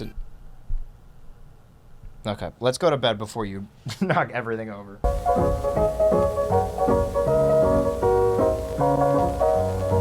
All right, somebody's got to take this fucking company card away from me because look at this. This is not a screwdriver. It is a tube with a hole at the end. Avada Kedavra! So this is that's just a waste. I did, however, manage to get a 9-volt battery inside of it by, again, using the scissors. When all else fails, always rely on the scissors. I was about to toss this. I'm gonna keep this because I feel like I'm gonna need it. Question is, who are we opening up first? Does this need to go on something? I can store my favorite phrases. Wait a minute, can I actually use this as a necklace? I could like wear this around, store on my favorite Gazgano voice clips, and then keep this on my belt and then go like, hey, what's up? Let's open up some vintage toys that people are gonna be mad that I'm opening. No spiders in this one, surprisingly. It's not like every other toy you open nowadays where there's a dead spider inside them. You go down to your local Toys R Us, do they have those anymore? You open up a package, goddamn, there's spiders inside here. Take a nice look at this guy, if you can. If it will focus, I don't think it will. Well, he's got a gun. I gotta make sure that you can actually hear me. If we wanna cover up his balding, put that little helmet on him. Or maybe we can't, brother. Okay, no, he can hold the helmet, though. No, he can't. The helmet is just here. It's just for fun. It's just a fun little Small object that you as a child can choke on, if need be. Oh, name Rick Oley status pilot to Queen Amidala. And I thought Skylanders was the first to pull this off. So we can have him stand on his little chip like a surfboard. What I want to know is, did I do this correctly? Because, hold on. I know the battery's working because it makes a noise. I don't know if that means it's on or if it's off. Is the boo whip good or bad? Bravo Flight A, take on the flight. It's Flight B, make the run on the transmitter. Why does he sound like Bonzi Buddy? Enemy fighters, straight ahead.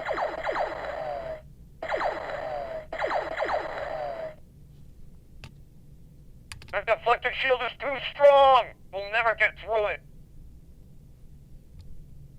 Bravo Flight A, take on the flight. It's Flight B, make the run on the transmitter.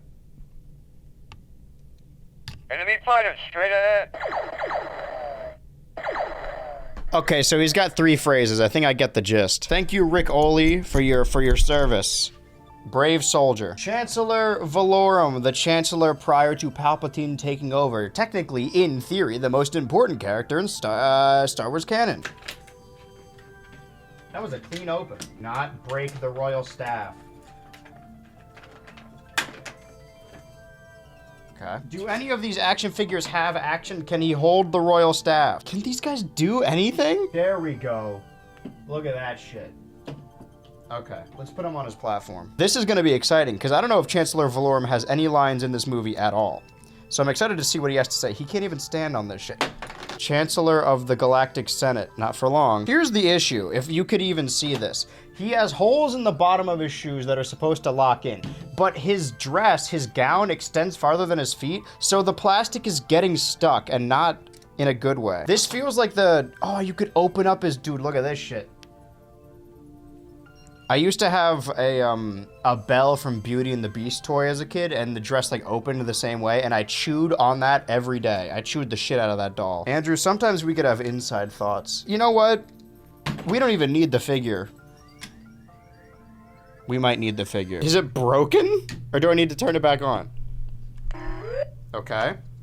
Welcome, Your Highness. It's an honor to finally meet you in person. Okay, that's one line.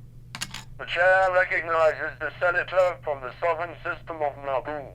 That's so much louder than everything else. Welcome, Your Highness. It's an honor to finally meet you. He has 2 lines. Welcome, Your Highness. It is an honor to finally meet you in person. The chair recognizes. I thought all of these would have 3 voice lines. It turns out, I think Chancellor Valorum doesn't even talk 3 times in this movie, and he can't stand on his own. Okay, so if we're reviewing these, if we're comparing these toys so far, Rick Oley can stand on his platform and he's got more voice lines. His hat, he can't hold or wear. At least Chancellor Valorum can hold the staff. Okay. Well, he's not in, but he's as long as I don't bump anything, he should be good. Adigalia with lightsaber. I peeled the back off, but that's not gonna help me open it. I'm gonna get you out of there, Ollie. You know what? The fucking plastic is like yellow. Not even off-white. It's like somebody pissed in here. Not break the lightsaber. I already bent it. Great, fantastic. I heard it turn off that time. Bend it back. Oh, I made it way worse. This is a surprisingly bendy lightsaber. Bendy was a little devil thing who was brought to life on the silver screen. Used to make him chuckle, now he makes him scream. It's Bendy and the ink machine. Dreams do come true. I was deceived by Joey Drew, and now I'm coming at... Well, she has 2 hands. One of them extend... Her eyes are like... I need you to get in on this. Really funny concept to have a blind Jedi who, instead of using a walking stick, just holds out their lightsaber. It's like, oh, I hope I know where I'm going. It starts just stabbing people. I know nothing about this character. I didn't even know she was in the movie. She certainly doesn't have a red lightsaber. We're gonna see what she has to say, though. The Sith should not be ignored. They all sound like Bonzi Buddy. The power of the dark side is growing, I fear. There is more to this conflict than meets the eye. There's no way she says any of that in the fucking movie, and she's already got more lines than Valorum. The Sith should not be ignored. The power of the dark side is growing, I fear. There is more to this conflict than meets the eye. Okay, so if we're ranking these, it's kind of the best of both worlds because she can hold the thing that comes with her, and she can also stand on the platform, and she also has 3 voice lines. So the things that Rick did better than Valorum and Valorum did better than Rick are already done better with Adigalia. Adi Mandrell! I actually do want to, because Adi Mandrell is at least in the movie. I want to see what he has to say. I like the ones that come with a little sidekick. Okay, this guy seems way more fragile. If you think about it, it's not even, it doesn't come with a weapon or an object, but this is 2 characters in one. For the price of 1 action figure, I got 2 action figures and a chip that talks. I did have to buy the Commtech separately. Look at them, best friends. The question is, who do I put on the stand? Well, Audie is on the chip. Status, Pod Racer Pilot, Audie Mandrell. All right, well, can he stand? I feel like it's like holding a snake. Every time I hold this guy, I feel like I'm gonna snap one of his legs off. All right, what does Audie Mandrell have to say to the viewing populace?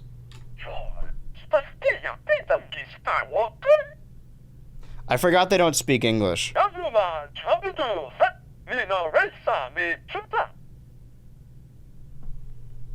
I don't know what I expected.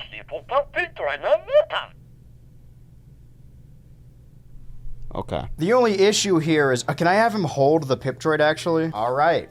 Now this is a fucking action figure. And now the final Hasbro Commtech action figure. Iconic Star Wars legend Gazgano. I'm gonna keep these scissors on me because I feel like I'm gonna need them later. I thought I was about to need them again, but that was one clean break. I feel like the Pip Droid is bigger than Gazgano. Also, way less green than I thought he was. Don't forget the chip. The chip's the most important part. Before we put him on the Commtech, again, it feels like a stick bug, like I'm gonna break something. Is he smaller? That's crazy. I feel like he's not gonna lock in anyway. This is disappointing. Gazgano was the one I was pulling for. What does this one do then? The one that comes with it. We'll be a Jedi, I promise. Oh, that's Obi-Wan? May the Force be with you. Who the fuck said that?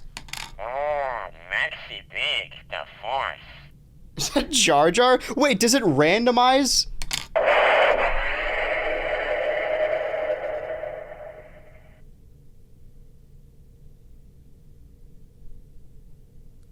I think I killed the little elves inside. Where's the kaboom? There's supposed to be an earth-shattering kaboom.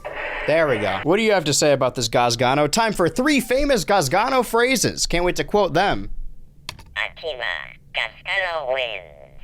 Akima, Gazgano wins. Which didn't happen at all. Donkey Skywalker, Rastapa human Gulka. I feel like these might be, and I know these came out in '99, but they sound AI generated. Pulsi Wumpa, Saboba. Akima, Gazgano wins. Okay. If he can hold the Pip Droid in his little hands, Dirty Dancing style, then this is the best action figure of them all. I hate to say it, guys. So in order of quality, we have Chancellor Valorum, despite holding his staff at the end, Rick Oli, Audie Gallia, Audie Mandrell, and Gazgano. I'm actually fucking shocked I remembered any of those names. But here's the thing. As much as I like the Gazgano action figure, this guy's going on my desk. This might be a permanent fixture of the Ultra Fit. Yeah, I love this song. What's going on, baby? I saw you from across the room, and I just I thought you might be interested in Donkey Skywalker, Rastapa human Gulka. Pulsi Wumpa, Saboba. Akima, Gazgano wins. Be honest, would this work on you? Well, I'm gonna keep that shit on now forever. Gazgano, I keep close to my chest, I keep close to my heart. I'm tired of playing with toys like a toddler. Now it's time to play with video games, like a man. Put away that goo goo gaga Nintendo. I'm a PC gamer now. It's far superior as long as you have like 1,000,000 kilobytes in your storage and don't mind playing with WASD like a freak of nature. This is a very important distinction because the official Star Wars Episode 1, The Phantom Menace, the video game, released on PC before the release of the film and released on PlayStation after. And then came to PS4 and 5 this year. It's like they knew. Speaking of knowing, if you know me, then you know that I covered Star Wars Episode 3 Revenge of the Sith, the video game, in great detail in its own video. I talked about how if you managed to beat that game before the film's release 14 days before, you could see how the film was going to end even before it hit theaters. Similarly, if you finished the PC game in 1 day, you could spoil the ending of this film. In theory, I'm filming this before I'm playing this game. It's possible that it doesn't have a proper ending. Whoa, this looks awful. So yes, I will be setting foot into this game right now, really, but I want to challenge myself to see if I can beat this game in full in under 24 hours, to see if it actually was possible to see the ending of this film before its release. I'm gonna beat this game in under 24 hours to spoil a movie I've already seen. I was kind of excited about the re-release of the Phantom Menace, and I've probably already talked about it, and I will talk about it going forward as I talk about this game, because I liked the idea of seeing this movie that I never got to see in theaters, because 1999 was before my time, but I actually realized that I have seen the Phantom Menace in theaters. I saw it in 2011 when they re-released it in 3D. They plan on re-releasing all of them in 3D, but of course the Disney acquisition happened shortly after. I remember I learned about this movie because it was on the 3DS video player alongside like Dinosaur Office.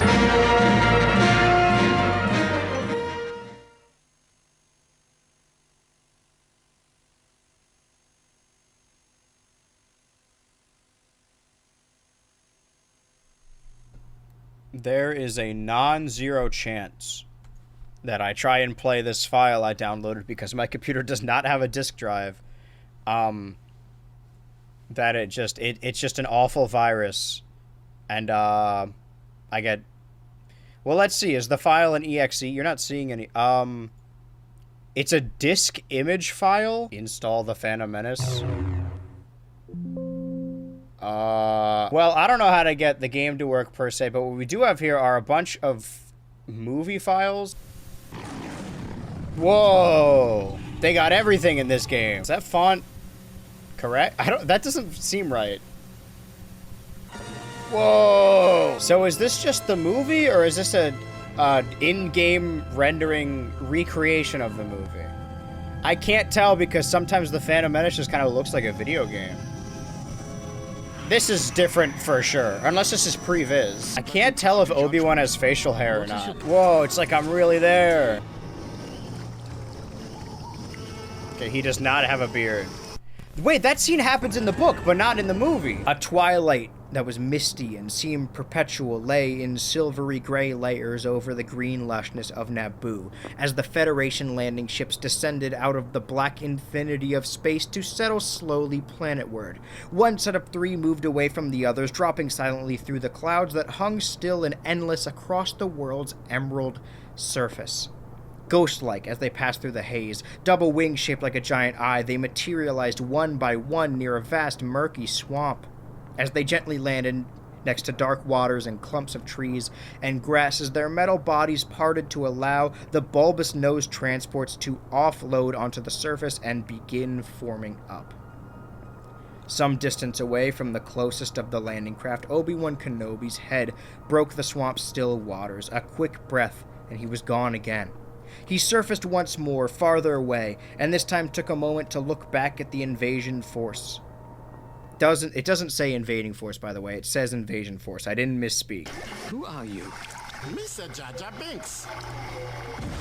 Do you play as just Obi-Wan in this game? How are they gonna do the Tatooine levels then? He's not in that part of the movie. Who are you? Hello, Daddy. Mr. Jar Jar Binks. Obi-Wan, we've already met him. I really hope the middle of this game is Obi-Wan staying on the ship while Qui-Gon's in Tatooine. I can't tell if they got voice clips from the movie, because like some of these voice lines aren't in the movie, so they had to have gotten voice actors. My warning yous, Gungans no liking Outlanders. Don't expect a warm welcome. He's not gonna do the big flip. Jar Jar looks no different than how he looks in the movie. My warning yous, Gungans no liking Outlanders. You said this. this. Go into the boss nice and make nice. We've been over this. I'm Qui-Gon Jinn, and this is my student Obi-Wan Kenobi. We are Jedi on an extremely important mission. What? Binks, we can't hear you. Obi-Wan, you must find and rescue Jar Jar Binks. What? I will reason with them and save Jar Jar from his fate. But even if they do not agree to release him, we will take Jar Jar. They're gonna execute Jar Jar? Oh no, they put Jar Jar in the penis explosion room. I can't hear you. Me and the boys, just chilling. They seem to have no reaction to the... Nope, they got him. Oh, this is the bad ending. Oh wait, are they gonna have the scene where the ship... Oh, there's always a bigger fish. Where the ship goes down the waterfall that was cut from the movie? They didn't say anything. Jar Jar, where you... Jar Jar! The Queen's palace. Follow me, Obi-Wan. Mr. Here's big mechanics. Oh, they killed Qui-Gon. And Jar Jar. I love the way this game stars only Obi-Wan and retells the story from his perspective and gets rid of everyone else. The blockade has prevented me from contacting him, but I'm certain he will help us. I know I'm crazy about this kind of stuff, but I think that's Great Lila Griffin. I'm not even kidding. That's fucking Great Lila Griffin. You can't convince me otherwise. I know I'm wrong about a lot of voices, but I'm never wrong about Gray. Now it is time to journey to Coruscant. Alright, now I really want to know. If you look very closely in the reflective surface, you could see Metroid in the background. That ship just disappeared. Should there be more, like, forest there? Oh, there it goes. Wait, what the fuck? Wait, this does not happen in the... Are we about to crash into the donut? Why? Oh, no, that's how the engine gets broken, and then we... Okay, I see. See, I know, I saw the movie. I know that Jar Jar's the one that damages the engine, because he's evil, actually. Okay. Do we play as Qui-Gon, or do we play as Obi-Wan on the ship? Whoa. I'm so relieved. I need your help. Oh my god, is that Frida? Is that Sam? Is that Vicky? Is that Frankie? Is that Several locals have told me Mandy? Is that Azula? You'll notice a pattern with a lot of these characters is that I'm in love with most of them. Or I was as a child. You guys ever just want a girl be mean to you? You ever think about that? Boy named Anakin. Anakin is my son. Wait, why does he know about... All Jedi carry lightsabers. How many different Watto models have they made? Time to check out the models resource again. Peggets? You will take credits for the T-14. You will take my trunkets. What? You think you're some kind of Jedi or something? What are we, some kind of Star Wars, the Phantom Menace or something? Mahonic! Hi, Mahonic! I still need to fix my Oh, pod there he goes. You know, I like the Phantom Menace, but I think the gratuitous sex scene between Jar Jar and Max Rebo went a little bit too far, despite Max Rebo being my favorite Star Wars character. You could tell they put everything into this cutscene. Man, they really knew that people were gonna love this pod race. This is just what the movie is. When anyone talks about the Phantom Menace, it's like, oh yeah, you know, the pod race. Is that a Bronto? Mighty Jabba welcomes you, Jedi. That's horrifying. I wish we could get the game to work, because there's a Jabba side plot. This is awesome. Where's Bib Fortuna? I know he's in this movie.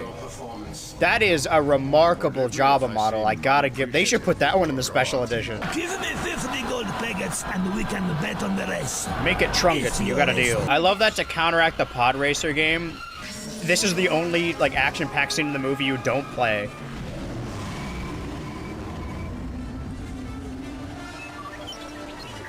Should I be seeing something right now? It was. What does Anakin really mean? Who the fuck is that, Mr. Plinkett? Who is this? They're really going out of their way to not show us any of this pod racing footage. Listen, if you want to watch pod racing, play the goddamn N64 game. Come along, Anakin. Your destiny awaits. Time to leave your mother. Anakin is a special boy. Yep, sure is.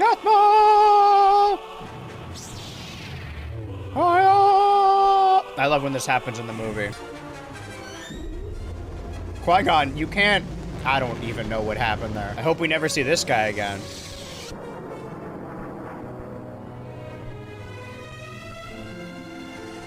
Finally, Obi-Wan gets to rejoin the movie. This looks so different. Like, almost entirely different. Kariskin? Do we get to play as Queen Amidala? Or Captain Panaka? Please allow me to show you to your air taxi. Man, this game rocks. Oh, God. This isn't even... You can't even play this section. You couldn't make it move a little smoother? Wait, what? Queen Amidala's plea to the Republic Senate has been in vain, although Supreme Chancellor Valorum has been removed from office and Senator Palpatine is poised to replace him. The Senate can take no action against the Trade Federation. Frustrated, the Queen has decided to return to her planet. Jedi Council, meanwhile, has denied Qui-Gon's request to train young Anakin. While the boy's future remains uncertain, they may need to duel over his fate. Having convinced the Gungans to aid her people, Queen Amidala and her loyal followers plan to infiltrate the Theed Palace, where they hope to capture the Trade Federation Viceroy and bring an end to the conflict. Sorry, is this how the game ends? They don't show you the ending? Or no, why'd they... Is the rest of this made up? Like, oh, we didn't get the ending of the movie, so this is gonna be fan fiction now. Gang's all here. Gotta say, we haven't heard the droids speak at all, so I don't know if they nailed down what they sound like yet. This is basically how it goes. Oh, there goes Anakin. I don't know who's speaking. Boy, I hope they show the scene where they all use the grapple hooks. No! Die, Jedi. Killed your master. This is more lines than Darth Maul has in the movie. You're injured. Injured? Yes, my Padawan. The Sith has struck a mortal blow. Don't speak that way. You will survive. It is my time, Obi-Wan. Soon I will become one with the Force. But, Obi-Wan, you must promise me. Anything, Master. Obi-Wan, you must train Anakin. But what is the Council's decision? Skywalker is the chosen one. Use all that I have taught you to train him. Yes, Master. I swear it will be so. Good. Obi-Wan, you are no longer my student. You have become a Jedi Knight. This shit does not happen in the movie. We set free! Oh, they got the blue one even? I do love that Yoda. I gotta say, like, that's weird. As weird as that scene was, I feel like it would have been way more impactful. Like, I know it's goofy that Qui-Gon has, like, last words before dying. Like, he says a whole monologue before he drops dead, but I feel like that would have been more impactful if Qui-Gon said that. This game might be better than the movie. Ba, ba, ba, ba, ba, ba, ba. Get one 3D model. That's awesome. Hey, look. Queen Amidala Padme, great a lot. Ooh, guess who knew it? Do I know anyone else here? Well, I may have lied a little bit, okay? I couldn't get the game to work. I did technically see everything in 24 hours, though. The video files will have to do. I need to scrub my computer to make sure I didn't Luna game myself. I know nothing about computers. Obi-Wan Kenobi sat hunched over the controls of the bongo, familiarizing himself with the functions as Jar Jar Binks positioned next to him, rambling on and on about nothing. Qui-Gon sat in the shadows behind him, silent and watchful. "This is nutsin'," Jar Jar moaned. All right, we all knew where this was going. Sure, there were toys and books and video games and comics. I forgot to talk about the comics. Okay, so it was a little more than a week after the pod race and the encounter with the old spacer that Watto summoned Anakin into the musty confines of the junk shop and told them he was to take a speeder out to the Dune Sea to do some trading with the Jawas. The Jawas, scavengers, were offering a number of droids for sale or trade. Some of them mechanics, and while Watto wasn't about to part with his usable currency, he didn't want to pass up a bargain if it could be had in a favorable barter. Anakin had traded on Watto's behalf before, and the Toydarian knew that the boy was too good at this. The blue face hovered close to Anakin's own, tiny wings beating madly. "Bring me what I need, boy, and don't mess up." Anakin was entrusted with a variety of difficult-to-obtain engines and guidance systems, parts that the Jawas would covet and Watto could afford to give up for the right set of droids. The boy was to take the speeder out to the Dune Sea for a midday meeting with the Jawas, make his trade, and be back by sunset. No detours and no fooling around. Watto hadn't forgiven him yet for losing the pod race and smashing his best racer, and he was letting the boy know it. "March the droids back if you can't barter," or peduncle. Who says that? "If they can't walk this far, they aren't of any use. Peduncle, make sure you don't get taken. My reputation is at stake." I don't remember him saying peduncle in the movie, but I haven't read the script in a while. Where was I?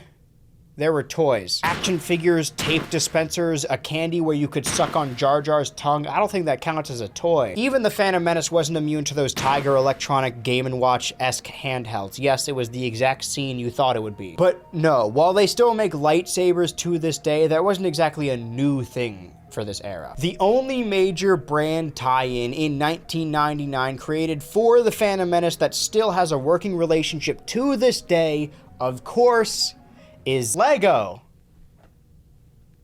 You guys ever hear about Lego? I could easily just grab the clip from the Indiana Jones video, the spiritual precursor to this one, where I talked about Lucasfilms basically saving the Lego brand. Because prior to this, Lego prided itself on not selling out to other major business conglomerates. We're gonna make the moon landing, and that's it. But like anything in this story and anything in real life, Star Wars is very lucrative, and LEGO needed money. Ever since partnering with Star Wars and Lucasfilms in 1999, they have continued to do so, not allowing their contract to expire, and now the floodgates have been opened. DC, Marvel, Stranger Things, The Simpsons, Mario, Portal, kind of. We never got an official set.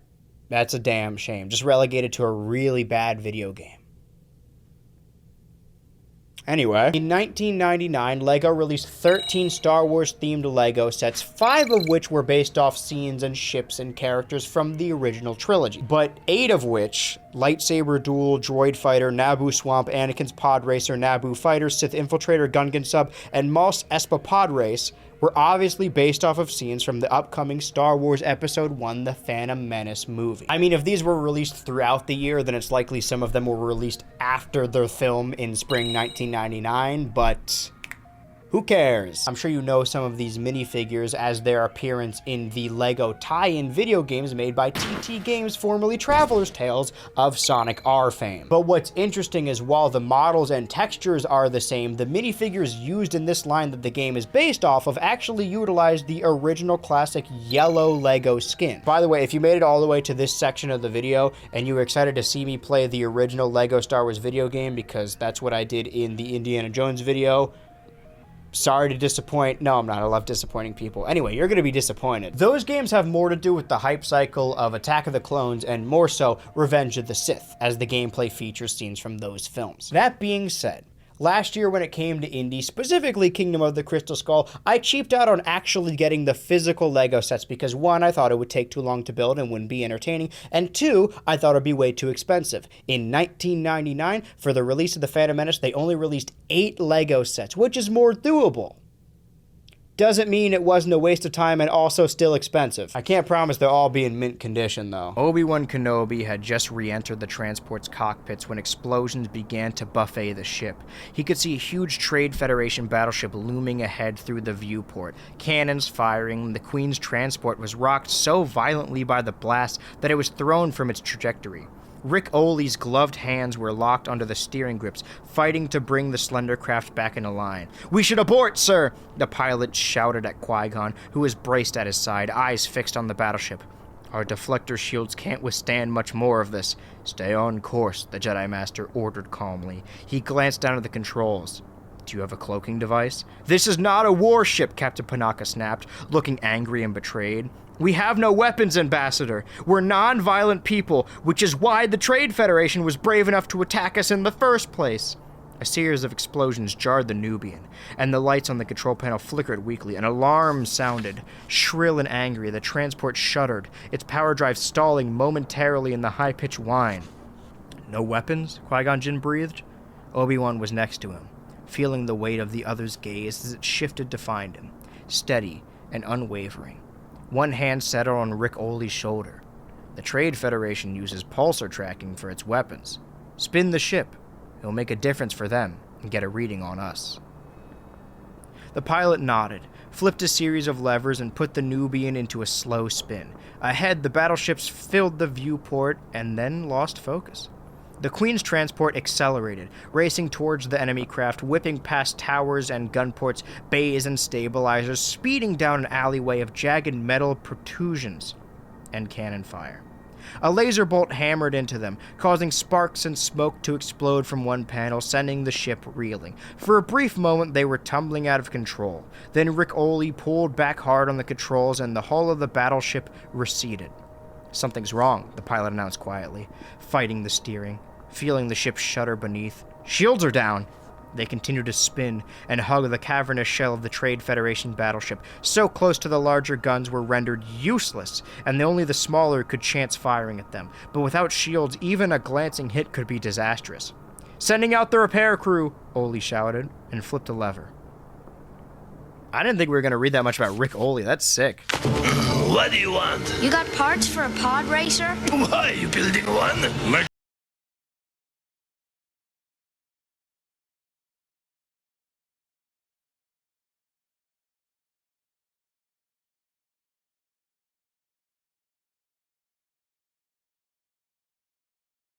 If you win, we split a 50-50.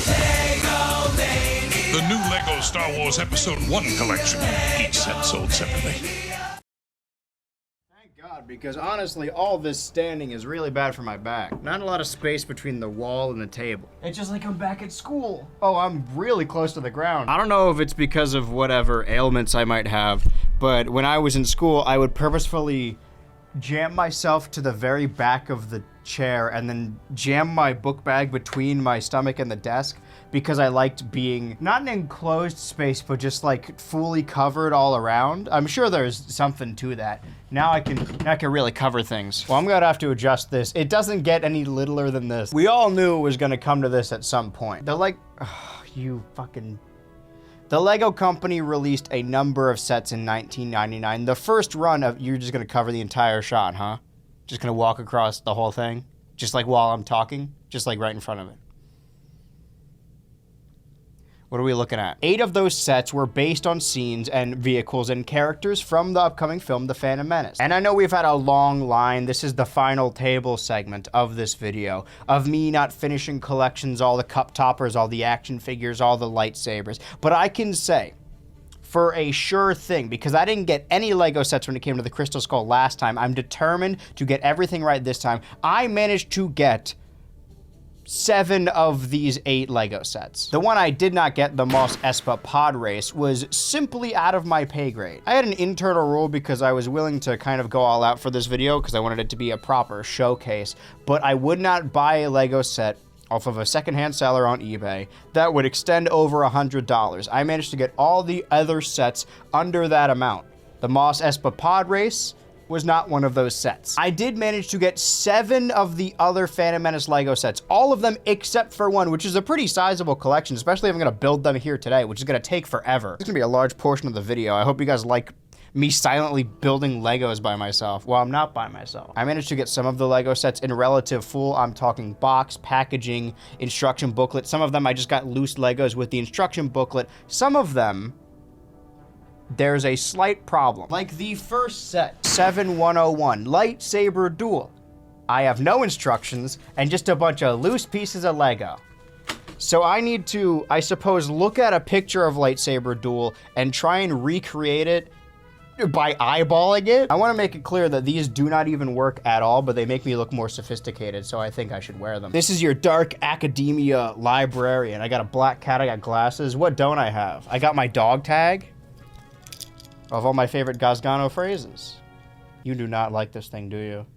Here, give it a good smell, because I'm going to be wearing it all the time. I'm going to shower with this thing on. I don't know if it breaks continuity for me to have my phone, but, you know, the cat already breaks continuity. So let's take a look at this. You're probably looking at the image right now. Qui-Gon, yellow skin Qui-Gon, because before the release of the Lego games, or I guess what the Lego games changed, is the original Star Wars sets for Lego. They didn't have characters that didn't have the generic Lego yellow as of yet. So for the Lego Star Wars video game, they changed the skin tones of the characters, but still modeled them after the original minifigures of this line. It's also really funny that, again, rewatching Phantom Menace, they use grappling hooks on their gun one time in one scene for like a couple seconds, and then because of that, every subsequent Lego game, every character with a gun can grapple. Like, why the fuck does Han Solo have a grappling hook? Okay, well, I'm gonna ask you to not eat these pieces, baby. Let's assemble the minifigures first. I think you're kind of ruining the shot, Don. Because, don't eat the Lego piece. Qui-Gon hair, Qui-Gon head, Qui-Gon Jinn. Do not eat his hair. Oh fuck, he got impaled. You rebar through his leg, like that one guy. How the fuck do I get this out? Where the railway track went through his head and it made him smarter. It will be nice to have an official Darth Maul minifigure that's modeled after the one, because I have nostalgia for the Lego video games, but I don't think I ever actually had any Star Wars sets. I can assemble these minifigures at the very least. Can you go anywhere else that isn't perfectly covering where I'm building? What if I build back here? Can you guys see this? Not really. I don't want to move you because I'm glad you're here, and I also know you're just gonna jump back up on the table anyway, but I don't think I had, now that I think about it, I think the only Star Wars set I had as a kid was the Luke Skywalker and Wampa set, because I remember having the Lego Wampa, and this really popped the boys, made all the friends laugh. When I went to Legoland for my friend's birthday, I made a minifigure that was Squidward, except he was dressed like a Jedi and had a red lightsaber. That was the height of comedy at the time. Lego Qui-Gon. Lego Darth Maul is next. See, the minifigure parts, that's easy. That I can get down. It's the rest of the set. This set actually doesn't look that big. I wonder how big this box was, because I mean, there's not a lot of stuff in here. I'm knocking these out really quickly, but again, this is 1 of 7, so. You know what else I just realized? This is not a dual-sided lightsaber. This is where the radio tower goes, I suppose, so I need these grates. Okay, this one, reverse engineering, won't be that hard. Holes go on the corner, so I'm narrowing down the pieces. Don, you really gotta move, baby. Don't know which parts of these. This is part of the ship. I think as is this, and that's part of it. There's like a... That's part of the ship. So my plan right now is to, just by looking at the image... How do I make the tube? What's the tube made of? Well, maybe I should build the ship first, because that one doesn't look super complicated. There's a long gray piece. Oh, I forgot to put both their capes on. I should switch their capes. Wouldn't that be a funny switch up? Oh, one of us is gonna have to change. I like that. Again, you could get this Lego set prior to the movie coming out, and you see this set, and you see the trailer, and you think like, oh man, Qui-Gon and Darth Maul are gonna have such a huge feud in this movie, right? They're gonna constantly get under each other's skin. They're gonna set it up. They're gonna be the new big rivals. And Qui-Gon, don't eat that. Qui-Gon carries, and Darth Maul, stop it. Darth Maul has 2 lines. Okay. What are we doing here, bro? Are you gonna be normal, or are you gonna eat plastic?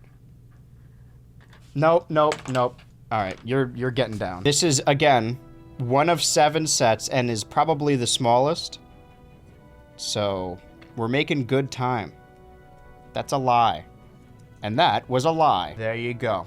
Do not fight quite yet. I'm gonna try building this ship. There is a long gray piece that is about as long as this. No, we need a brown piece right there. Now we're fucking getting somewhere. I think I just built the ship. No, hold on. I cut my nails right before this. Okay, I need to have the hook facing upwards like that, so then I could have that bit there. There we go. And now if we're gonna model it after, sorry, Qui-Gon. We're gonna model it after how it looks in the little poster. Is it too high? Does he need like a booster seat? All right, there we go. And they can fight each other. It always kind of looks, I don't know if you can see this, the little bubble inside the green lightsaber, because it looks lime green. It looks edible, but that's not really a high bar for me. So I'm looking close into this thing. I think, oh fuck. So I'm just gonna freeball this and hope it looks good. I'm sure it will. I think we're all right. I didn't think about how I'm going to attach the grates. Oh, I used the little arms. Okay. Gray and sand color, eggshell, cream. Okay, that makes it a little easier. Because I saw all these little pieces and it seemed very daunting. But now it's making more sense. With relative ease. I think we just might have some extra pieces. We're also missing a... Oh, no, we're not. No, I'm not. Do not, I know it looks tempting, or you go in that hole. That's gonna have to be close enough. Okay, so the little divot extends down. They all have little divots, okay. My mind is playing tricks on me. This needs to be taller. See, the issue is, this grabber grabs the second from the top. This grabber also grabs the second from the top, but now they're overlapping. Can you see any of this at all? The ones that look like legs? Severed legs. Lego people live in a Lego house. Imagine if you walked into a house and it was made of skin. Something to think about, you know? A lot of you watch these videos to go to sleep, so I hope you doze off just thinking about that and it permeates your dreams. Oh, I should alternate gray and brown, right? No, you know what? We're doing too much. Simplest is always the best way to go. Best course of action. Okay, now put these on the edge. And we got some extra pieces that we can go eat later. Save those in case we need them. Let's try and recreate this image, right? Qui-Gon standing here, leg forward. I can't do that because he's gonna fall over. Darth Maul riding in, kind of at an angle where you could see both, and then this in the background, right? It's tilted up a little bit, action shot. But okay, now put them side by side. You know, neither of these shots are really a good angle of this. So that was set 1, also known as set 7121. Sorry, 7101. Guess what's next? 7111, the droid fighter. This one also does not have an instruction manual, but when I got the baggie from eBay, it came like this. So I think I could probably figure this out. In one foul swoop, I'm just gonna... This was supposed to be really fast, but I'm fumbling. I'm nervous. My knees weak, arms are heavy. I'm clammy.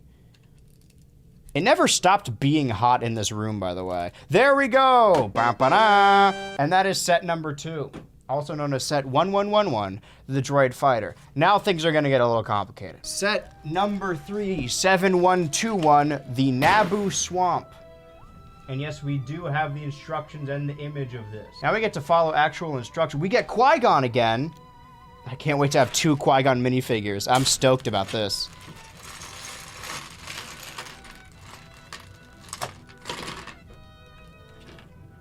We get a droid too. This is all I could have ever wanted. I've always wanted a Lego of the droid because I love the way it's built.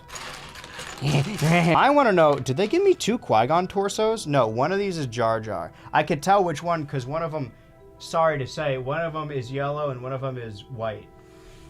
Is Jar Jar white? I want to know how similar, don't roll away, these Qui-Gon minifigures are. There's his cape. Well, let's get the Jar Jar pieces separate as well. And the droid we might as, because these are the first things we got to build. This is really for me more than it's for anyone else, you know? Did they give me 2 droids? This cannot be entertaining to watch, but I hope my excitement is palpable because I care about this. They gave me a lot of guns. Unless I give Jar Jar a gun. I don't think we should be giving Jar Jar a gun. They have so many fucking guns. There's your lightsaber. Where are your pants? Honey, where are my pants? There's his hair. Sorry, here's your cat. All right, well, I don't think I need anything else for Jar Jar.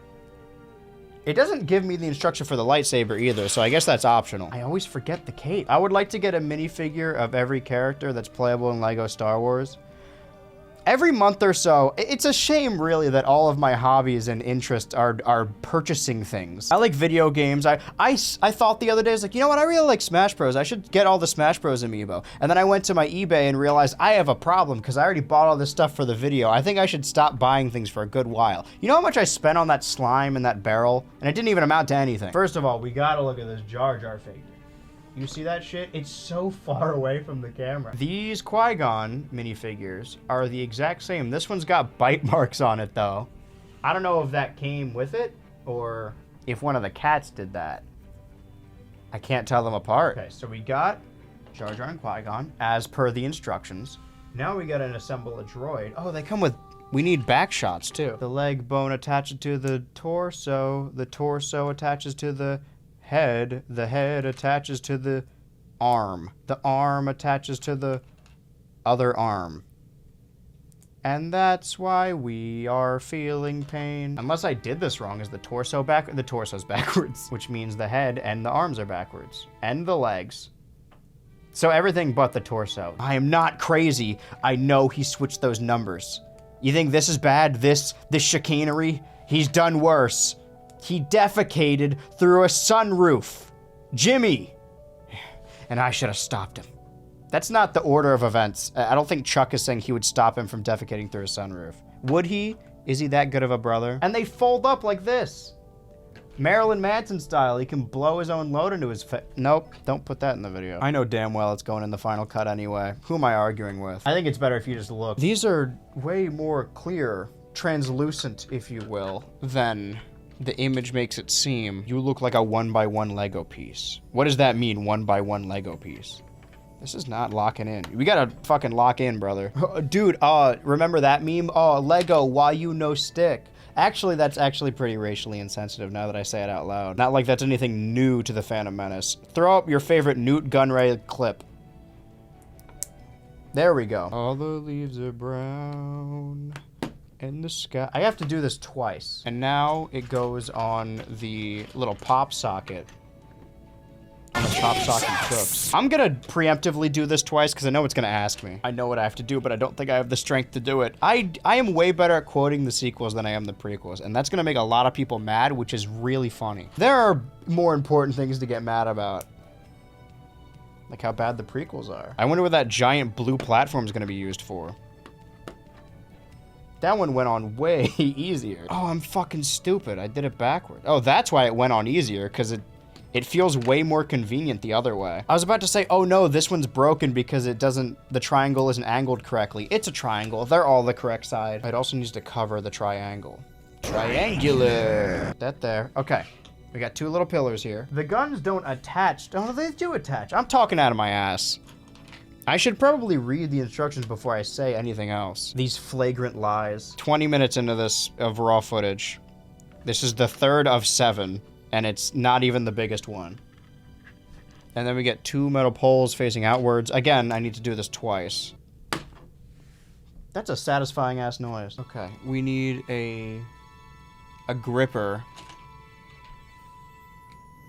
I don't want to be a smelly grip. Lock that in. Okay, now we're making a heavily armed vehicle. I just got to do that twice. There's a lot of greenery over here. There are metal poles. Menopause. There we go. You got to stop saying things, brother. This keeps happening. You think I would learn at a certain point to stop doing it? I keep wanting to say buddy and brother at the same time, so I keep saying brother. Or when I try to say bud and bro, I just say brud. We got to bring brud back. If I just force it hard enough and keep misspeaking, we can make it like the ultra lexicon. It expects me to do this by myself. I can't. Okay, well, that's why it gives me extra guns, right? So I could put one on each side. How does the droid connect to this? They're kind of like blunderbusses. Like, they get big at the end. So they're like loudspeakers. I like putting it like this, because then it looks like it's pulling him along. I fucking love the droids. I don't love the prequels, but I will defend the droids in my life. That's what I did in the last Star Wars video. I said that droids deserve rights, and people got mad. Okay, long blue platform. This is what I live for. Another brown. I'm gonna brown. What? I'm shitsing. Now we're raising the stakes a little bit. No substance, no commentary. Just having enrichment time. I've managed to trick everyone into making this my job. All the leaves are green and the sky is green. I went for green on a winter's green. I went on a sus day. I'm losing it, man. We are not even halfway. I'm getting faster. I'm sweating, so I don't know if you could see it on camera. These lights are too bright. I was looking at the light. It's fucking distracting. And now we connect the little guys. I'll show you my finished product when I'm good and ready. When I'm good and plenty. They say it's unbecoming, but I'm becoming all the time. I was gonna say mom and dad don't watch this video, but there's no way they made it this far anyway. And the clam, of course, can't forget the clam. I have never seen any other Lego pieces like this, by the way. It barely constitutes, it's like a long stringy, and then as a whole, they should have used these for Indiana Jones whips. You know what? They probably did. It doesn't need to be exact, but can I close the clam is the question. Not for long. The clam is not long for this world. Humans were meant to thrive. Clam meant to survive. All right. Oh, they got Jar Jar holding the clam. Wait, there's alternate builds? What does this image look like? Okay. I can stand Qui-Gon now. I can't stand his ass because now I can just lock him into the blue. All right, the clam is there. Can you fucking... You're doing too much. Boy, it's just alcohol. There you go. What is... Lock in. There you go. Step back. Perfect. Jar Jar's gonna do his little run. It doesn't need to follow it exactly, but I want to put them side by side so you could see how well I did. We'll do a tracking shot later. So really none of this is usable footage anyway. I'm gonna delete this. Put that there. Now show the image next to it. Okay. Name of a Star Wars character. He's dead. I believe the name I was looking for was Babu Frick. I said earlier that my favorite parts of Star Wars are the creepy little critters that just kind of blend into the background. I was not being facetious. That's for real. I think we kind of, although I do like the modern stuff more than I like the prequels, I don't love any of it.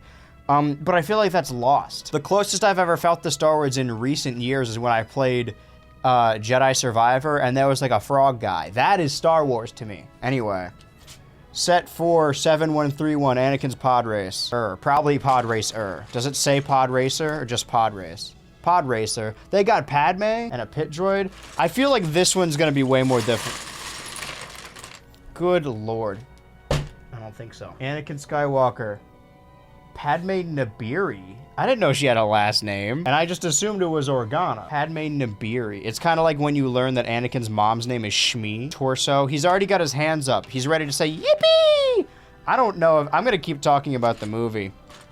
Anakin says yippee way more than I remember him. It's a kid actor, you know? And when you tell an actor, a seasoned actor, like, hey, do an exclamation or whatever, they know what to do, right? They know how to make it realistic. But if it's a kid, you got to tell them directly. It's like, I don't know, be excited, say yippee or something. George is like, can you say yippee? And then he says yippee. And then every time Anakin turns his face away, I just turned my face away from the mic, turns his face away from the camera, they dub in another yippee. Like they try and sneak in as many yippies as possible. It's like the new Wilhelm scream. Andrew, throughout this video, try and sneak some Anakin yippies in there. In Fortnite and Cola, yippee! There's too many pieces, man. There's Padme's head, unless Anakin Skywalker has lipstick. I'm gonna feel it out. These are not pants. Honey, where are my pants? I don't know what this is, but it's already bent. Oh, this is probably like the chariot part of the pod race. Do they have a Gazgano figure I can replace Anakin with? Well, we can at the very least finish the Anakin figure. Oh, he's got little freckles. I would hold these up to the camera, but again, you are far away. He is not shorter. Like when you play the Lego games, he's like a shorter guy, like one of the Ewok figures, but he's like the size of Padme. And I suppose the size of Jar Jar and also the two Qui-Gons, the Qui-Gon brothers. George already did his special edition. I would like to re-edit the film to make it my own, the People's Joker style. First notion of business, I'm gonna delete Obi-Wan from the movie and instead just put two Qui-Gons. I think the movie would flow better like that. There's pants. Oh, but these are black. Oh, they lied to me. Oh, he needs goggles. What's your favorite actor from the new Fallout show? Mine's Welder's goggles. Let's start building and then find the goggles. Anakin, Padme, you guys go over here. I'm sure nothing weird will happen. We need two brown. I'm shitsing. Now I'm remembering why there's the goggles. I'm remembering why I decided not to build Lego sets in the Indiana Jones video. But in my defense, the difference there is that I was beating 2 to 3 games. All right, I'm gonna OCD this real quick.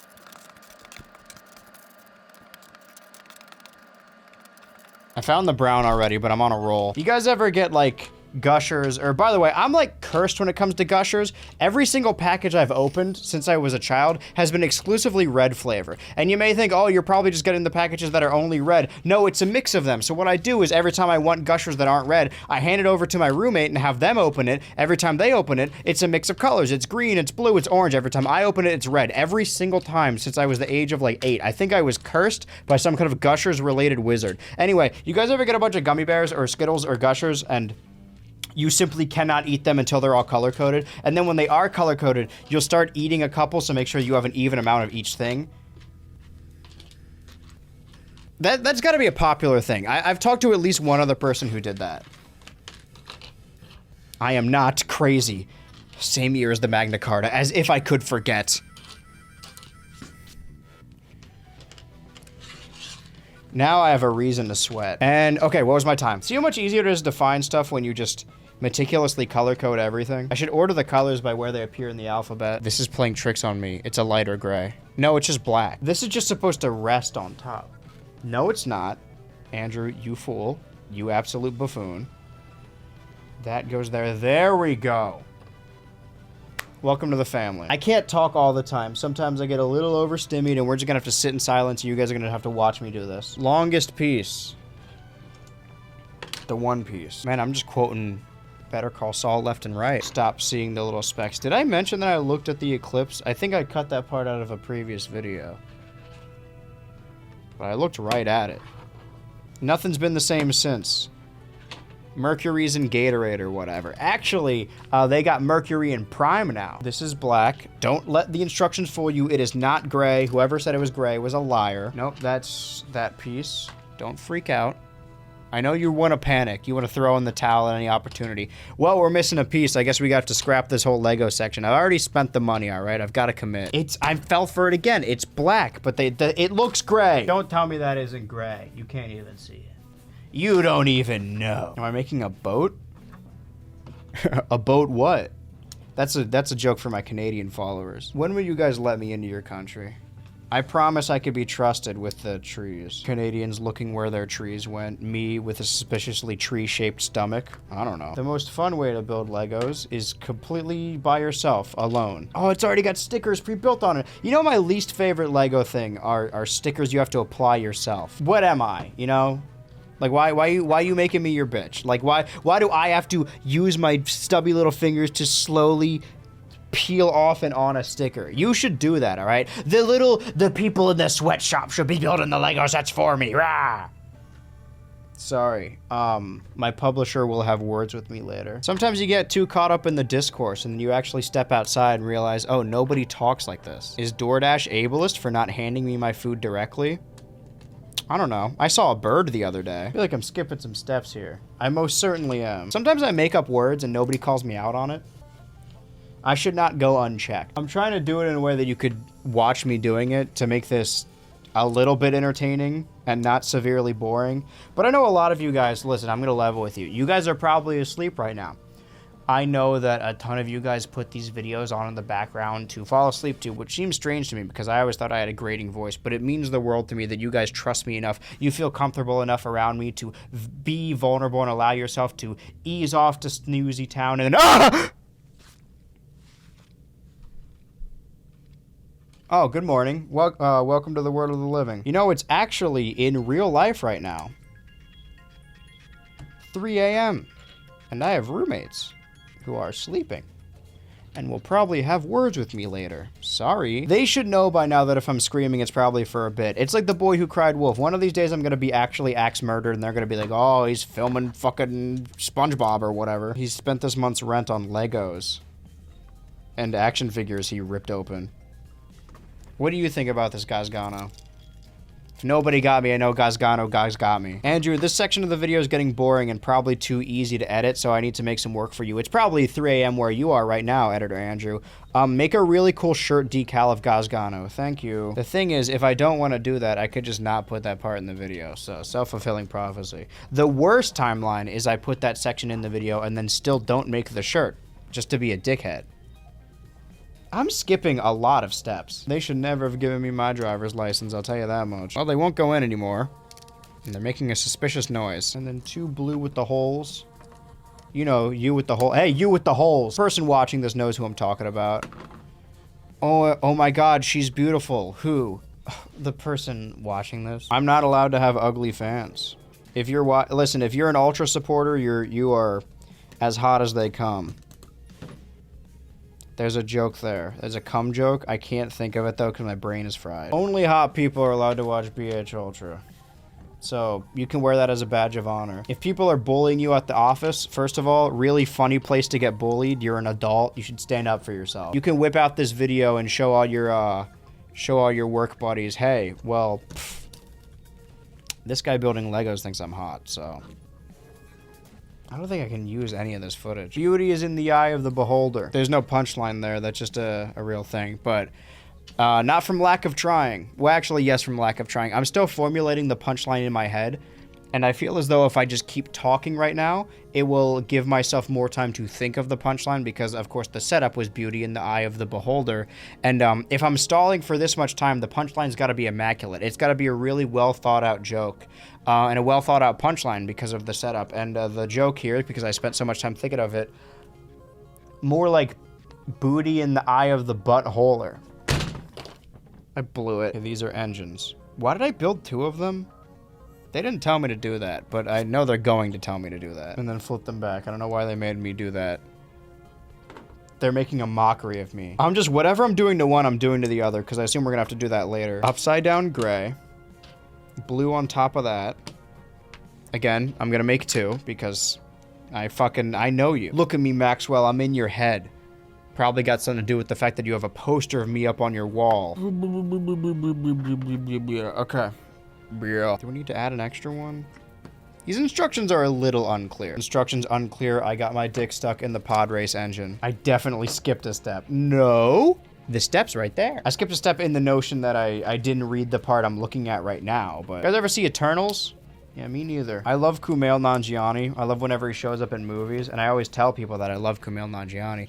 And whenever I say that, people ask, like, oh, what do you like him in? And I don't have the heart to tell them it's fucking Dan Harmon's live show podcast. I like him in Adventure Time. I saw the new Ghostbusters. I guess this is as good as any opportunity to talk about all the movies I've seen this year, because I'm not talking about fucking Star Wars for some reason. Oh, there we go. Okay, now this is becoming a pod race. Why would I even need the Mos Espa pod race thing if I already have this? Okay, now it's telling me to build the same thing again. I'm already ahead of the curve here. Put another one in these grabbers. This doesn't look right. Like, we're almost out of stuff, and it kind of doesn't look like a pod racer. Unless this, like, cream part is supposed to be translucent and it's invisible.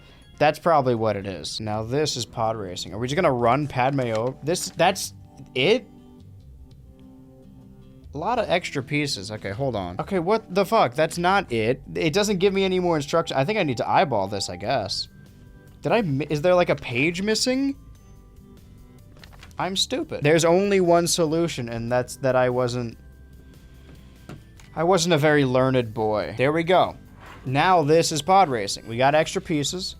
Good to have just in case we need a bunch of red. Padme is over here with her arms outstretched by the racing pole, and the Pip droid is running away.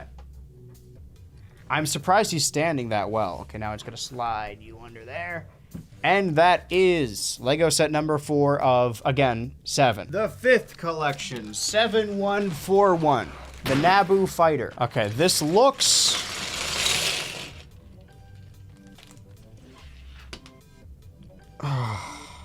Even if I color code it, it's like 70% yellow. Take a look at this. There's that Naboo Fighter. What minifigures? Is it just droids? Then why are there pants here? Whose pants are these? Oh no, there's Anakin and R2. Building Anakin and R2. Okay, well, I found the pants. I never find the pants early. Not this early. Let's... Can you still see it? You can certainly try. I need that orange piece that helps to remove stuff. Oh, no I don't. I'm a liar. Droid head? Ain't nothing better in this world than droid head. I don't know what's gotten into me today.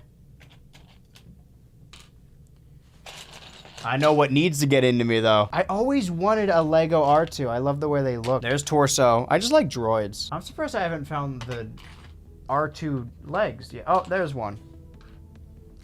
Actually, I'm not surprised because they're the exact same color as the table. Let's assemble our little... Wow! Fucking Lego R2. I've always wanted one of these since seeing him in that video game. Where's your front, baby? Look at this fucking guy. Astromech. Is there a difference between these Anakins? I don't think so. They're both human height. But it's like, I know you guys are all weird, lonely freaks. So you're watching this video, not to get parasocial, because I don't like you or know you. But, you know, you're watching this. I'm just excusing how nothing's happening right now. Being like, oh, you know, it's like catching up with an old friend. You know, I'm gonna watch this video of this, this guy building Lego sets, and it's like I'm really there. What a sad life you live. I spit on you, loser. How are they gonna... They're gonna need to hold their guns sideways. That's how you know they mean bit. Okay.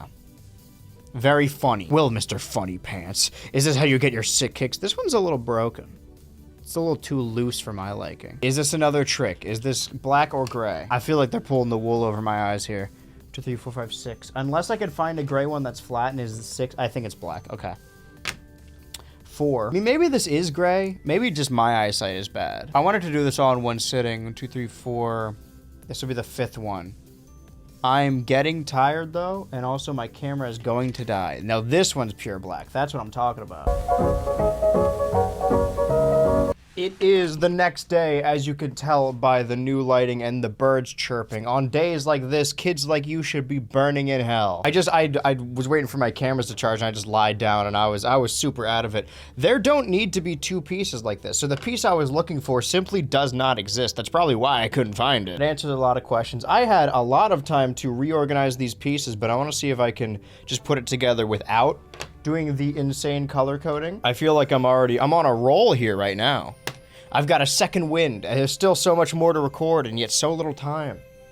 I fear that this video may never come out, at least not in May. If you're not seeing this in May, then I have failed. Okay, the one that has a texture on it. Again, a sticker I don't need to put on. The instructions don't really tell you, like, what pieces you need to use. And then this part's gonna be covered. This is really just for our eyes only, for our entertainment. We know the engine is in there, but nobody else is gonna know that. It'll just be our little secret. Oh, I forgot about the whole Naboo ship part. This isn't even part of the ship, because it's only attached, this bit right here, maybe it's intentional. It goes up like that, right? Detachable.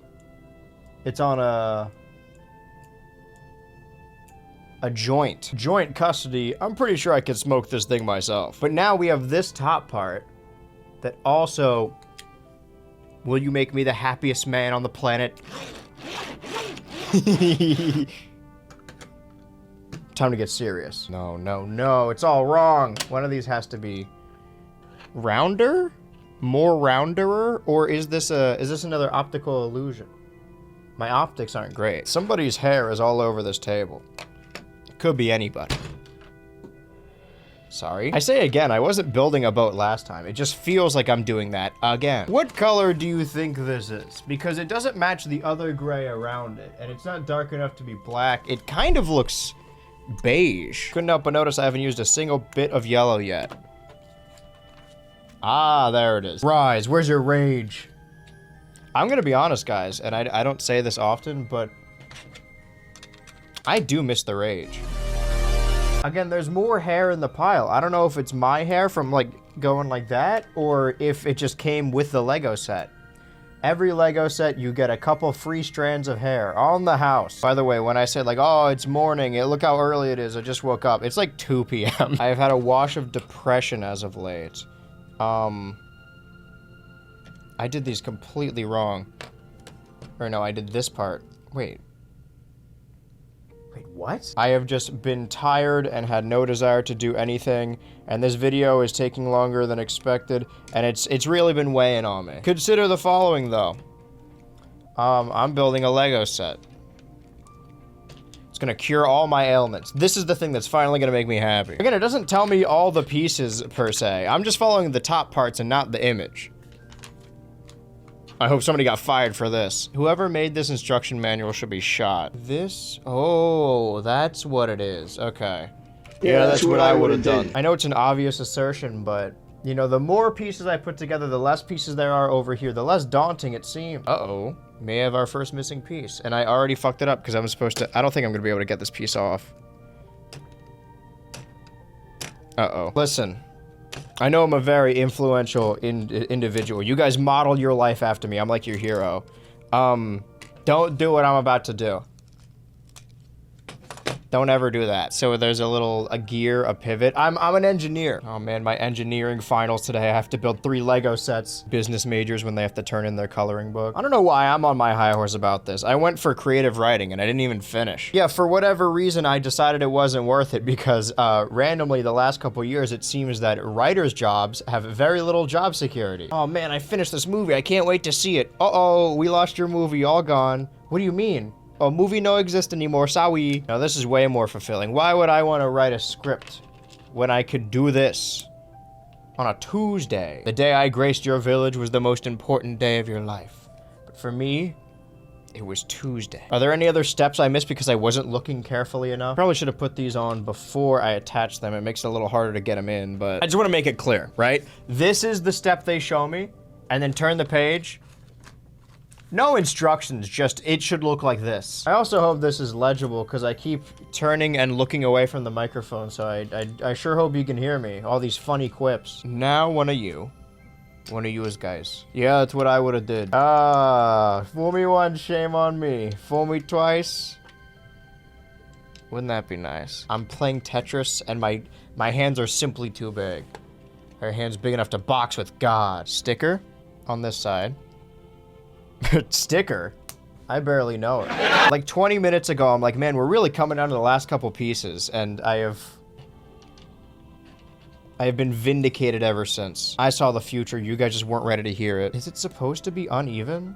Like, should it look like this? I don't know why I'm asking you. What do you know? It's suspiciously not showing this other section. I imagine I do this exact same thing twice. Ooh, who would have thunk it? You know you're putting your spaceship together correctly when there's a little bit of give, you know? You want your automobile to be a little bit loose. While you're driving it, you want the whole thing to shake and you want the doors to fall off. I'm practicing for my job interview at the Tesla company. You guys wouldn't last a day in my Rafflecopter. That's all I'm gonna say. I did it backwards. I could just switch this part, right? In theory. Hey, but that's just a theory. If the job of the Tesla company doesn't work out, I'd like to throw my hat in the ring for, game theory. I'll have you know, they call me the MatPat of total drama. Against my will, but they call me that nevertheless. Oh, I'm gonna have to use my teeth. No, I'm not. No, I'm not. You stoos. What's 9 plus 9? 20. What is wrong with, how did I fuck this up? Should be gray on the outside or gray on the inside? Did I have it correct the first time and then I just made it worse? Or is it like when you're trying to shake hands and one of you uses your right, one of you uses your left? Like no combination is correct. Wait, what the fuck? This is actually blowing my mind right now. Wait, what the am I trying to rub my tummy and shake my head or whatever the thing is right now and I just can't? I have no executive function. Now attach that. What the fuck? This is gonna ruin my fingers. Oh! I thought getting some rest would, some well-deserved shut-eye would help, but it did not. Okay. Good lord, that took forever. And then I believe we put our Tui, Europe, right in his floppy slot. Now it wants me to turn it upside down with both the boys inside it. He won't stick. They did the fake out with killing C-3PO because they thought they would have a stronger emotional reaction because like he's a character that can actually talk and it's the only other one they haven't killed.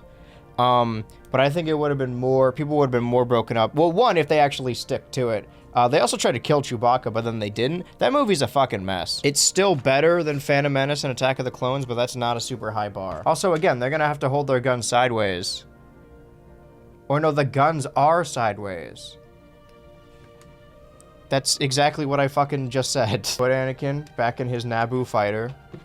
I'll try spinning. That's a good trick. You know he doesn't say neat trick. Again, rewatched the movie. He doesn't say neat trick. He says good trick. I've been lied to. We've all been lied to. All right. Oh, I was gonna say, oh, it's nighttime outside, but no, this is when he's in the fucking space donut. Okay, where he blows the droids up. That makes sense. I won't stand for this. Okay. Separated over 3 bags, the 6th set 7151 Sith Infiltrator. This. It's gonna kill me. None of these sets have dual-sided lightsaber Darth Maul. You could build a crab or a bird if you want. I don't have time to fuck around. Oh, there's a baggie inside the baggie. It's all the Darth Maul pieces. That actually, you know what? Maybe we should keep these separate. Wait, no, there are 2 reds. I don't know if it's intentional or not, or if it's a misprint, but I'm giving this guy his double-sided lightsaber. Now I got both versions of Darth Maul. 1 lightsaber and 2. And the fucking thing he's riding is the same thing as the thing over there. I just gotta build it again. All right, let's pop this baby open. Build Darth Maul. Got it. Actually, they might just be separated by color. Which does make my job a little easier. Sorry, microphone. I'm a dump all the pieces on the table kind of guy, you know? Cards on the table. It seems like whoever packaged these, though, left it relatively color-coded for me, which I appreciate. It takes all the fun out of me color-coding it, though. My favorite activities are playing around in Microsoft Excel, alphabetizing my portfolio, and doing my taxes. I'm here to eat blue and kick gray, and I'm all out of gray. 1, 2, 3, 4, 5, 6, 4 by 6. Whoa, we're speeding through this. It kind of feels like a stream where like, oh man, I just realized I'm not talking, but it actually makes the video easier down the line if I don't talk for large periods of time because then I cut it down, right? So really, Andrew, you just need to fucking shut up for once. Because the same thing happens every time. I'm like, oh man, I don't think this video is gonna be long enough, and then I film it and I'm like, oh god, this is too long. And I'm also gonna be at a convention. Oh, I'm gonna be at MomoCon 2024. Should probably announce that more than a couple days before it happens, but you know what, whatever. I think this is just a printing error of like the perspective, because it's saying that there's a 1x1 with a flat top that goes there, but there's not one on the other end, so I don't think that's true. That's not true. That's impossible. Take a good listen to this. You might as well lean into the ASMR of it all. Here's the thing, I still need 2 of them, so even if this is the correct one, there's not a one that matches. There we go, there's that one. Maybe an aerial view will help. It did. That's not the one I need, though. No, it is. Oh, I just found like fucking 3 of them. Well, it was fucking one of yous. Disgusting. Okay, we're all caught up now. No, we're not. Need to buy more of these. We must invest. It sounds like I'm complaining. I actually love doing this. This is really just for me, but sometimes the videos aren't for me, and I'm just worried this one is kind of gonna be a mess of jumbled pieces. I'm gonna take a well-deserved vacation after this. There's lightsaber pieces that go in here. Oh, that's where he could put his dual-sided lightsaber. And his, radio? Do you think they listen to music while flying in Star Wars?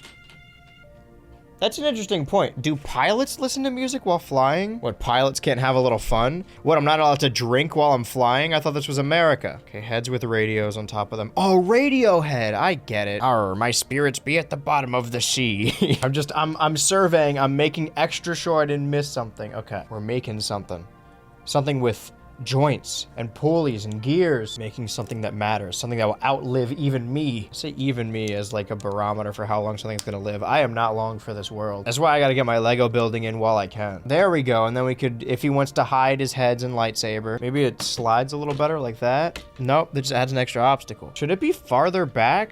Because it's only one away from being able to close. Listen, if there are pieces missing and it still runs, I'm gonna chart that as a victory. Okay, this page took a while. Wait. All right. I'm ready to move on. Instead of Squidward tentacles, they should have called them inward. No, that sounds too bad. I'm a comedian at the height of my craft. It does not close now.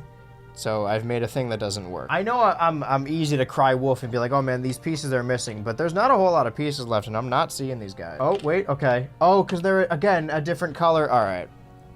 You think by this point I would get it through my skull. Oh, just the blues need to be, oh, wait a minute. These both need to be in more.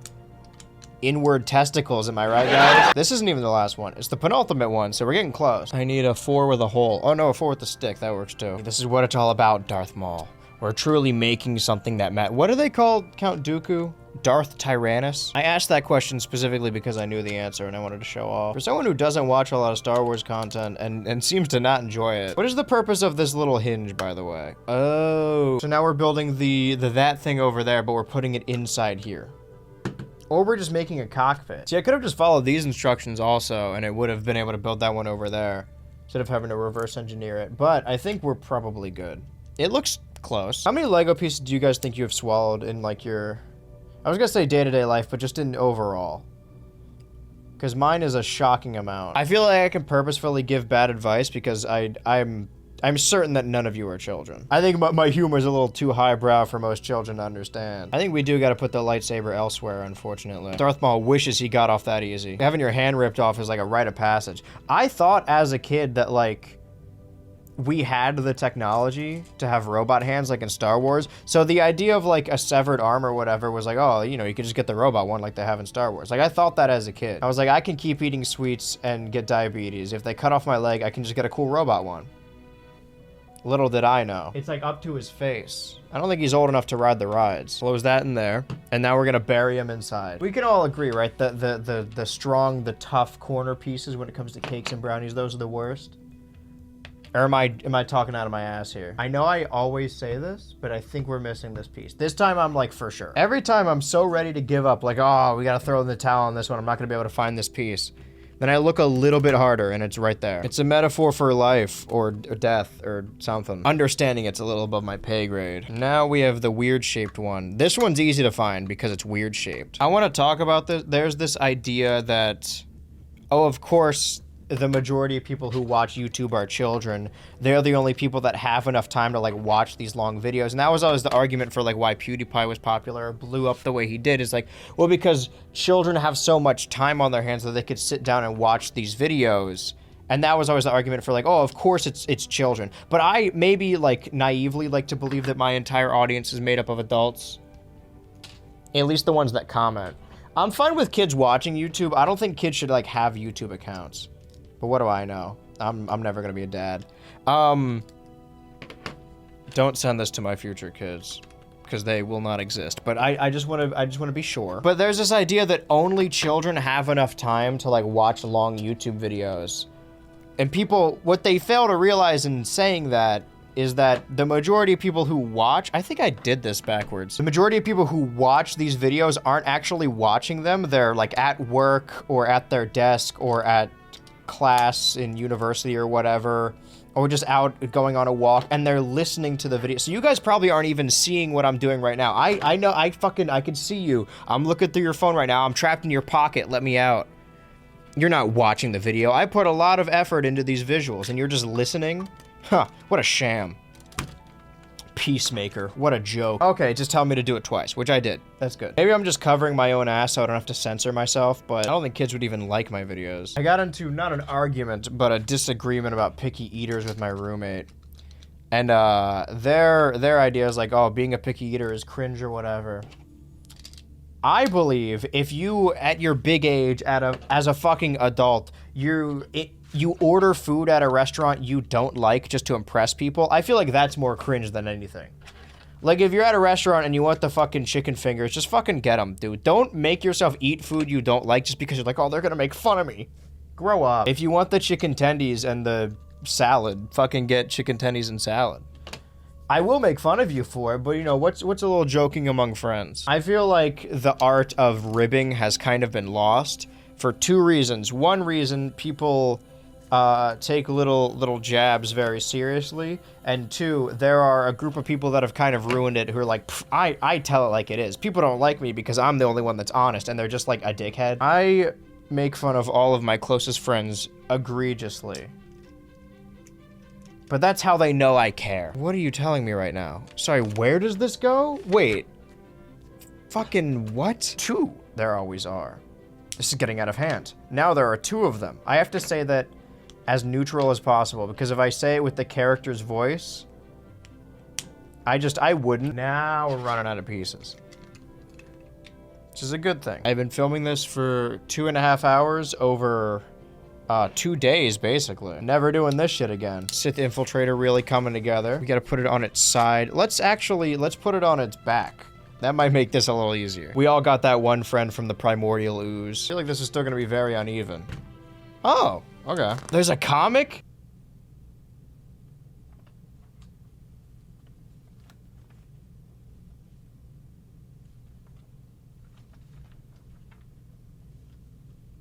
Damn, you fucking killed him. We have now completed 1, 2, 3, 4, 5, 6 of the 7 sets we have of the 8 Phantom Menace Lego sets from 1999. Meaning we have, doing the math in my head real quick, boop, boop, boop, boop, boop, one final set left. And it is potentially the biggest one. Number 7, set 7161, the Gungan sub. Augustus Gloop, a big fat greedy nincompoop. We got, I think that's Obi-Wan. It's kind of just generic Lego face. Qui-Gon Jar Jar. It should be Obi-Wan. From ages 8 to 12. Oh, fuck. Well, I think I missed the cutoff. I also like, you'll see it closer as it's rotating. The art of Jar Jar is like not a Lego at all, just like a weird cartoon guy. Building toy. I'm stalling, really. This looks very daunting. Probably should have chose the other side and not the one that's already kind of broken, but... Oh, they just put a bunch of shit inside the box, okay. Augustus Gloop so big and wild, he likes to dress up as a child. Don't you children be alarmed. Augustus Gloop... Oh... I'm alarmed. Fuck off. Oh, boy. Alright. Torso. Torso. Head. Give me the head. Cape. Blue lightsaber. God, that shit looks so edible. Let me just... You mind if I grab this? Thank you. Well, there's the green. Still missing some pieces. I know it's gonna make me build the characters first. It always does. Legs. Okay. Good catch. Oh, they got the fucking manta ray. I'm getting good at assembling Jar Jars and Qui-Gon. This is my 3rd Qui-Gon. I feel like I can do it from memory now. So all I need is one more hilt and one more cape. The hilt is a little harder to find, considering what I'm looking at right now. Aha, never mind. I lied. Let's see if I could just do these off the top of my head. Jar Jar, done. He's okay. These torsos are the same, and they both have the same cape, so really it just comes down to the head. The problems with big piles is that I just can't really tell what I'm looking at. So hold on, no, I'm not, I gotta remember this. Dark gray means black. 2 brown of the 4 brown in existence in this packaging. You know, maybe this won't be, I just looked at the gray and blue pile and realized never mind. I was about to say something, but I shall keep it to myself. This dumbass was about to say, this won't be that bad. What does he know? 4, okay, yeah. Okay, yeah, of course, yep. Sorry. I wanted to do a funny bit where I would sneeze and then chop right through it, but I think if anything was going to break, it would have been my hand. I'm what we in the business call fragile. This is not right. And the last 2 brown pieces too. 4x2. You look at the little Rolodex in my head right now. This looks familiar. Does that make any sense? Is this structure in the games at all? Make it look a little more genuine. Okay, now we don't need the green anymore. These are the last green. It simplifies the piles a little bit. I just organized them because they were all in a pile right here and it was easier to move them in different directions, but it's definitely like right weighted. Like these 2 piles are too close together and everything over here, some of these only have 2. The manta ray connects somehow to here. Okay. And the clam and the starfish, of course.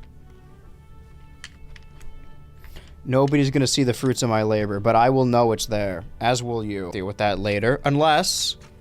Okay, no, deal with it later. If you're gonna open your mouth to say something, it better be important, Andrew, because future Andrew's gonna be editing this and he's gonna be pissed that we're just making... I'm gonna see the little dip in the audio file and be like, oh man, he's probably going on a tangent here. And then I cut it and I'm going... I can't be on the whole... I'm spending this entire section talking about how this is nearly 3 hours of raw footage and you're gonna see it and it's gonna be like 20 minutes. None of this is usable. This is the show. This should be the show we're pitching. I should do live viewer calls so people can ask me questions. I can give important life advice. Invest in doubloons. That would be my only advice. Guys, Legos are gonna blow up. I don't know if you've heard of this underground brand. It's called Lego. They're doing pretty well. I'd suggest investing. You're getting in on the ground floor. You guys ever hear about this place called Nintendo? Don't tell anybody. This is a secret if you've made it this far, but Don't bother looking for me. By the time this video goes up, I'll be long gone. And that's not, I don't mean I'm gonna be dead, you know, fingers crossed. I'm just going to be, I'm gonna run away. The concept of running away as an adult is really funny. I just don't want to pay my rent anymore. Okay, there we go, there's that. Need a 2 blue, and then 1 with like a fucking dingle hopper on it. There we go. It's a flat blue with a little dongle hanging out of it. I don't know how else to describe it. I feel like I kind of hit the nail on the head there. Once I feel like I have no object permanence, because as soon as I look over here, I'm like, okay, this is good. We got a lot of progress. And then I look over here and, oh, if something looks a little bit off color, if I make an off color comment, again, I should reiterate, these are not real at all. I'm wearing them as a prop. I'm playing make pretend. I'm a fraud. You're a fraud, Spider-Man. You guys see that movie, Dumb Money? That was a dumb question, of course you didn't. The biggest twist in that movie is when the GameStop manager takes off his mask to reveal that he was Dane DeHaan the whole time. And I'm like, oh my god, it's Dane DeHaan, it's been years. That guy was in Chronicle, and then they put him in Amazing Spider-Man, and I think it may have killed his career. I forgot what I was looking for. This, but again, right? Yeah, I feel like a monkey in a cage right now, and they're giving me colored objects to flip all around. Okay, are there any more pieces? There are. It says just Qui-Gon, but I'm not buying that. Now we put the captain in the front. He's gonna hold his lightsaber. I don't care, we got space in here. There's supposed to be a chair or something, or does he sit on the floor? To be loved is to be changed. I know some kid owned this Lego set at some point in their lives. There's no way somebody held onto it fully in the bag since 1999. But I like getting vintage stuff like that. You could tell that somebody owned it. Kind of yellow, really lime green. Semantics, Andrew. Patch, and then if we want, that's not gonna work. Let's get you out of there real quick. I'm gonna get you out of there. I'm no psychologist, but the second it gets a little bit too hot in this room, I immediately fucking lose it. Ooga. Misa Bombad. They keep saying that as like a worse version of bad, but doesn't Bombad mean good? Okay, that was my issue, is I was trying to tilt it the whole way, but this doesn't turn at all. Not enough of you guys watch Freddy Got Fingered, and it shows. You guys see the latest episode? I can't believe they killed Bluey. Sorry, spoilers if you're not in that arc yet, but... Well, if this is light gray and it's lighter than that, then I think it is white. 1, 2, 3, 4, 5... There's no way it's 9. Okay. Mine is playing tricks on me again. They're trying to get me to slip up. Forgot the whole long piece of it all. Something tells me I'm gonna have to do this twice. Maybe I should be doing that preemptively. Never mind, it's gonna tell me to do so. Damn it, no, it is gonna make me do... I could have cut this time in half. I mean, it wouldn't have been. I would have been doing the same thing again anyway. I just would have been doing it twice. I'm trying to slide this in without breaking everything, but... Let's take this off for a second. Let me just slip that off you. That's the only... That little divot there is the only thing holding this shit together. I'm the only one keeping this family together. I think we might be on the precipice of finishing this.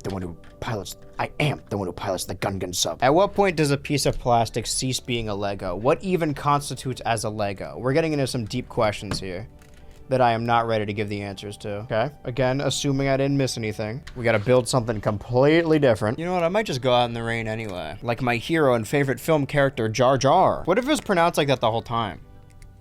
Or it was Jaja. La la, la la, la la la. Could've sworn I just saw a goblin outside my window. That sounds like a joke, but I think I'm actually just like...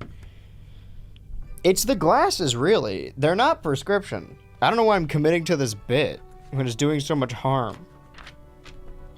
First of all, do no harm. I get the feeling I'm gonna make 2 of these. I'm gonna make another one of those too, so no need to get ahead of myself. Put 2 orbs, or circles, if you will. What the fuck are you saying? Make it make sense. I'm sweating, dude. I know it smells crazy in there. I didn't do this right, but I can just turn them around like this. There's only one of these, so either this is an incomplete set or we only need to do this once. All right, I'm only gonna do this once, so pay attention. Nice. Aha, I put it on top of here, that's why. Wondering why it was looking weird. Okay, and then connect the tubes. Of course, the tubes are the most important part. I realize now as the cat is standing down there and staring at me that I have created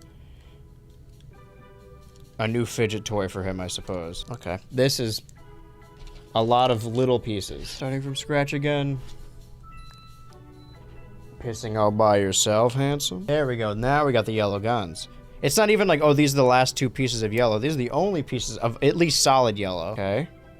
And then put the propellers in here. Would you guys say you're pro or anti-pellers? This is not gonna fit. Oh, that's why. Ooh, got him. Caught me square. Longer on that side. Okay, yep. Doing great. This is going, we got no problems at all whatsoever. Qui-Gon one. Also, wait a minute. Is that where the anchor goes? Was the anchor supposed to go in here the whole time? Oh, it attaches there.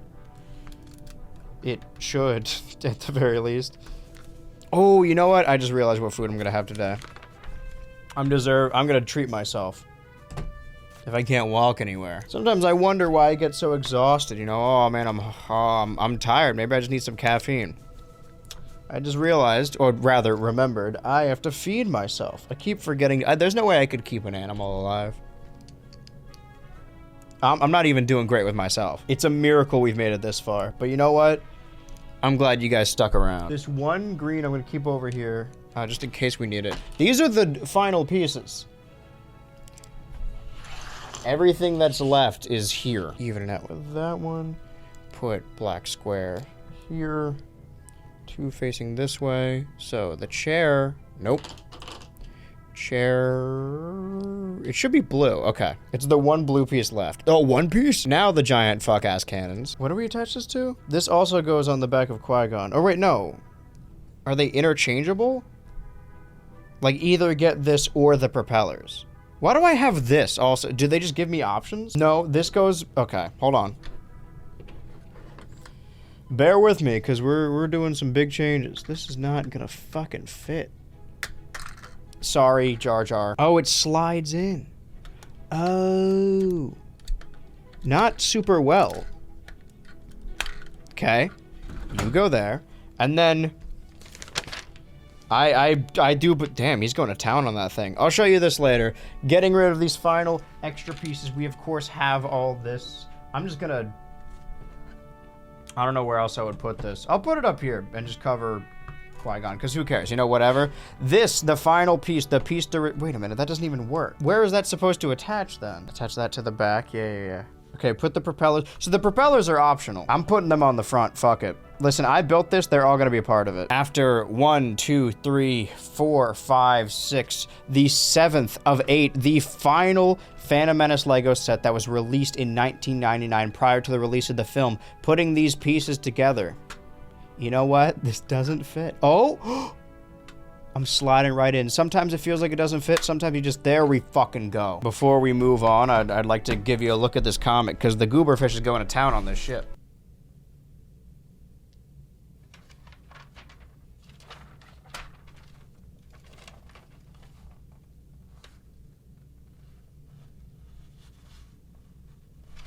That scene doesn't even happen in the movie. Well, it was nice while it lasted, right? I don't know when the next time we're gonna see this white table is, but we have created a wide array, a rogues gallery, if you will, of Lego sets that you are probably seeing spinning on the Lazy Susan. Once I finish them, I need to film that part. I need to remember to do that.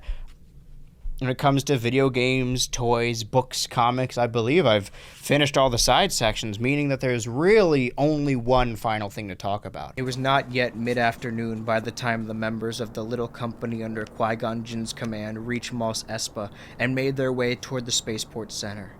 Mos Espa was large and sprawly, and had the look of a gnarled serpent hunkered down in the sand to escape the heat. The buildings were doomed and thick-walled and curved to protect against the sun, and the stalls and shops were fronted by awnings and verandas that provided a measure of shade to their vendors. Streets were broad and packed with beings of every shape and size, most from off-planet. Some rode the desert-seasoned Opis, domesticated banthas, and massive and honored and lumbering dewbacks, hauled carts, sleds, and wagons that ran over wheels and mechanical tracks by turn, a mismatch of commerce trafficking between Tatooine's smaller ports and the planets of star systems beyond. Qui-Gon kept a close watch for trouble. There were Rhodians and Dugs and others whose purpose was always suspect. Most of them they passed paid no notice. One or two turned a glance at Jar Jar, but dismissed the Gungan almost out of land once they got a good look at him. As a group, they blended in nicely. There were so many combinations of creatures of every species that the appearance of one meant almost nothing. Tatooine is home to Jabba the Hutt, who controls the bulk of the trafficking in illegal goods, piracy, and slavery that generates most of the planet's wealth, Qui-Gon was explaining to Padme. He had been on Tatooine before, though it had been some years. Jabba controls the spaceports and settlements and all of the popular areas. The desert belongs to the Jawas, who scavenge whatever they can find to sell or trade, and to the Tuskens, who live in a nomadic life and feel free to steal from everyone. The Jedi kept his voice low and conversational. The girl walked silently at his elbow, her sharp eyes taking in everything. Speeders nosed by them. The droid of every size toiled in the service of desert-garbled aliens. There are a number of farms as well, outlying operations to take advantage of the climate, moisture farms for the most part, operated by off-worlders, not a part of the indigenous tribes and scavengers, not connected directly to the Hutts. His eyes swept the street ahead. This is a rough and dangerous place. Most avoid it. Its few spaceports have become havens for those who do not wish to be found. Padme glanced up at him. Like us, she said. And so, here we are. After a full year, more like 5 months, let's be honest, of hype and marketing and low-quality trailers, the film is set to be released to the public. But first, I have collected a ton of archived news broadcasts from 1999, specifically May 1999, opening up toy stores and see crazed fans file in and snatch figures out of the hands of babes, asking elders if they know what Star Wars is as if they weren't there when it came out, hardcore fans camping out outside of theaters, outside of other buildings for days, for weeks, some of them waiting in line for not even the movie. The first annual Star Wars celebration was held in 1999 out of Denver, Colorado. Now, you may have heard about Star Wars Celebration in the modern day as a company-run shareholders meeting that's a form of marketing that fans are welcome to join. But here in 1999, it was held and organized by the head of the Star Wars fan club. You may think because of that the convention was just thrown together by a bunch of hardcore fans, but no. They had actual film props, cameos, behind-the-scenes footage, and the official release of the Duel of the Fates music video. People took off work, took off school, took their friends, families. Back when Star Wars media was sparse, this was a once-in-a-lifetime opportunity. And really, that's what I wanted to get to. Sure, I make fun of these prequel films, mostly because they're bad movies, but I am, at my core, a Star Wars fan. It's kind of hard to remember now that everyone has an opinion online and the nerd archetype has been taken over by nice guys and incels and other synonyms for the worst person you've ever met. And not to say that everything was super squeaky clean in 1999. He'll leave, like, the rights to his kid or something in his will, and then, like, his kid will become, like, some sort of, like, crack fiend That's what I'm afraid and of. suck old men's toes for crack money, and then he'll sell the rights or something for some rock. And while this was a collection of very dedicated fans of the most popular film franchise in existence, they were still talked down to by journalists and newscasters, interviewing them, asking them if they had anything better to do with their lives. Like my friend and myself have probably had sex more times in our lives than everybody online put together. Like, with each other? I didn't put together all these toys and books and games because I wanted to review them. I brought them all together because I wanted to be there in 1999. I wanted to know what that year was like for a Star Wars fan. I wanted to know what it was like to be in that magical moment in the past with a new Star Wars trilogy. And then I did in 2015.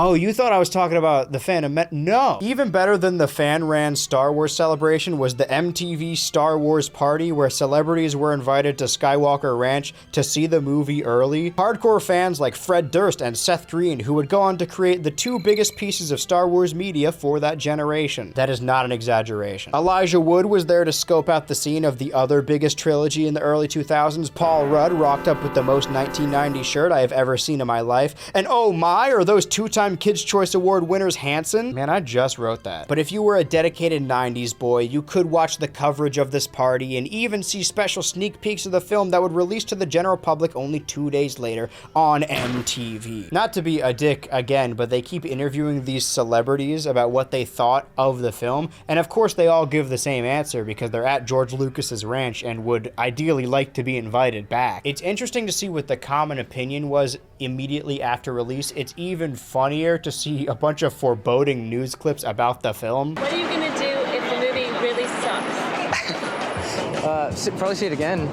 Yeah, we'll probably see. Yeah, we'll have to see it again. I can't see any way that it could suck, but if it does, I'm just gonna have to slit my wrist. I've been waiting 15 years since Return of the Jedi came out to see the prequel. There's no way it's gonna be a disappointment. Are there any of you that think this is gonna be a lousy movie? I think that little Anakin Skywalker, and everyone's going to say it, stole that movie. It'll be a great movie 20 years from now. It'll be part of 6 great movies, unless the next 2 really suck. Undercover nerds are people who can dress in public and talk to regular people, but at home we have secret stashes of Japanese cartoons. What? There really is no thesis or point to this video when you really boil it down. I just wanted a budgetary excuse to play with video games and toys, and also my dick, I guess. In a metaphorical sense. I hope. To celebrate 25 years with the Phantom Menace. Is Darth Maul the Phantom Menace? No, like Palpatine's the Phantom Menace, right? Or it's I think it's Palpatine. The difference between this and Crystal Skull is I wasn't there. I saw its subsequent re-releases, but by the time my brain was not done, but I could form personal thoughts and be a person and have opinions and feelings and emotions and agency, all the prequels had already been released. It seems every generation gets their big Star Wars return in the form of films, and this was a huge moment in pop culture. The Phantom Menace became one of the highest grossing Star Wars films of that time before eventually being surpassed by The Force Awakens in 2015. But that's a story for the next time we talk about Star Wars. Before I use these severe budget cuts that we have gone severely over budget with this video as an excuse to take a deserved vacation for a little bit, I would like to leave you guys with one final goodbye from someone I think you know. There was a grand parade the following day to publicly recognize the newfound alliance of Naboo and Gungan peoples, to celebrate their hard-fought victory over the Trade Federation invaders, and to honor those who had fought to secure the planet's freedom. Crowds lined the streets of Theed as columns of Gungan warriors astride Kadu and Naboo soldiers aboard speeders rode through the city to the sounds of cheering and singing. Famba lumbered down the avenues, draped in rich silk and embroidered harnesses, heads weaving from side to side on long necks. Here and there, a captured Federation tank hovered amidst the marches, Naboo and Gungan flags flying from cannons and hatchways. Jar Jar Binks and General Seal led the Gungans, both riding their Kadu, Jar Jar managing to stay aboard this time for the entire parade, though he looked to those in attendance to be having a bit of trouble doing so. Captain Panaka and the Queen's Own Guards stood at the top of the stone steps in Central Plaza, watching the parade approach. Panaka's uniform was creased, metal insignia on his epaulets gleaming, proud and strong. Anakin Skywalker stood with Obi-Wan Kenobi near the Queen. He was feeling out of place and embarrassed. He thought the parade wonderful, and he appreciated being honored with the others, but his mind was elsewhere. It was with Qui-Gon, gone back into the Force. It was with Padme, who had barely spoken to him since he had been accepted for training by the Jedi Council. It was with his home, to which he might never return. It was with his mother, whom he wished he could see now. He wore the clothing of a Jedi Padawan, his hair cut short in the Padawan style, a student in training to become a Knight of the Order. He had achieved all that he had hoped in coming with Qui-Gon to Coruscant and beyond. He should have been happy and satisfied, and he was. But his happiness and satisfaction were clouded by the sadness he could not banish at losing Qui-Gon and his mother both. They were lost to him in different ways, to be sure, but they were gone out of his life. Qui-Gon had provided the stability he required to leave his mother behind. With the Jedi Master's death, Anakin was left adrift. There was no one who could give him that grounding that Qui-Gon had provided. Not Obi-Wan, not even Padme. One day, perhaps, one day, each of them would play a part in his life that would change him forever. He could sense that, but for now, when it mattered most, he felt all alone. So he smiled, but he was sick in spirit and lost in his heart. Perhaps sensing his discomfort, Obi-Wan reached over to put a reassuring hand on his shoulder. "It's the beginning of a new life for you, Anakin," he ventured. The boy smiled back dutifully, but said nothing. Obi-Wan looked off at the crowds in front of them. Qui-Gon always disdained celebrations, but he understood the need for them as well. I wonder what he would have made of this one. Anakin shrugged. The Jedi smiled. He would have been proud to see you a part of it. The boy looked at him. "Do you think so?" "I do. Your mother would be proud as well." Anakin's mouth tightened as he looked away. "I wish she was here. I miss her." The Jedi's hand tightened over his shoulder. "One day you will see her again, but when you do, you will be a Jedi Knight." The parade wound through the central plaza to where the Queen and her guests viewed the procession. She stood with her handmaidens, Governor C.O. Bibble, Supreme Chancellor Palpatine, Boss Nass, and the Gungans, and the 12 members of the Jedi Council. R2-D2 occupied a space just below the handmaidens, and next to Anakin and Obi-Wan, domed heads swiveling from side to side, lights blinking as his sensors took everything in. R2 beeped at the boy, and Anakin touched the little droid's shell gently. Boss Nass stepped forward and held a globe of peace high above his head. Dis grand party, an exuberant Jar Jar shouted above the noise of cheering and clapping. Gungans and Naboo, they be friends forever, hey? His enthusiasm made Anakin smile in spite of everything. The Gungan was dancing up and down, long ears flapping, gangly limbs twisting this way and that as he mounted the steps. Jar Jar would never let the bad things in his life get him down, the boy thought. Maybe there was a lesson to be learnt in that. "We bomb bad heroes, Annie!" Jar Jar laughed, lifting his arms over his head and showing his teeth. The boy laughed. He guessed maybe they were. On the broad avenue below, in a long, colorful ribbon of life, the parade that had carried them to this place and time continued on. It's fucking hot in this room. I don't know why I thought a robe would be an appropriate thing to wear over top a sweater. It's like the summer now, basically. We gotta wrap this thing up. Let's cut back to Andrew in the studio. What do you think, bud? Oh. He's not. He's gone. So wait, hold on. If he's not there, what does that mean for...